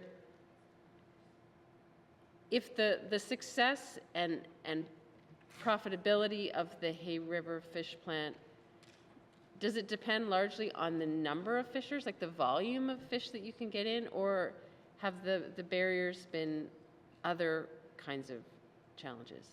Thank you, Mr. Chair. Okay, thank you. Go to the minister. Thank you very much, Mr. Chair. So, Mr. Chair, traditionally we've had to ship all of our fish to Winnipeg through our agreement with the Freshwater Fish Marketing Act. By being able to have our own CFIA approved fish plant, it means that we can do our exports on our own globally and that we're not locked into the FFMC fish prices by having to ship through their plant. So with these certifications, it means that literally the world opens up to the Hay River Fish Plant and the fishers that fish there. There are 93 commercial fishing licenses, I believe, and that's for the entire NWT. And as far as what the barriers are, is a lot of the export contracts that you sign on to, you have to be able to commit to a certain poundage of fish and a certain type of fish in order to secure your contracts. And so certainly making sure that we have a solid number of fishers and who are fishing consistently throughout the year is going to be key to us landing and maintaining those contracts. Thank you. Okay. Thank you. Next on my list I got is the member from Decho. Thank you, Mr. Chair. My question is, how many, oh no, that was the second question. How many businesses have started up in the Decho in the last 2 years? Can the minister tell me that? Thank you. Thank you. I'll go to the minister. Thank you very much, Mr. Chair. Mr. Chair, in the interest of time, I'd be happy to provide that to the member in writing. Thank you. Okay, thank you. I'll go back to the member from Decho. I was going to ask about what are some barriers to business startup in the Decho. That was the second question. Thank you. Thank you. I'll go to the minister. Thank you very much, Mr. Chair. So, Mr. Chair, our information has both the Decho and the Nahende included, and so in order to break out just the members' communities, I would need to follow up in writing, but would be happy to do so. Thank you. Okay, thank you. I'll go to the member from the Decho. Thank you, Mr. Chair. I think that one is for either Nahende and Decho. What is the barrier? The information will be good for both, well, I guess for everybody. So what is some barriers that prevent people from starting up businesses? Thank you. Okay, thank you. We'll go to the minister. Thank you very much, Mr. Chair. So, Mr. Chair, the cost of doing business in the Northwest Territories certainly can be quite high depending on what business somebody is starting up or opening. The cost of securing goods, we, certainly are working on certain projects. For example, the Mackenzie Valley Highway in the Northwest Territories, acknowledging that air travel or traveling, down through BC, up through the Yukon and up the Dempster to get back into the Northwest Territories, it certainly adds to the cost of doing business and the cost of living in the Northwest Territories. We certainly make sure that we are providing access to different funding programs that help kind of mitigate some of that startup of business shock in the territory, whether that's through our tourism operator funding that people can use for some infrastructure, or whether that's seed funding, for example, that people can use for business plans to make sure that they're also charging rates that really allow them to stay in business and make sure that it respects their cash flow needs as well. And then we also have Prosper NWT, and I know there have been multiple businesses over in the Decho that have worked with Prosper NWT to secure loans for increased business opportunities and to great success. Thank you. Thank you. Go to the member from the Decho. Thank you. I would think one of the barriers would be, it could be housing.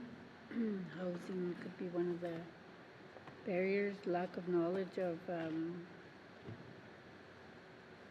starting up business. So given those, what are some supports that are available to business starter-uppers? Thank you. Thank you. Go to the minister.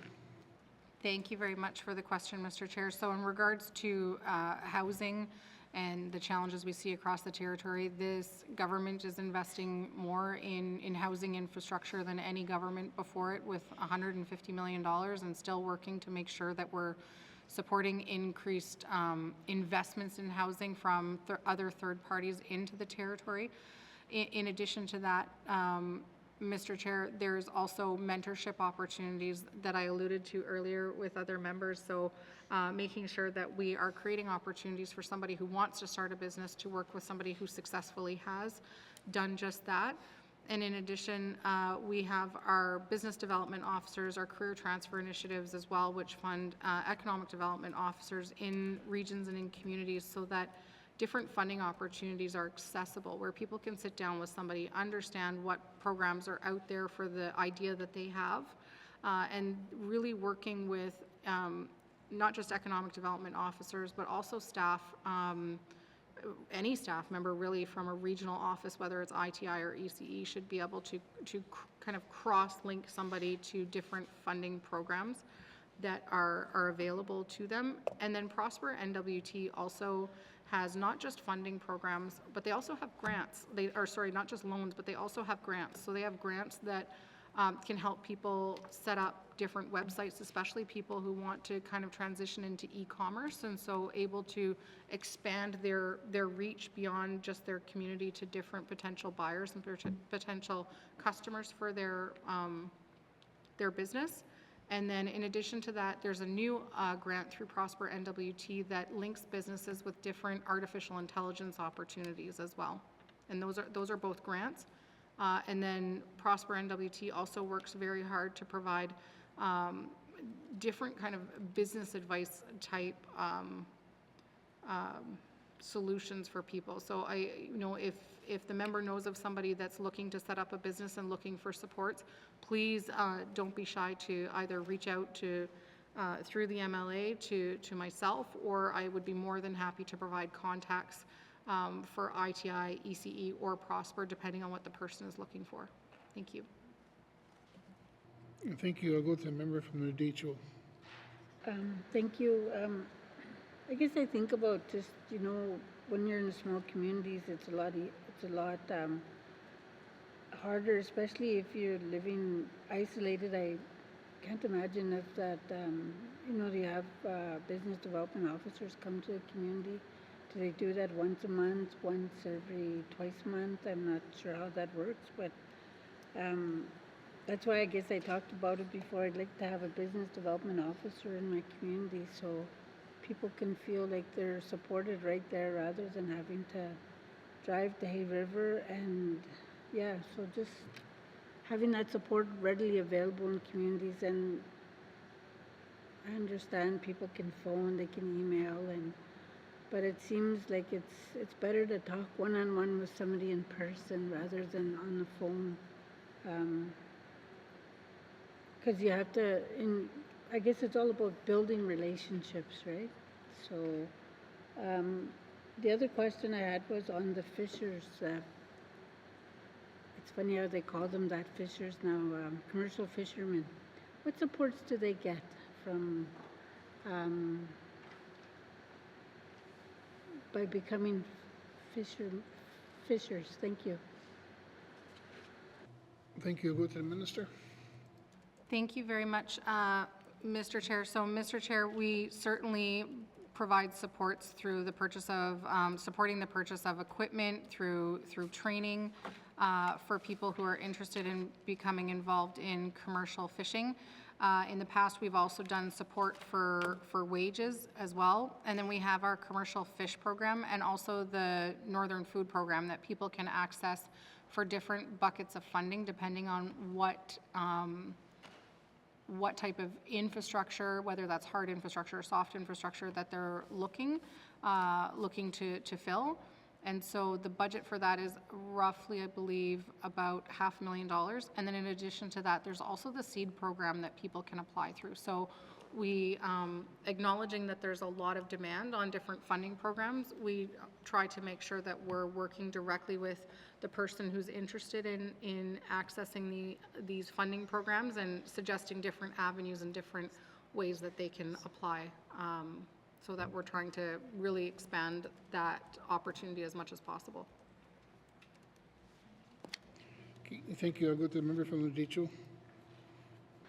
Thank you, Mr. Chair. I don't have anything further. Thank you. Thank you. I'm going to take a 30-minute break, and then we'll come back. Thank you.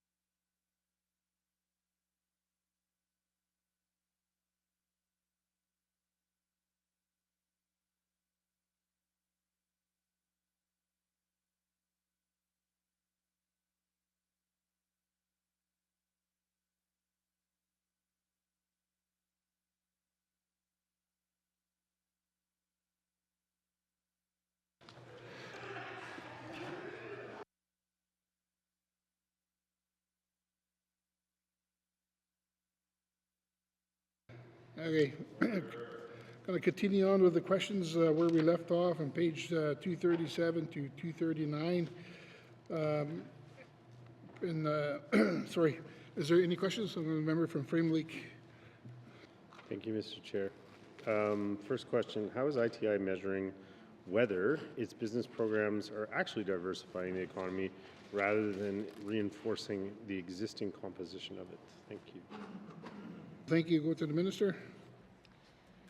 Thank you very much, Mr. Chair. So, Mr. Chair, that is part of the program redesign work that we are doing right now. So we started today with the member from Great Slave asking about the seed review. And so we are doing this work through existing reviews that are ongoing right now. Okay, thank you. I'll go to the member from Frame Lake. Thank you. I appreciate the minister being brief most of the time, but if in this case, if she could elaborate a bit on what the review is looking to achieve and change, that'd be great. Thank you. To the minister. Thank you so much, Mr. Chair. I just promised my colleagues I would be far more brief. Mr. Chair, we are doing reviews. These are the hard questions we ultimately need to ask. You know, there's a lot of people across the territory who apply on these programs more than once. Sometimes it is, sometimes it reflects kind of the economic landscape and goals of the territory. Sometimes it doesn't. And so essentially where we're at right now is at a point where we have to ask ourselves the hard questions of, are these programs designed to, A, ensure that everybody gets a small piece of the pie, or do we want programs that ultimately act as game changers and accelerators of businesses within the Northwest Territories? And this is part of that work that's currently underway. Thank you. Okay, thank you. I'll go to the member from Frame Lake. Thank you, Mr. Chair. Yeah, I think I'll just say I appreciate that they're doing this work, and I think this kind of measurement is needed. We've talked a lot about the need for economic planning and connecting it better with our economic analysis. So I'm not going to belabor those points here, but just to say that while the department is doing this work, I'd appreciate if they look into that. And the comments that have been made about the economic and fiscal outlook and how we can plan our economic planning around that, using the fiscal outlook to inform our actions in the sense of if we have workforce shortages, if that's a risk or if that's a problem that we have to address, then that's certainly something that should be part of our economic planning on the other end of it, which is what can we do about that problem. So I won't belabor that point too much here, aside from to say that I'd like to see us including that in the review of the business programs as well. But speaking to the workforce shortage issue and the statement I made on Friday about the importance of the polytechnic transition, but not just that, but generally workforce development and education in the territory and how that can be transformative of the economy. I know that the department was doing some knowledge economy development work in the recent past, and I've noticed that has worked its way out of the planning when it comes to economic diversification and business support, at least in the sense that like we have a film industry, we have film industry programming, we have arts sector supports. I don't see anything in here related to knowledge economy development, and I do see it as an underdeveloped sector that has the opportunity of through further development, helping to diversify the economy. So I'm wondering if the minister could comment on that, why that is lacking in the business planning and work of the department on economic diversification. Thanks. Thank you. I'll go to the minister. Thank you so much, Mr. Chair. So, Mr. Chair, that was funding that we had received, and that funding has since sunset. So it's like that line item is currently not funded, and we were seeking funding with Canmore to work with Wilfrid Laurier on being able to extend that. So currently that is not funded, but what we are working toward as commitments made through the business plan that are connected to the economic vision are the innovation action plan. Thank you. Thank you. I'll go to the member from Frame Lake. Okay, thank you. And we talked a fair bit about workforce on the previous pages and in the business plan with relation to boosting northern employment numbers. But yeah, I'm wondering about knowledge economy development from a couple of different perspectives. One is the risk identified in our economic and fiscal outlook that we have workforce availability issues and we have issues with the level of education and preparedness in our workforce. And so that's a risk and a gap that I think we should be trying to close in terms of economic planning. The point that I wanted to highlight from that statement on Friday the most is just the idea that creating an environment of ongoing improvement and learning and skill development in the territory is known to be transformative in terms of creating a skilled workforce that can attract investment here. And so people will be more inclined to invest in this territory if certain skills exist. And that growth of the knowledge economy can be a real driver. And I would just note that in terms of looking at this as a risk factor, the other two northern jurisdictions are well ahead of us now. And they're attracting quite a bit of investment.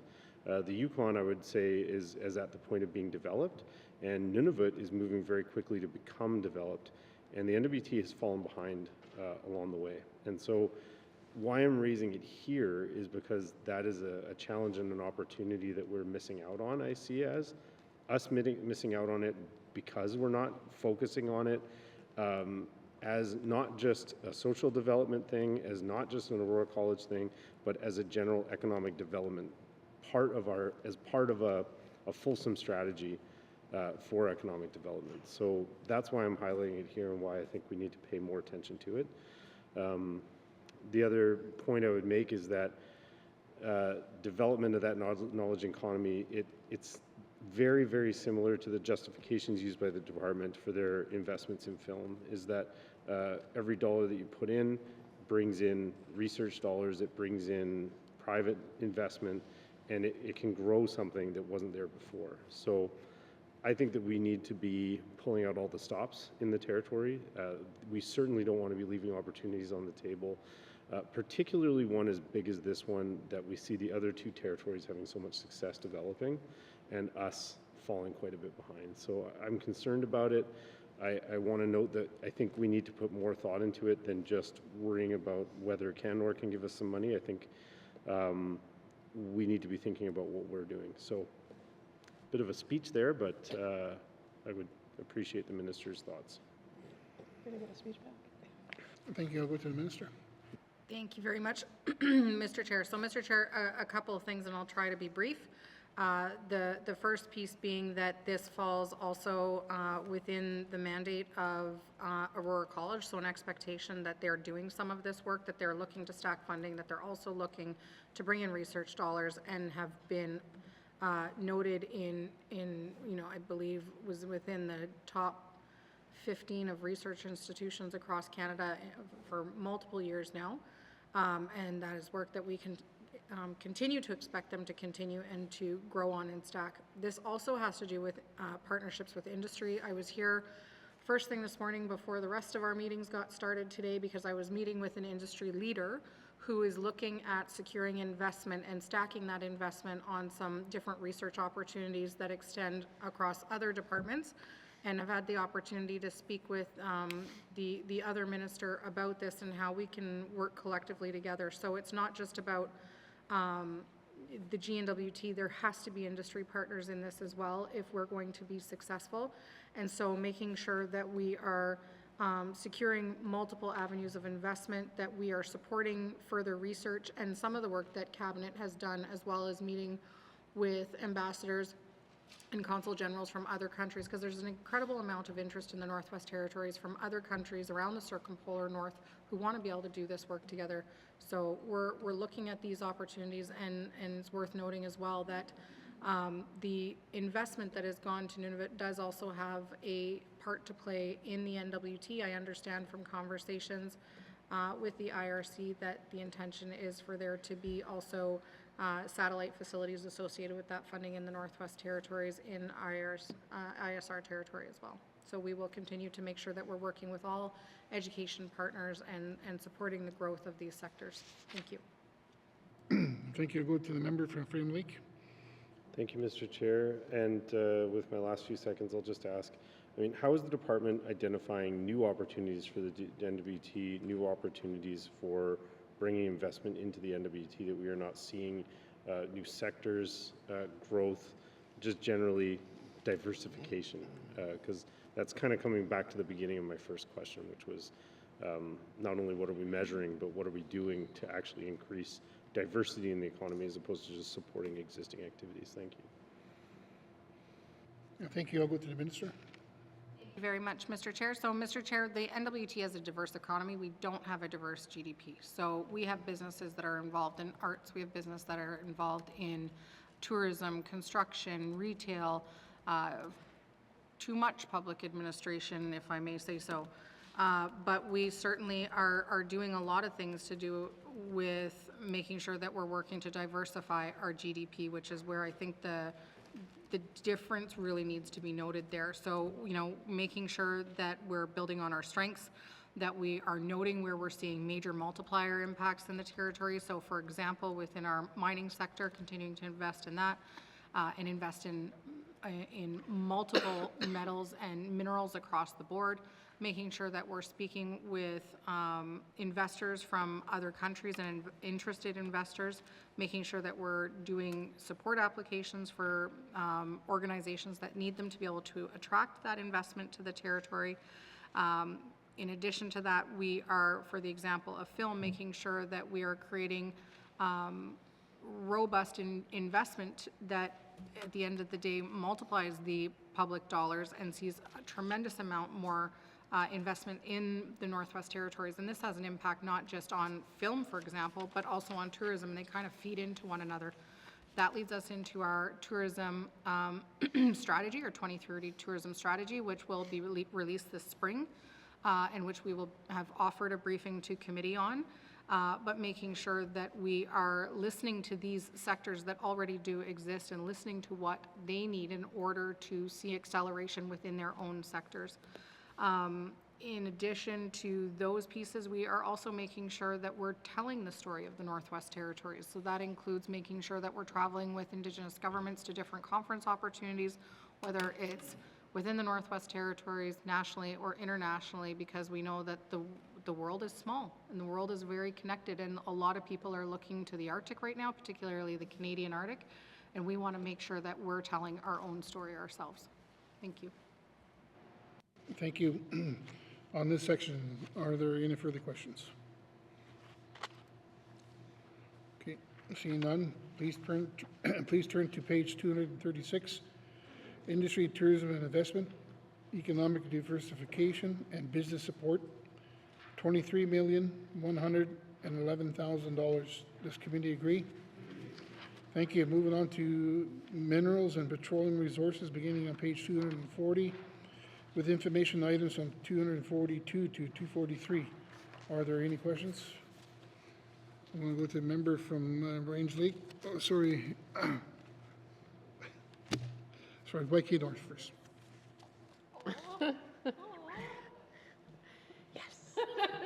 Thank you, Mr. Chair.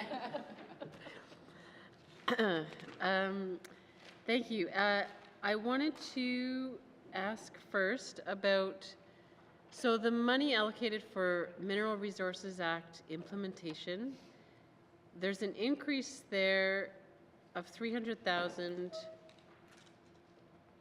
no, 400,000, math is hard,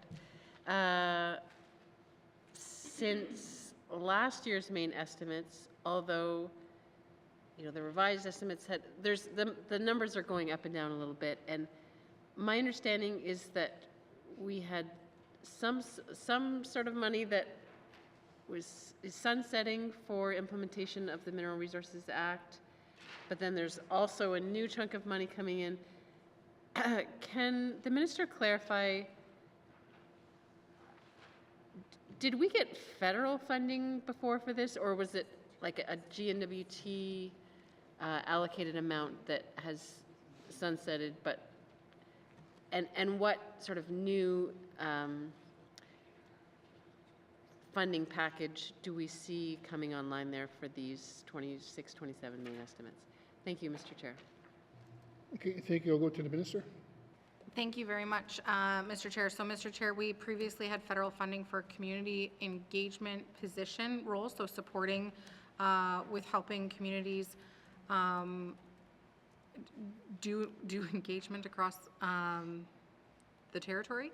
And in addition to that, the funding that you see in this year's budget and we're trying to make sure that we are only requesting funding that is needed for the implementation of the MRAR, as well as getting all of that done. And that is a key focus of the department in the life of this assembly. And so what this also includes is a director position that will be required. It is the Director of Mineral and Energy Regulation, and that will be a new position that it will be required as per the new org chart of the Department of Industry, Tourism and Investment to make sure that we're accommodating what's required from the implementation of this legislation.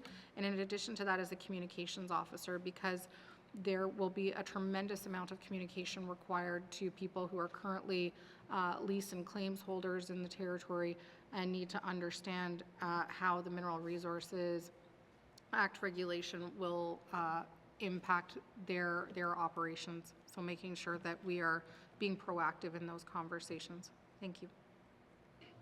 Thank you. I'll go to the member from Yonge North. Thank you, Mr. Chair. So first question around that. So I assume that the new director position is going to be indeterminate. The new communications position, is that a term position or indeterminate? Thank you, Mr. Chair. Okay, thank you. I'll go to the minister. Thank you, Mr. Chair. The communications position is a 2-year term position. Thank you. Okay, thank you. I'll go to the member from Yonge North. Thank you, Mr. Chair. And with the director position, what justifies the need for a new director? I mean, that's a significant and indefinite investment. ITI is a relatively small department. Can you comment on, say, the number of directors that ITI already has compared to other departments, given the size of ITI, like the total staff numbers, and like what's the rationale for needing a new director position? Thank you, Mr. Chair. Thank you. I'll go to the minister.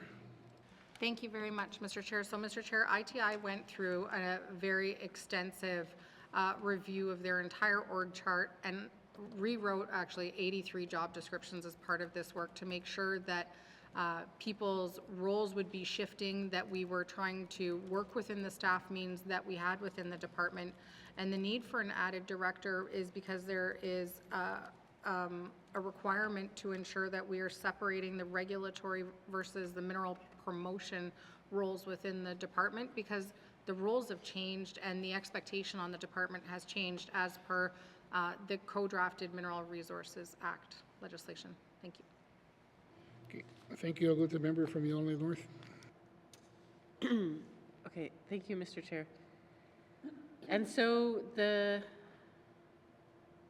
federal money that is sunsetting for Mineral Resources Act implementation, obviously we haven't seen implementation yet. It seems to have dragged out for a number of years, but like what was actually accomplished with that federal funding that's sunsetting, given that we haven't yet seen the MRI come into force with the regulations? Thank you, Mr. Chair. Okay, thank you. I'll go to the minister. Thank you very much, Mr. Chair. So, Mr. Chair, the engagements that still have to happen around the territory still exist. It really enabled participation and meaningful participation from Indigenous governments, which is key to projects in the territory, as well as the fact that we co-draft our legislation and our regulations in the Northwest Territories. So a tremendous amount of work has been done. It certainly is taking time, but this is a leading piece of legislation in Canada, not just the Northwest Territories. We are co-drafting how we are going to develop land in the territory from a mineral resources perspective, and we're doing that hand in hand with a shared pen with Indigenous governments. And this is something that other jurisdictions have actually looked to the NWT, placed phone calls, wanted to know how we're working together, how we're doing it, and how it's going. So there are a lot of eyes on the territory right now as this work unfolds. Thank you. Okay, thank you. With the member from Yellowknife North. Thank you, Mr. Chair. I also wanted to ask about, so the new $150,000 being allocated under the line item Indigenous Capacity Building. Can you explain what are the expected outcomes or targets from that new, I don't know if it's a new category of thing or that new activity? Thank you, Mr. Chair. Thank you. Go to the minister. Thank you, Mr. Chair. So in the Indigenous Capacity Building Program is the program, the funding program that ITI uses to help Indigenous governments participate at different conferences, shows, and through different events that are happening where you find a lot of conversation around projects that are unfolding in the territory or want to unfold in the territory. And so it enables and empowers Indigenous governments to participate and be at the table where they ultimately need to be at the table to make sure that they're working on, what their expectations are, how they want to be engaged within their communities, how they want to participate in these projects. And so it is absolutely imperative that Indigenous governments are empowered to participate and be at the table. Thank you. Thank you. I'll go to the member from Yellowknife North. Thank you, Mr. Chair. I mean, I would never dispute that absolutely Indigenous governments need to be at the table and negotiating on their own behalf. I guess I would love to see if someone could do some analysis at some point as to whether our level of attendance at conferences and conventions and things, and ITI staff in particular, I think, tend to, and the minister I know spends a lot of time traveling to various places, going to these conventions and conferences, but whether our level of attendance, if we ramped it up by 200%, would we then, get 200% more investment or more companies interested in investing in the territory?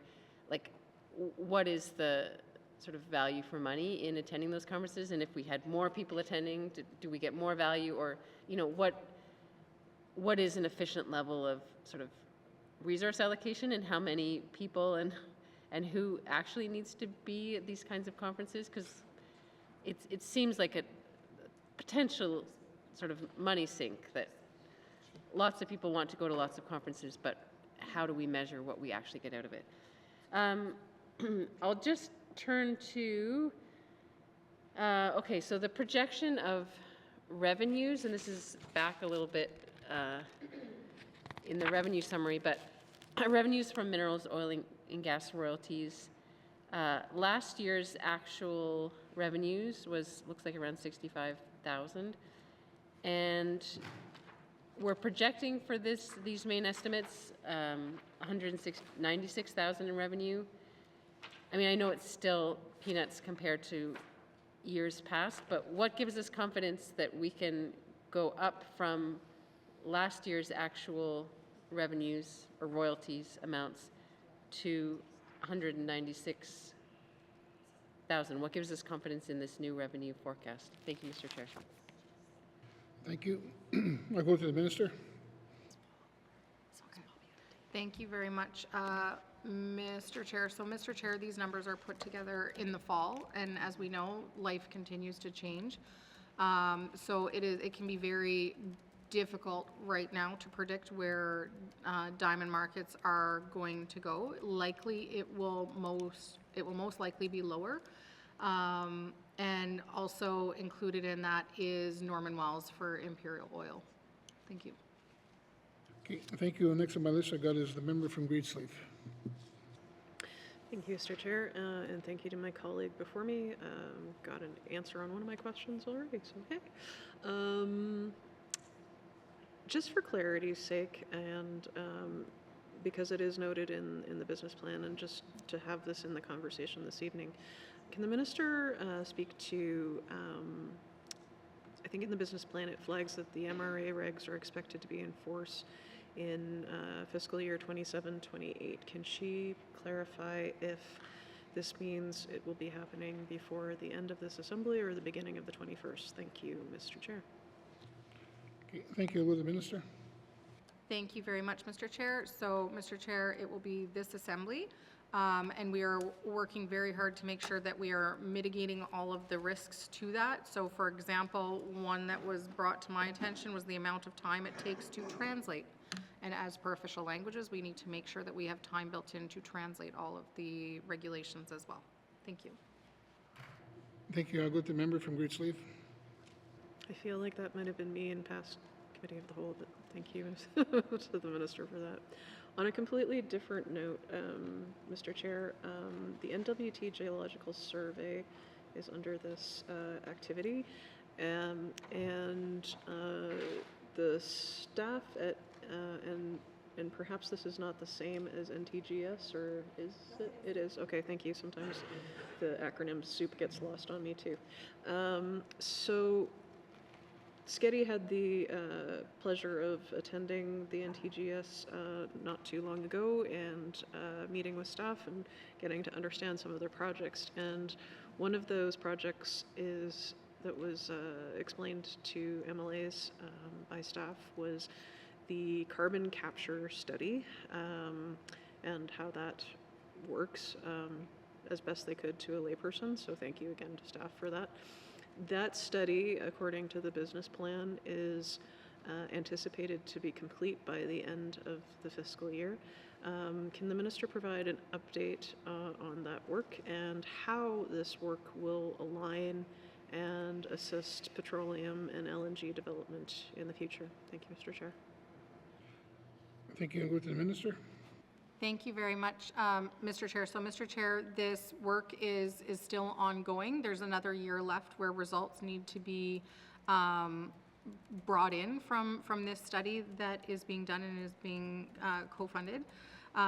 For the member's second question as to what this means for LNG in the territory, and so essentially carbon sequestration means that as you're extracting the LNG from the ground, you can take the carbon capture and essentially feed it into some of the rocks in the territory. And so the work being done is to determine how much and how effective it is.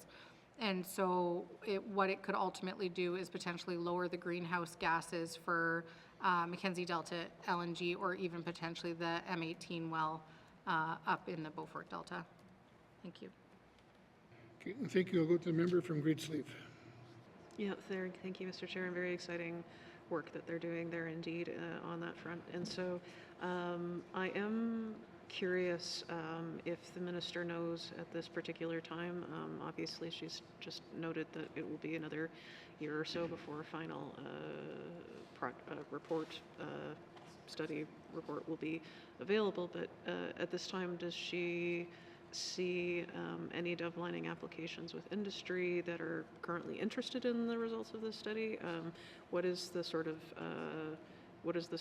anticipation, I guess, building, if any, with industry and/or regulatory partners? Thank you, Mr. Chair. Thank you to the minister. Thank you very much, Mr. Chair. Mr. Chair, I would say more so that people are kind of waiting on the edge of their seats for is what the federal government plans to do with the offshore moratorium. Thank you. I'll go back to the member from Great Slave.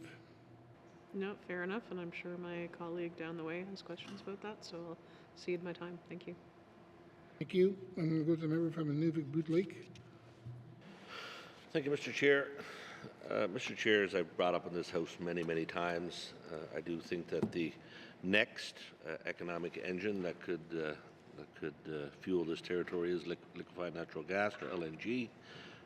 Obviously, I've said many times, we have a significant amount of that in the Beaufort Delta, both onshore and offshore. I've also talked about in 2021 when I know the department did a pre-feasibility study that stated exactly that it was technically feasible and financially feasible to look at doing this. So, and I know I brought it up in the House, but I just want to reaffirm with the Minister that they are indeed reaching out to the Nunavut, who are doing their own LNG project there right now, to ensure that we take the next step to move forward to fund a feasibility study, an actual feasibility study now, and to move that forward with the department and looking at how we can, obviously with industry as well, how we can look at developing that LNG. Thank you, Mr. Chair. Thank you. Go to the Minister. Thank you very much, Mr. Chair. So, Mr. Chair, absolutely have a meeting set up with the chair of the IRC, and this is definitely, I can assure the member, on our agenda for conversations. And then in addition to that, Mr. Chair, at the end of March, we also have the Arctic Energy Resource Symposium that we participate in as well. And at that meeting, we are also meeting with interested people who want to talk about our energy opportunities in the Northwest Territories.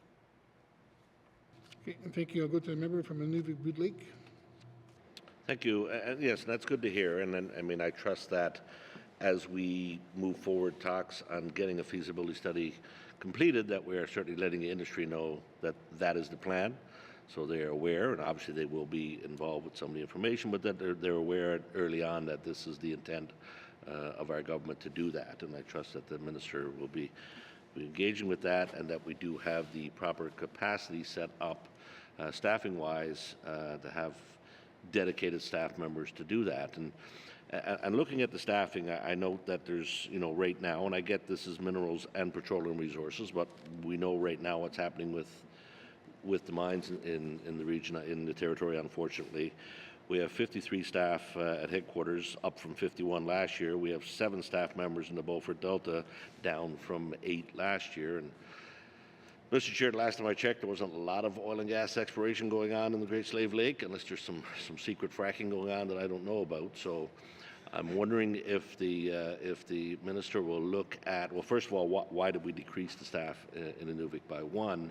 And if there's any contemplation moving forward about actually staffing up in the Beaufort Delta, given that, there's could be some significant action happening there, and looking at either staffing up through new positions, new senior positions, to engage with Indigenous governments, to engage with industry, in the region where the action is happening, so to speak, and as well why we and whether that you could do that through transferring positions from the from headquarters into the region, or whether or not we look at expanding the staffing up there to make sure we have the capacity to do this, Mr. Chair. Thank you. Okay, thank you. I'll go to the minister. Thank you very much, Mr. Chair. So it was an admin position that was a duplicative position that was reduced. And in regards to the staffing up, certainly we would want to do so based on need. And so I really hope that together with the member for Inuvik Boot Lake, we get to that need. Thank you. Okay, thank you. I'll go to the member from Inuvik Boot Lake. Thank you, Mr. Chair. Yeah, and I know the minister is aware, and I'm happy to work with the minister and the department on that. Some of the folks that we've had presented to us and the folks that work both at headquarters in the region are keen, and I'm not saying we don't. I'm certainly not disparaging the folks we have in place doing the work, because I know they're very knowledgeable, and I've had some very good conversations with them. I just want to make sure we have the capacity. Maybe the dream would be a regional envoy for energy policy in Inuvik, Mr. Chair, would be an ideal situation. But yeah, more of a comment than anything. That I think it's going to be even more important as we move forward, and hopefully as we look at developing that natural resource up there to provide some much needed revenue to our territory. Mr. Chair, thank you. Okay, thank you. I'm going to continue on now. Next on my list is the member from the Sawtooth.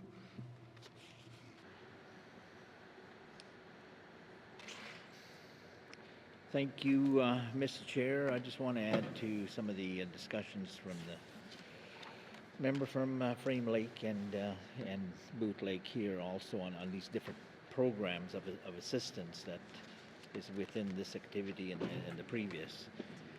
And I like the minister saying they're looking at marketing and discussions with energy opportunities, and certainly this activity is one of the supports to achieving continued dialogue and marketing what you have and serving the interest of potential investors. So summarizing all that, I'm kind of hoping that there would be additional capital added throughout the year. If you look at the compensation and benefits line item at 10 million, and the delivery of staff costs on the balance of what's left over. So if you take 17 million and add it on to the additional, the next page on 242 of 1.9, and your staff costs is around and about 50% of what you're going to be delivering. So we seem to be spending a lot more on staff to deliver these different types of programs, which are all ideal. But when you look at the demand for energy opportunities, maybe that could be tweaked and expanded on. If you take an example to that and say, okay, Indigenous capacity building is there to support and offset transportation costs for staff from the Indigenous governments to go and publish their position to different conferences. Could that capacity building maybe expand on to, say, secondments, for example? So really what I'm trying to say is how can we broaden this activity and previous activities that recognize the potential? When I travel back to my dying community, and the Norman Wells Esso is very similar to what we're seeing here in the capital because of the decline in the diamond fields. And just to measure the downside to that, the resupply of the diamond customers in peak years was 9,000 truckloads, and I do believe it's down to like 3,000 truckloads now. So that just gives you a real indicator on the decline. However, that shouldn't stop there. You should recognize what you have in terms of assets and growth and wealth and potential and capitalize on that. When I say we have huge amounts of reserves in gas and coal, believe me, it is true. It is into the billions of cubic feet of gas. And adding on to that inventory, you've got critical minerals. And adding on to that, you've got a huge play referred to as the Canal Shale play. Now, if we really want to look at readiness and diversification of the existing inventory we have, we should expand on the resources needed to market that. And I look forward to working with the minister on readiness. And I really think we need a readiness on the assessment of our current situation in the Sahtu. And just expanding on the negativity of our economy in that particular region. Not only the decline by the Esso closure, you can look at the losses of the children or the students that are going to be withdrawn from the school. Then on top of that, you add on negative more losses because of the Jordan Principle losses. I'm told this region's going to see in the neighborhood of 35 staff members. Now, what are they all going to do? And you can add on to that and say, okay, it's not 35, it's more over 40, considering the closure of the community learning centers. So it just keeps building and building, but yet I know I'm not discouraged by the negative losses. I want to promote what we have, and what we do have is truly recognized by the assets that we have in that region. We've got incoming players such as Rio Tinto staking claims there, so let's seriously look at that. So I just want to know the continued support from the minister in resilient approach to build on the existing economic development regional strategy we have, in particular, updating that to the decline that we've seen over the last several months. Thank you, Mr. Speaker. Mr. Okay, thank you. Go to the minister. Thank you very much, Mr. Chair. And Mr. Chair, I want to thank the member for his comments and questions in there. And the member is always a huge proponent for economic development across the territory and also for the strategic infrastructure. Mr. Chair, when we are talking to industry and their desire to really invest and to build capital for the projects that they're working to develop in the territory, they talk a lot about the need for energy and the need for roads. And I know that the member is a huge supporter of the Mackenzie Valley Highway. And it's projects like that that are really going to make further investments in these projects possible for companies. We can't expect industry to come out and build a major highway that extends from one end of this territory to the other, but industry is prepared to build spur roads and to build the pieces that are needed. And that's where ITI comes in as the regulator and the pathfinder of being able to support projects that are in these regions and working closely with strategic infrastructure that's working very diligently on these road builds and these energy solutions in the territory. So I thank the member for his comments, and certainly we will continue to work together because there's so much opportunity in his region. Thank you.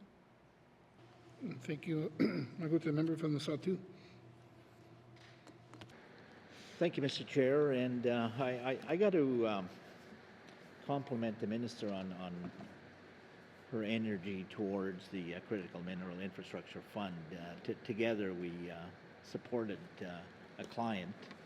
At the end of the day, the client was lucky in accessing federal capital. I apologize for my colleague.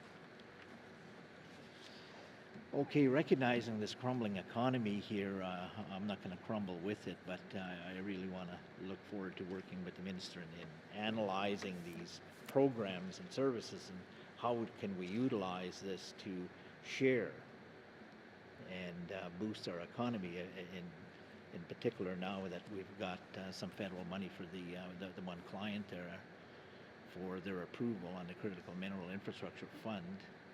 In my recent discussions here over the last 6 months with the divestment of Cenovus's assets midway between Toledo and Norman Wells, they got a huge play there. And they literally want to give it away, to eliminate it from their books. So there's an opportunity there, there's an agreement there between the oil company and the Toledo District Land Corporation. So maybe with different programs we can help the Indigenous potential recognize that opportunity, and maybe they need help in the engineering of that potential. I can only imagine the tie-in from one side of the river to the other side of the river, tying into the Enbridge Line 21. That technology was proven for 2.5 kilometers upstream from Fort Simpson back in 2018. The technology that's seen two rigs drilling towards each another and they were offsetted by 1 centimeter. And I'm quite certain that technology could access the resources on the west side of the Mackenzie on the Synovus Play to line 21.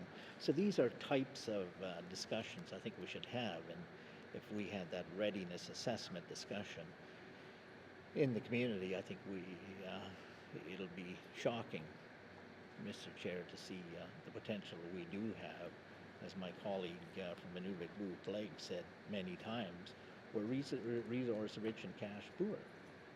So let's recognize that resource and see how we can market it and develop it and bring it into production. As a result of production, royalties will be realized to government. Thank you. I'll go to the minister. Thank you very much, Mr. Chair. For details on the Synovus Play that exists in the Sahtu, I'd like to pass to the Deputy Minister. Okay, I'll go to the Deputy Minister. Yes, thank you. So yes, we are aware that there are resources over there that Synovus owns. Access is going to be key to this one. It will require barge access. They have a very large, significant discovery license. And so yes, there is potential, as the member mentioned, and we are there to support the community, you know, and pathfind as this project advances. So thank you, Mr. Chair. Okay, thank you. Is there any further questions on this page item? Oh, member from the monthly. Thank you. You know, there's, I don't want to take from other regions, but there's a lot of jobs allocated, or there's a lot of jobs in the headquarters, and some in North Slave. Cleacho is not part of North Slave, and there's one job for economic development diversification, and there's about 53 jobs, you know. And when from last fiscal to upcoming fiscal year, 53 jobs created. I mean, there's one job that's added, or 2 jobs.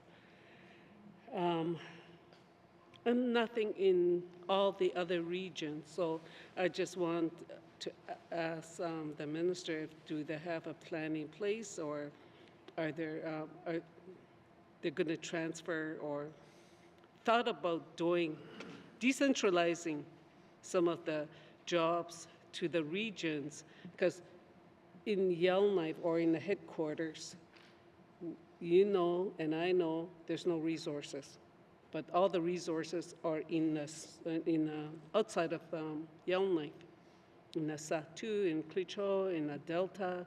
You know, we have all these resources. I would like to see some of these headquarters positions moved to the region. So I just wanted to ask the minister if are they working with the Indigenous government or other regions to, you know, to build relationship, to transfer some of these jobs to the outside of Yellowknife. Thank you. Okay, thank you. I'll go to the minister. Thank you very much, Mr. Speaker. Or sorry, I keep doing that today, Mr. Chair. So ITI funds Cleacho government, for example, and other Indigenous governments across the territory through the community transfer initiatives. And that way, Indigenous governments can hire their own economic development officers. In addition to that, there's also regional superintendents and economic development officers that work for ITI as well. And in addition to that, Mr. Chair, one of the policies that ITI uses and has even used for interns is the remote work policy. So there have been people who have applied on positions that may be headquarters positions, but are able to use the remote work policy in order to do the positions from their home community. Thank you. Okay, thank you. I'll go to the member from Monthly. Thank you. I am aware of the Economic Development Officer positions in agreement with the Cleacho government. That is good. You know, it would be nice if, you know, the government can do that with other Indigenous groups as well. What I'm talking about is the high-level positions.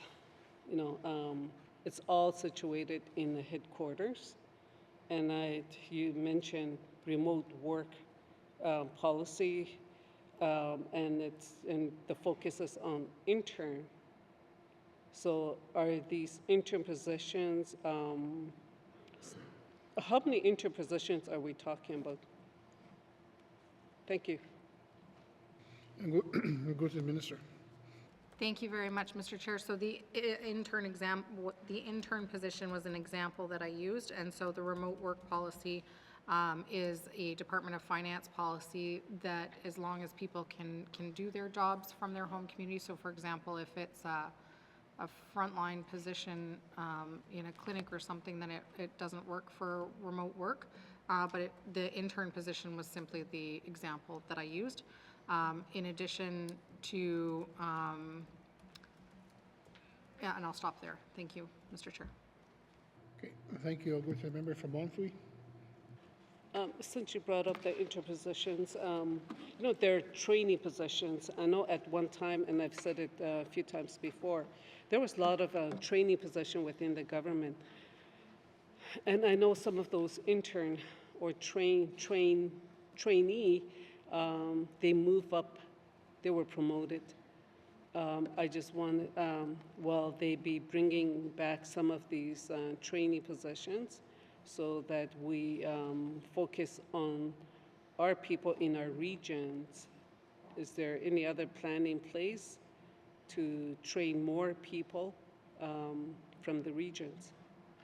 Thank you. Okay, thank you. Go to the minister. Thank you very much, Mr. Chair. So, Mr. Chair, Industry Tourism Investment also uses the Indigenous Career Gateway Program, which is essentially training positions where the department can gain access to training funds for an employee through that program. And ITI always looks to do that first and foremost with any hiring opportunities. Thank you. Thank you. I'll go to the member from Montfrey. Can the minister explain to us why, with the minerals and petroleum resources, the regional allocation, headquarters have more jobs and all the other region except for Delta, there's no positions there identified? Thank you. Thank you. I'll go to the minister. Thank you very much, Mr. Chair. So we have our regional superintendents, and so the regional offices that support each region those positions are found there. Within this division specifically, it's a regulatory division, and so the staff of this division end up serving the entire Northwest Territories. Thank you. Okay, thank you. I'll go to the member from Montfrey. Yeah, they serve all of the Northwest Territories headquarters. I think we can be more efficient, more effective if we saw some of these headquarters positions in other regions rather than just in the headquarters. Because right now is the time where we are advocating for more jobs to be transferred and or created, especially with the mine closure.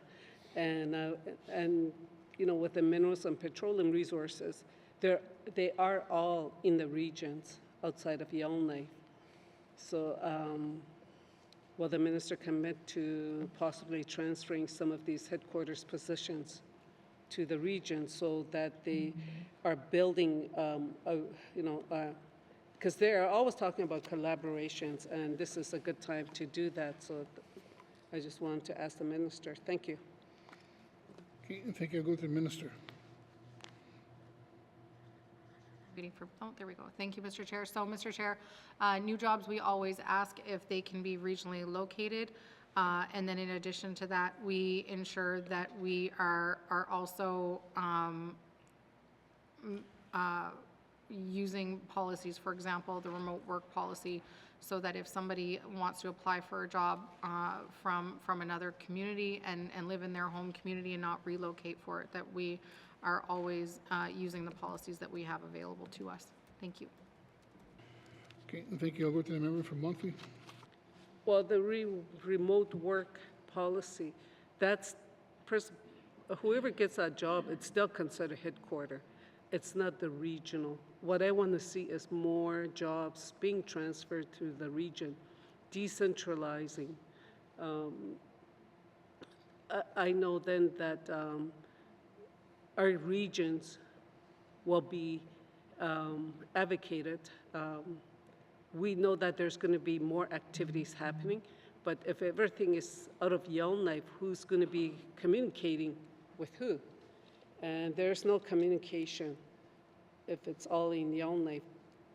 So I want to ask the minister in the near future, hopefully within the next fiscal year, or current fiscal, or the upcoming fiscal year, that they're going to be focusing on decentralizing jobs to the smaller communities where we need more jobs.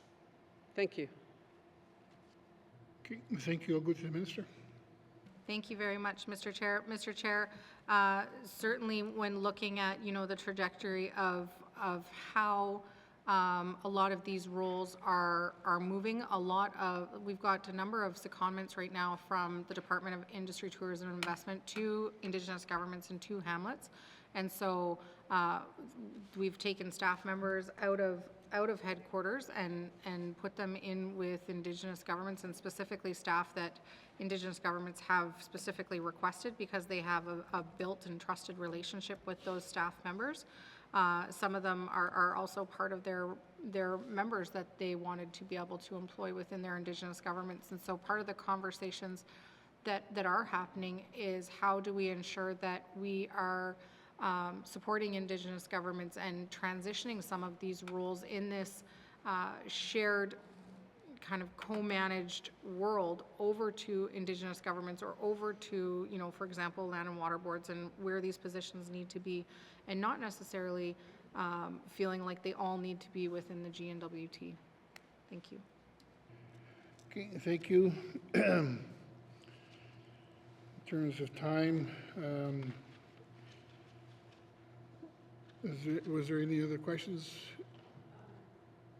You got one more pressing question? Okay, one more question.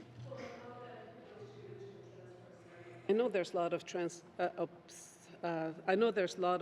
assignments, and especially with Klitschko, I think they have like over 10. I think because of that, I strongly believe that many of these transfer assignments, it's probably from Yellowknife positions, headquarter positions, or North Slave, the one that they. Now's the time to transfer some of these jobs to the small communities where it's not just, because eventually those people that are in the job, they're going to get old. They're going to retire. And, we need to start focusing on the younger generations for career development. But if we keep all of the jobs in Yellowknife, we won't know, the young people won't know what kind of jobs that exist within the GNWT. Thank you. Okay, thank you. We're going to go to the minister. Thank you, Mr. Chair. I hear the member and absolutely appreciate her comments as these decisions continue to unfold, and in all of the decisions that the staffing decisions that have been made here, we've indicated a desire to see it respected, where even if it's a headquarters position, that if somebody applies on the job and wants to use the remote work policy, that they can stay in their home community. And so really making sure that we're encouraging people to apply on these jobs is critically important, and them knowing that they can use the remote work policy if the job falls within that criteria is really important. Thank you. Thank you. Going to move on before we shut down in 5 minutes here. Please turn to page 241. Industry, Tourism and Investment, Minerals and Petroleum Resources. $17,166,000. Does committee agree? Okay, thank you. Because of time, I'm going to stop here. I want to go to the member from Nunavut Lake. Thank you, Mr. Chair. Mr. Chair, I move the chair rise and report progress. Thank you. There's a motion on the floor to report progress. The motion is in order, non-debatable. All those in favor? All those opposed? Motion carried. I'm going to ask the Sergeant at Arms to escort the witnesses from the chambers. Thank you, and I'll rise to report progress. Thank you.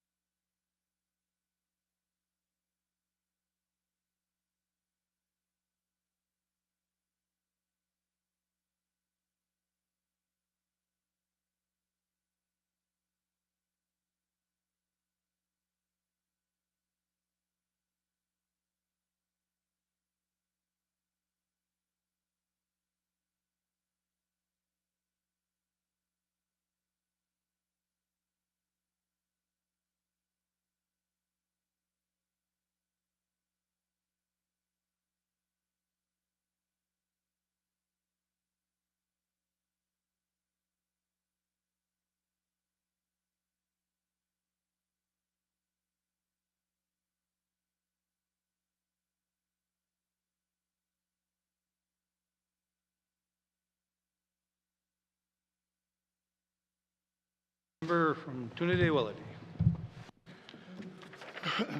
Mr. Speaker, your committee has been considering tabled documents considering Bill 33, Bill 35, and table documents 44A-20(1), and would like to report that 33 and 35 bills are ready for third reading.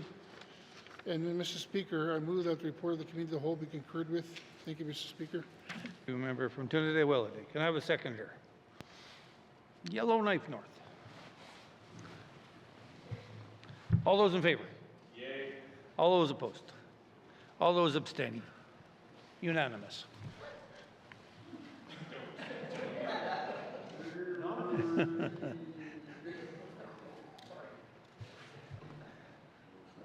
Reports on Committee of the Whole, reports on Committee of the Whole. Third reading of bills. Third reading of bills. Orders of the day, Mr. Clerk. Thank you, Mr. Speaker. The Standing Committee on Accountability and Oversight will meet at the Rise of House. Orders of the day for Wednesday, February 25th, 2026 at 1:30 p.m. Prayer or reflection, minister statements, member statements, returns to oral questions, recognition of visitors in the gallery, acknowledgements, oral questions. Oral question 1071-20(1), written questions, return to written questions. Written question 26-20(1), 27-20(1), 28-20(1), 29-20(1), 30-20(1), 31-20(1), 32-20(1), 33-20(1), 34-20(1).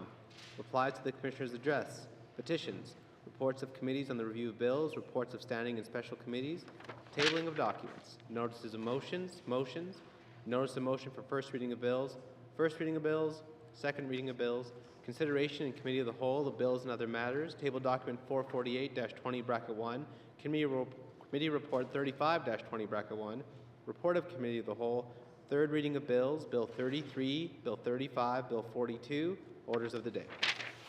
Thank you, Mr. Clerk. This House stands adjourned until Wednesday, February 25th, 2026 at 1:30 p.m.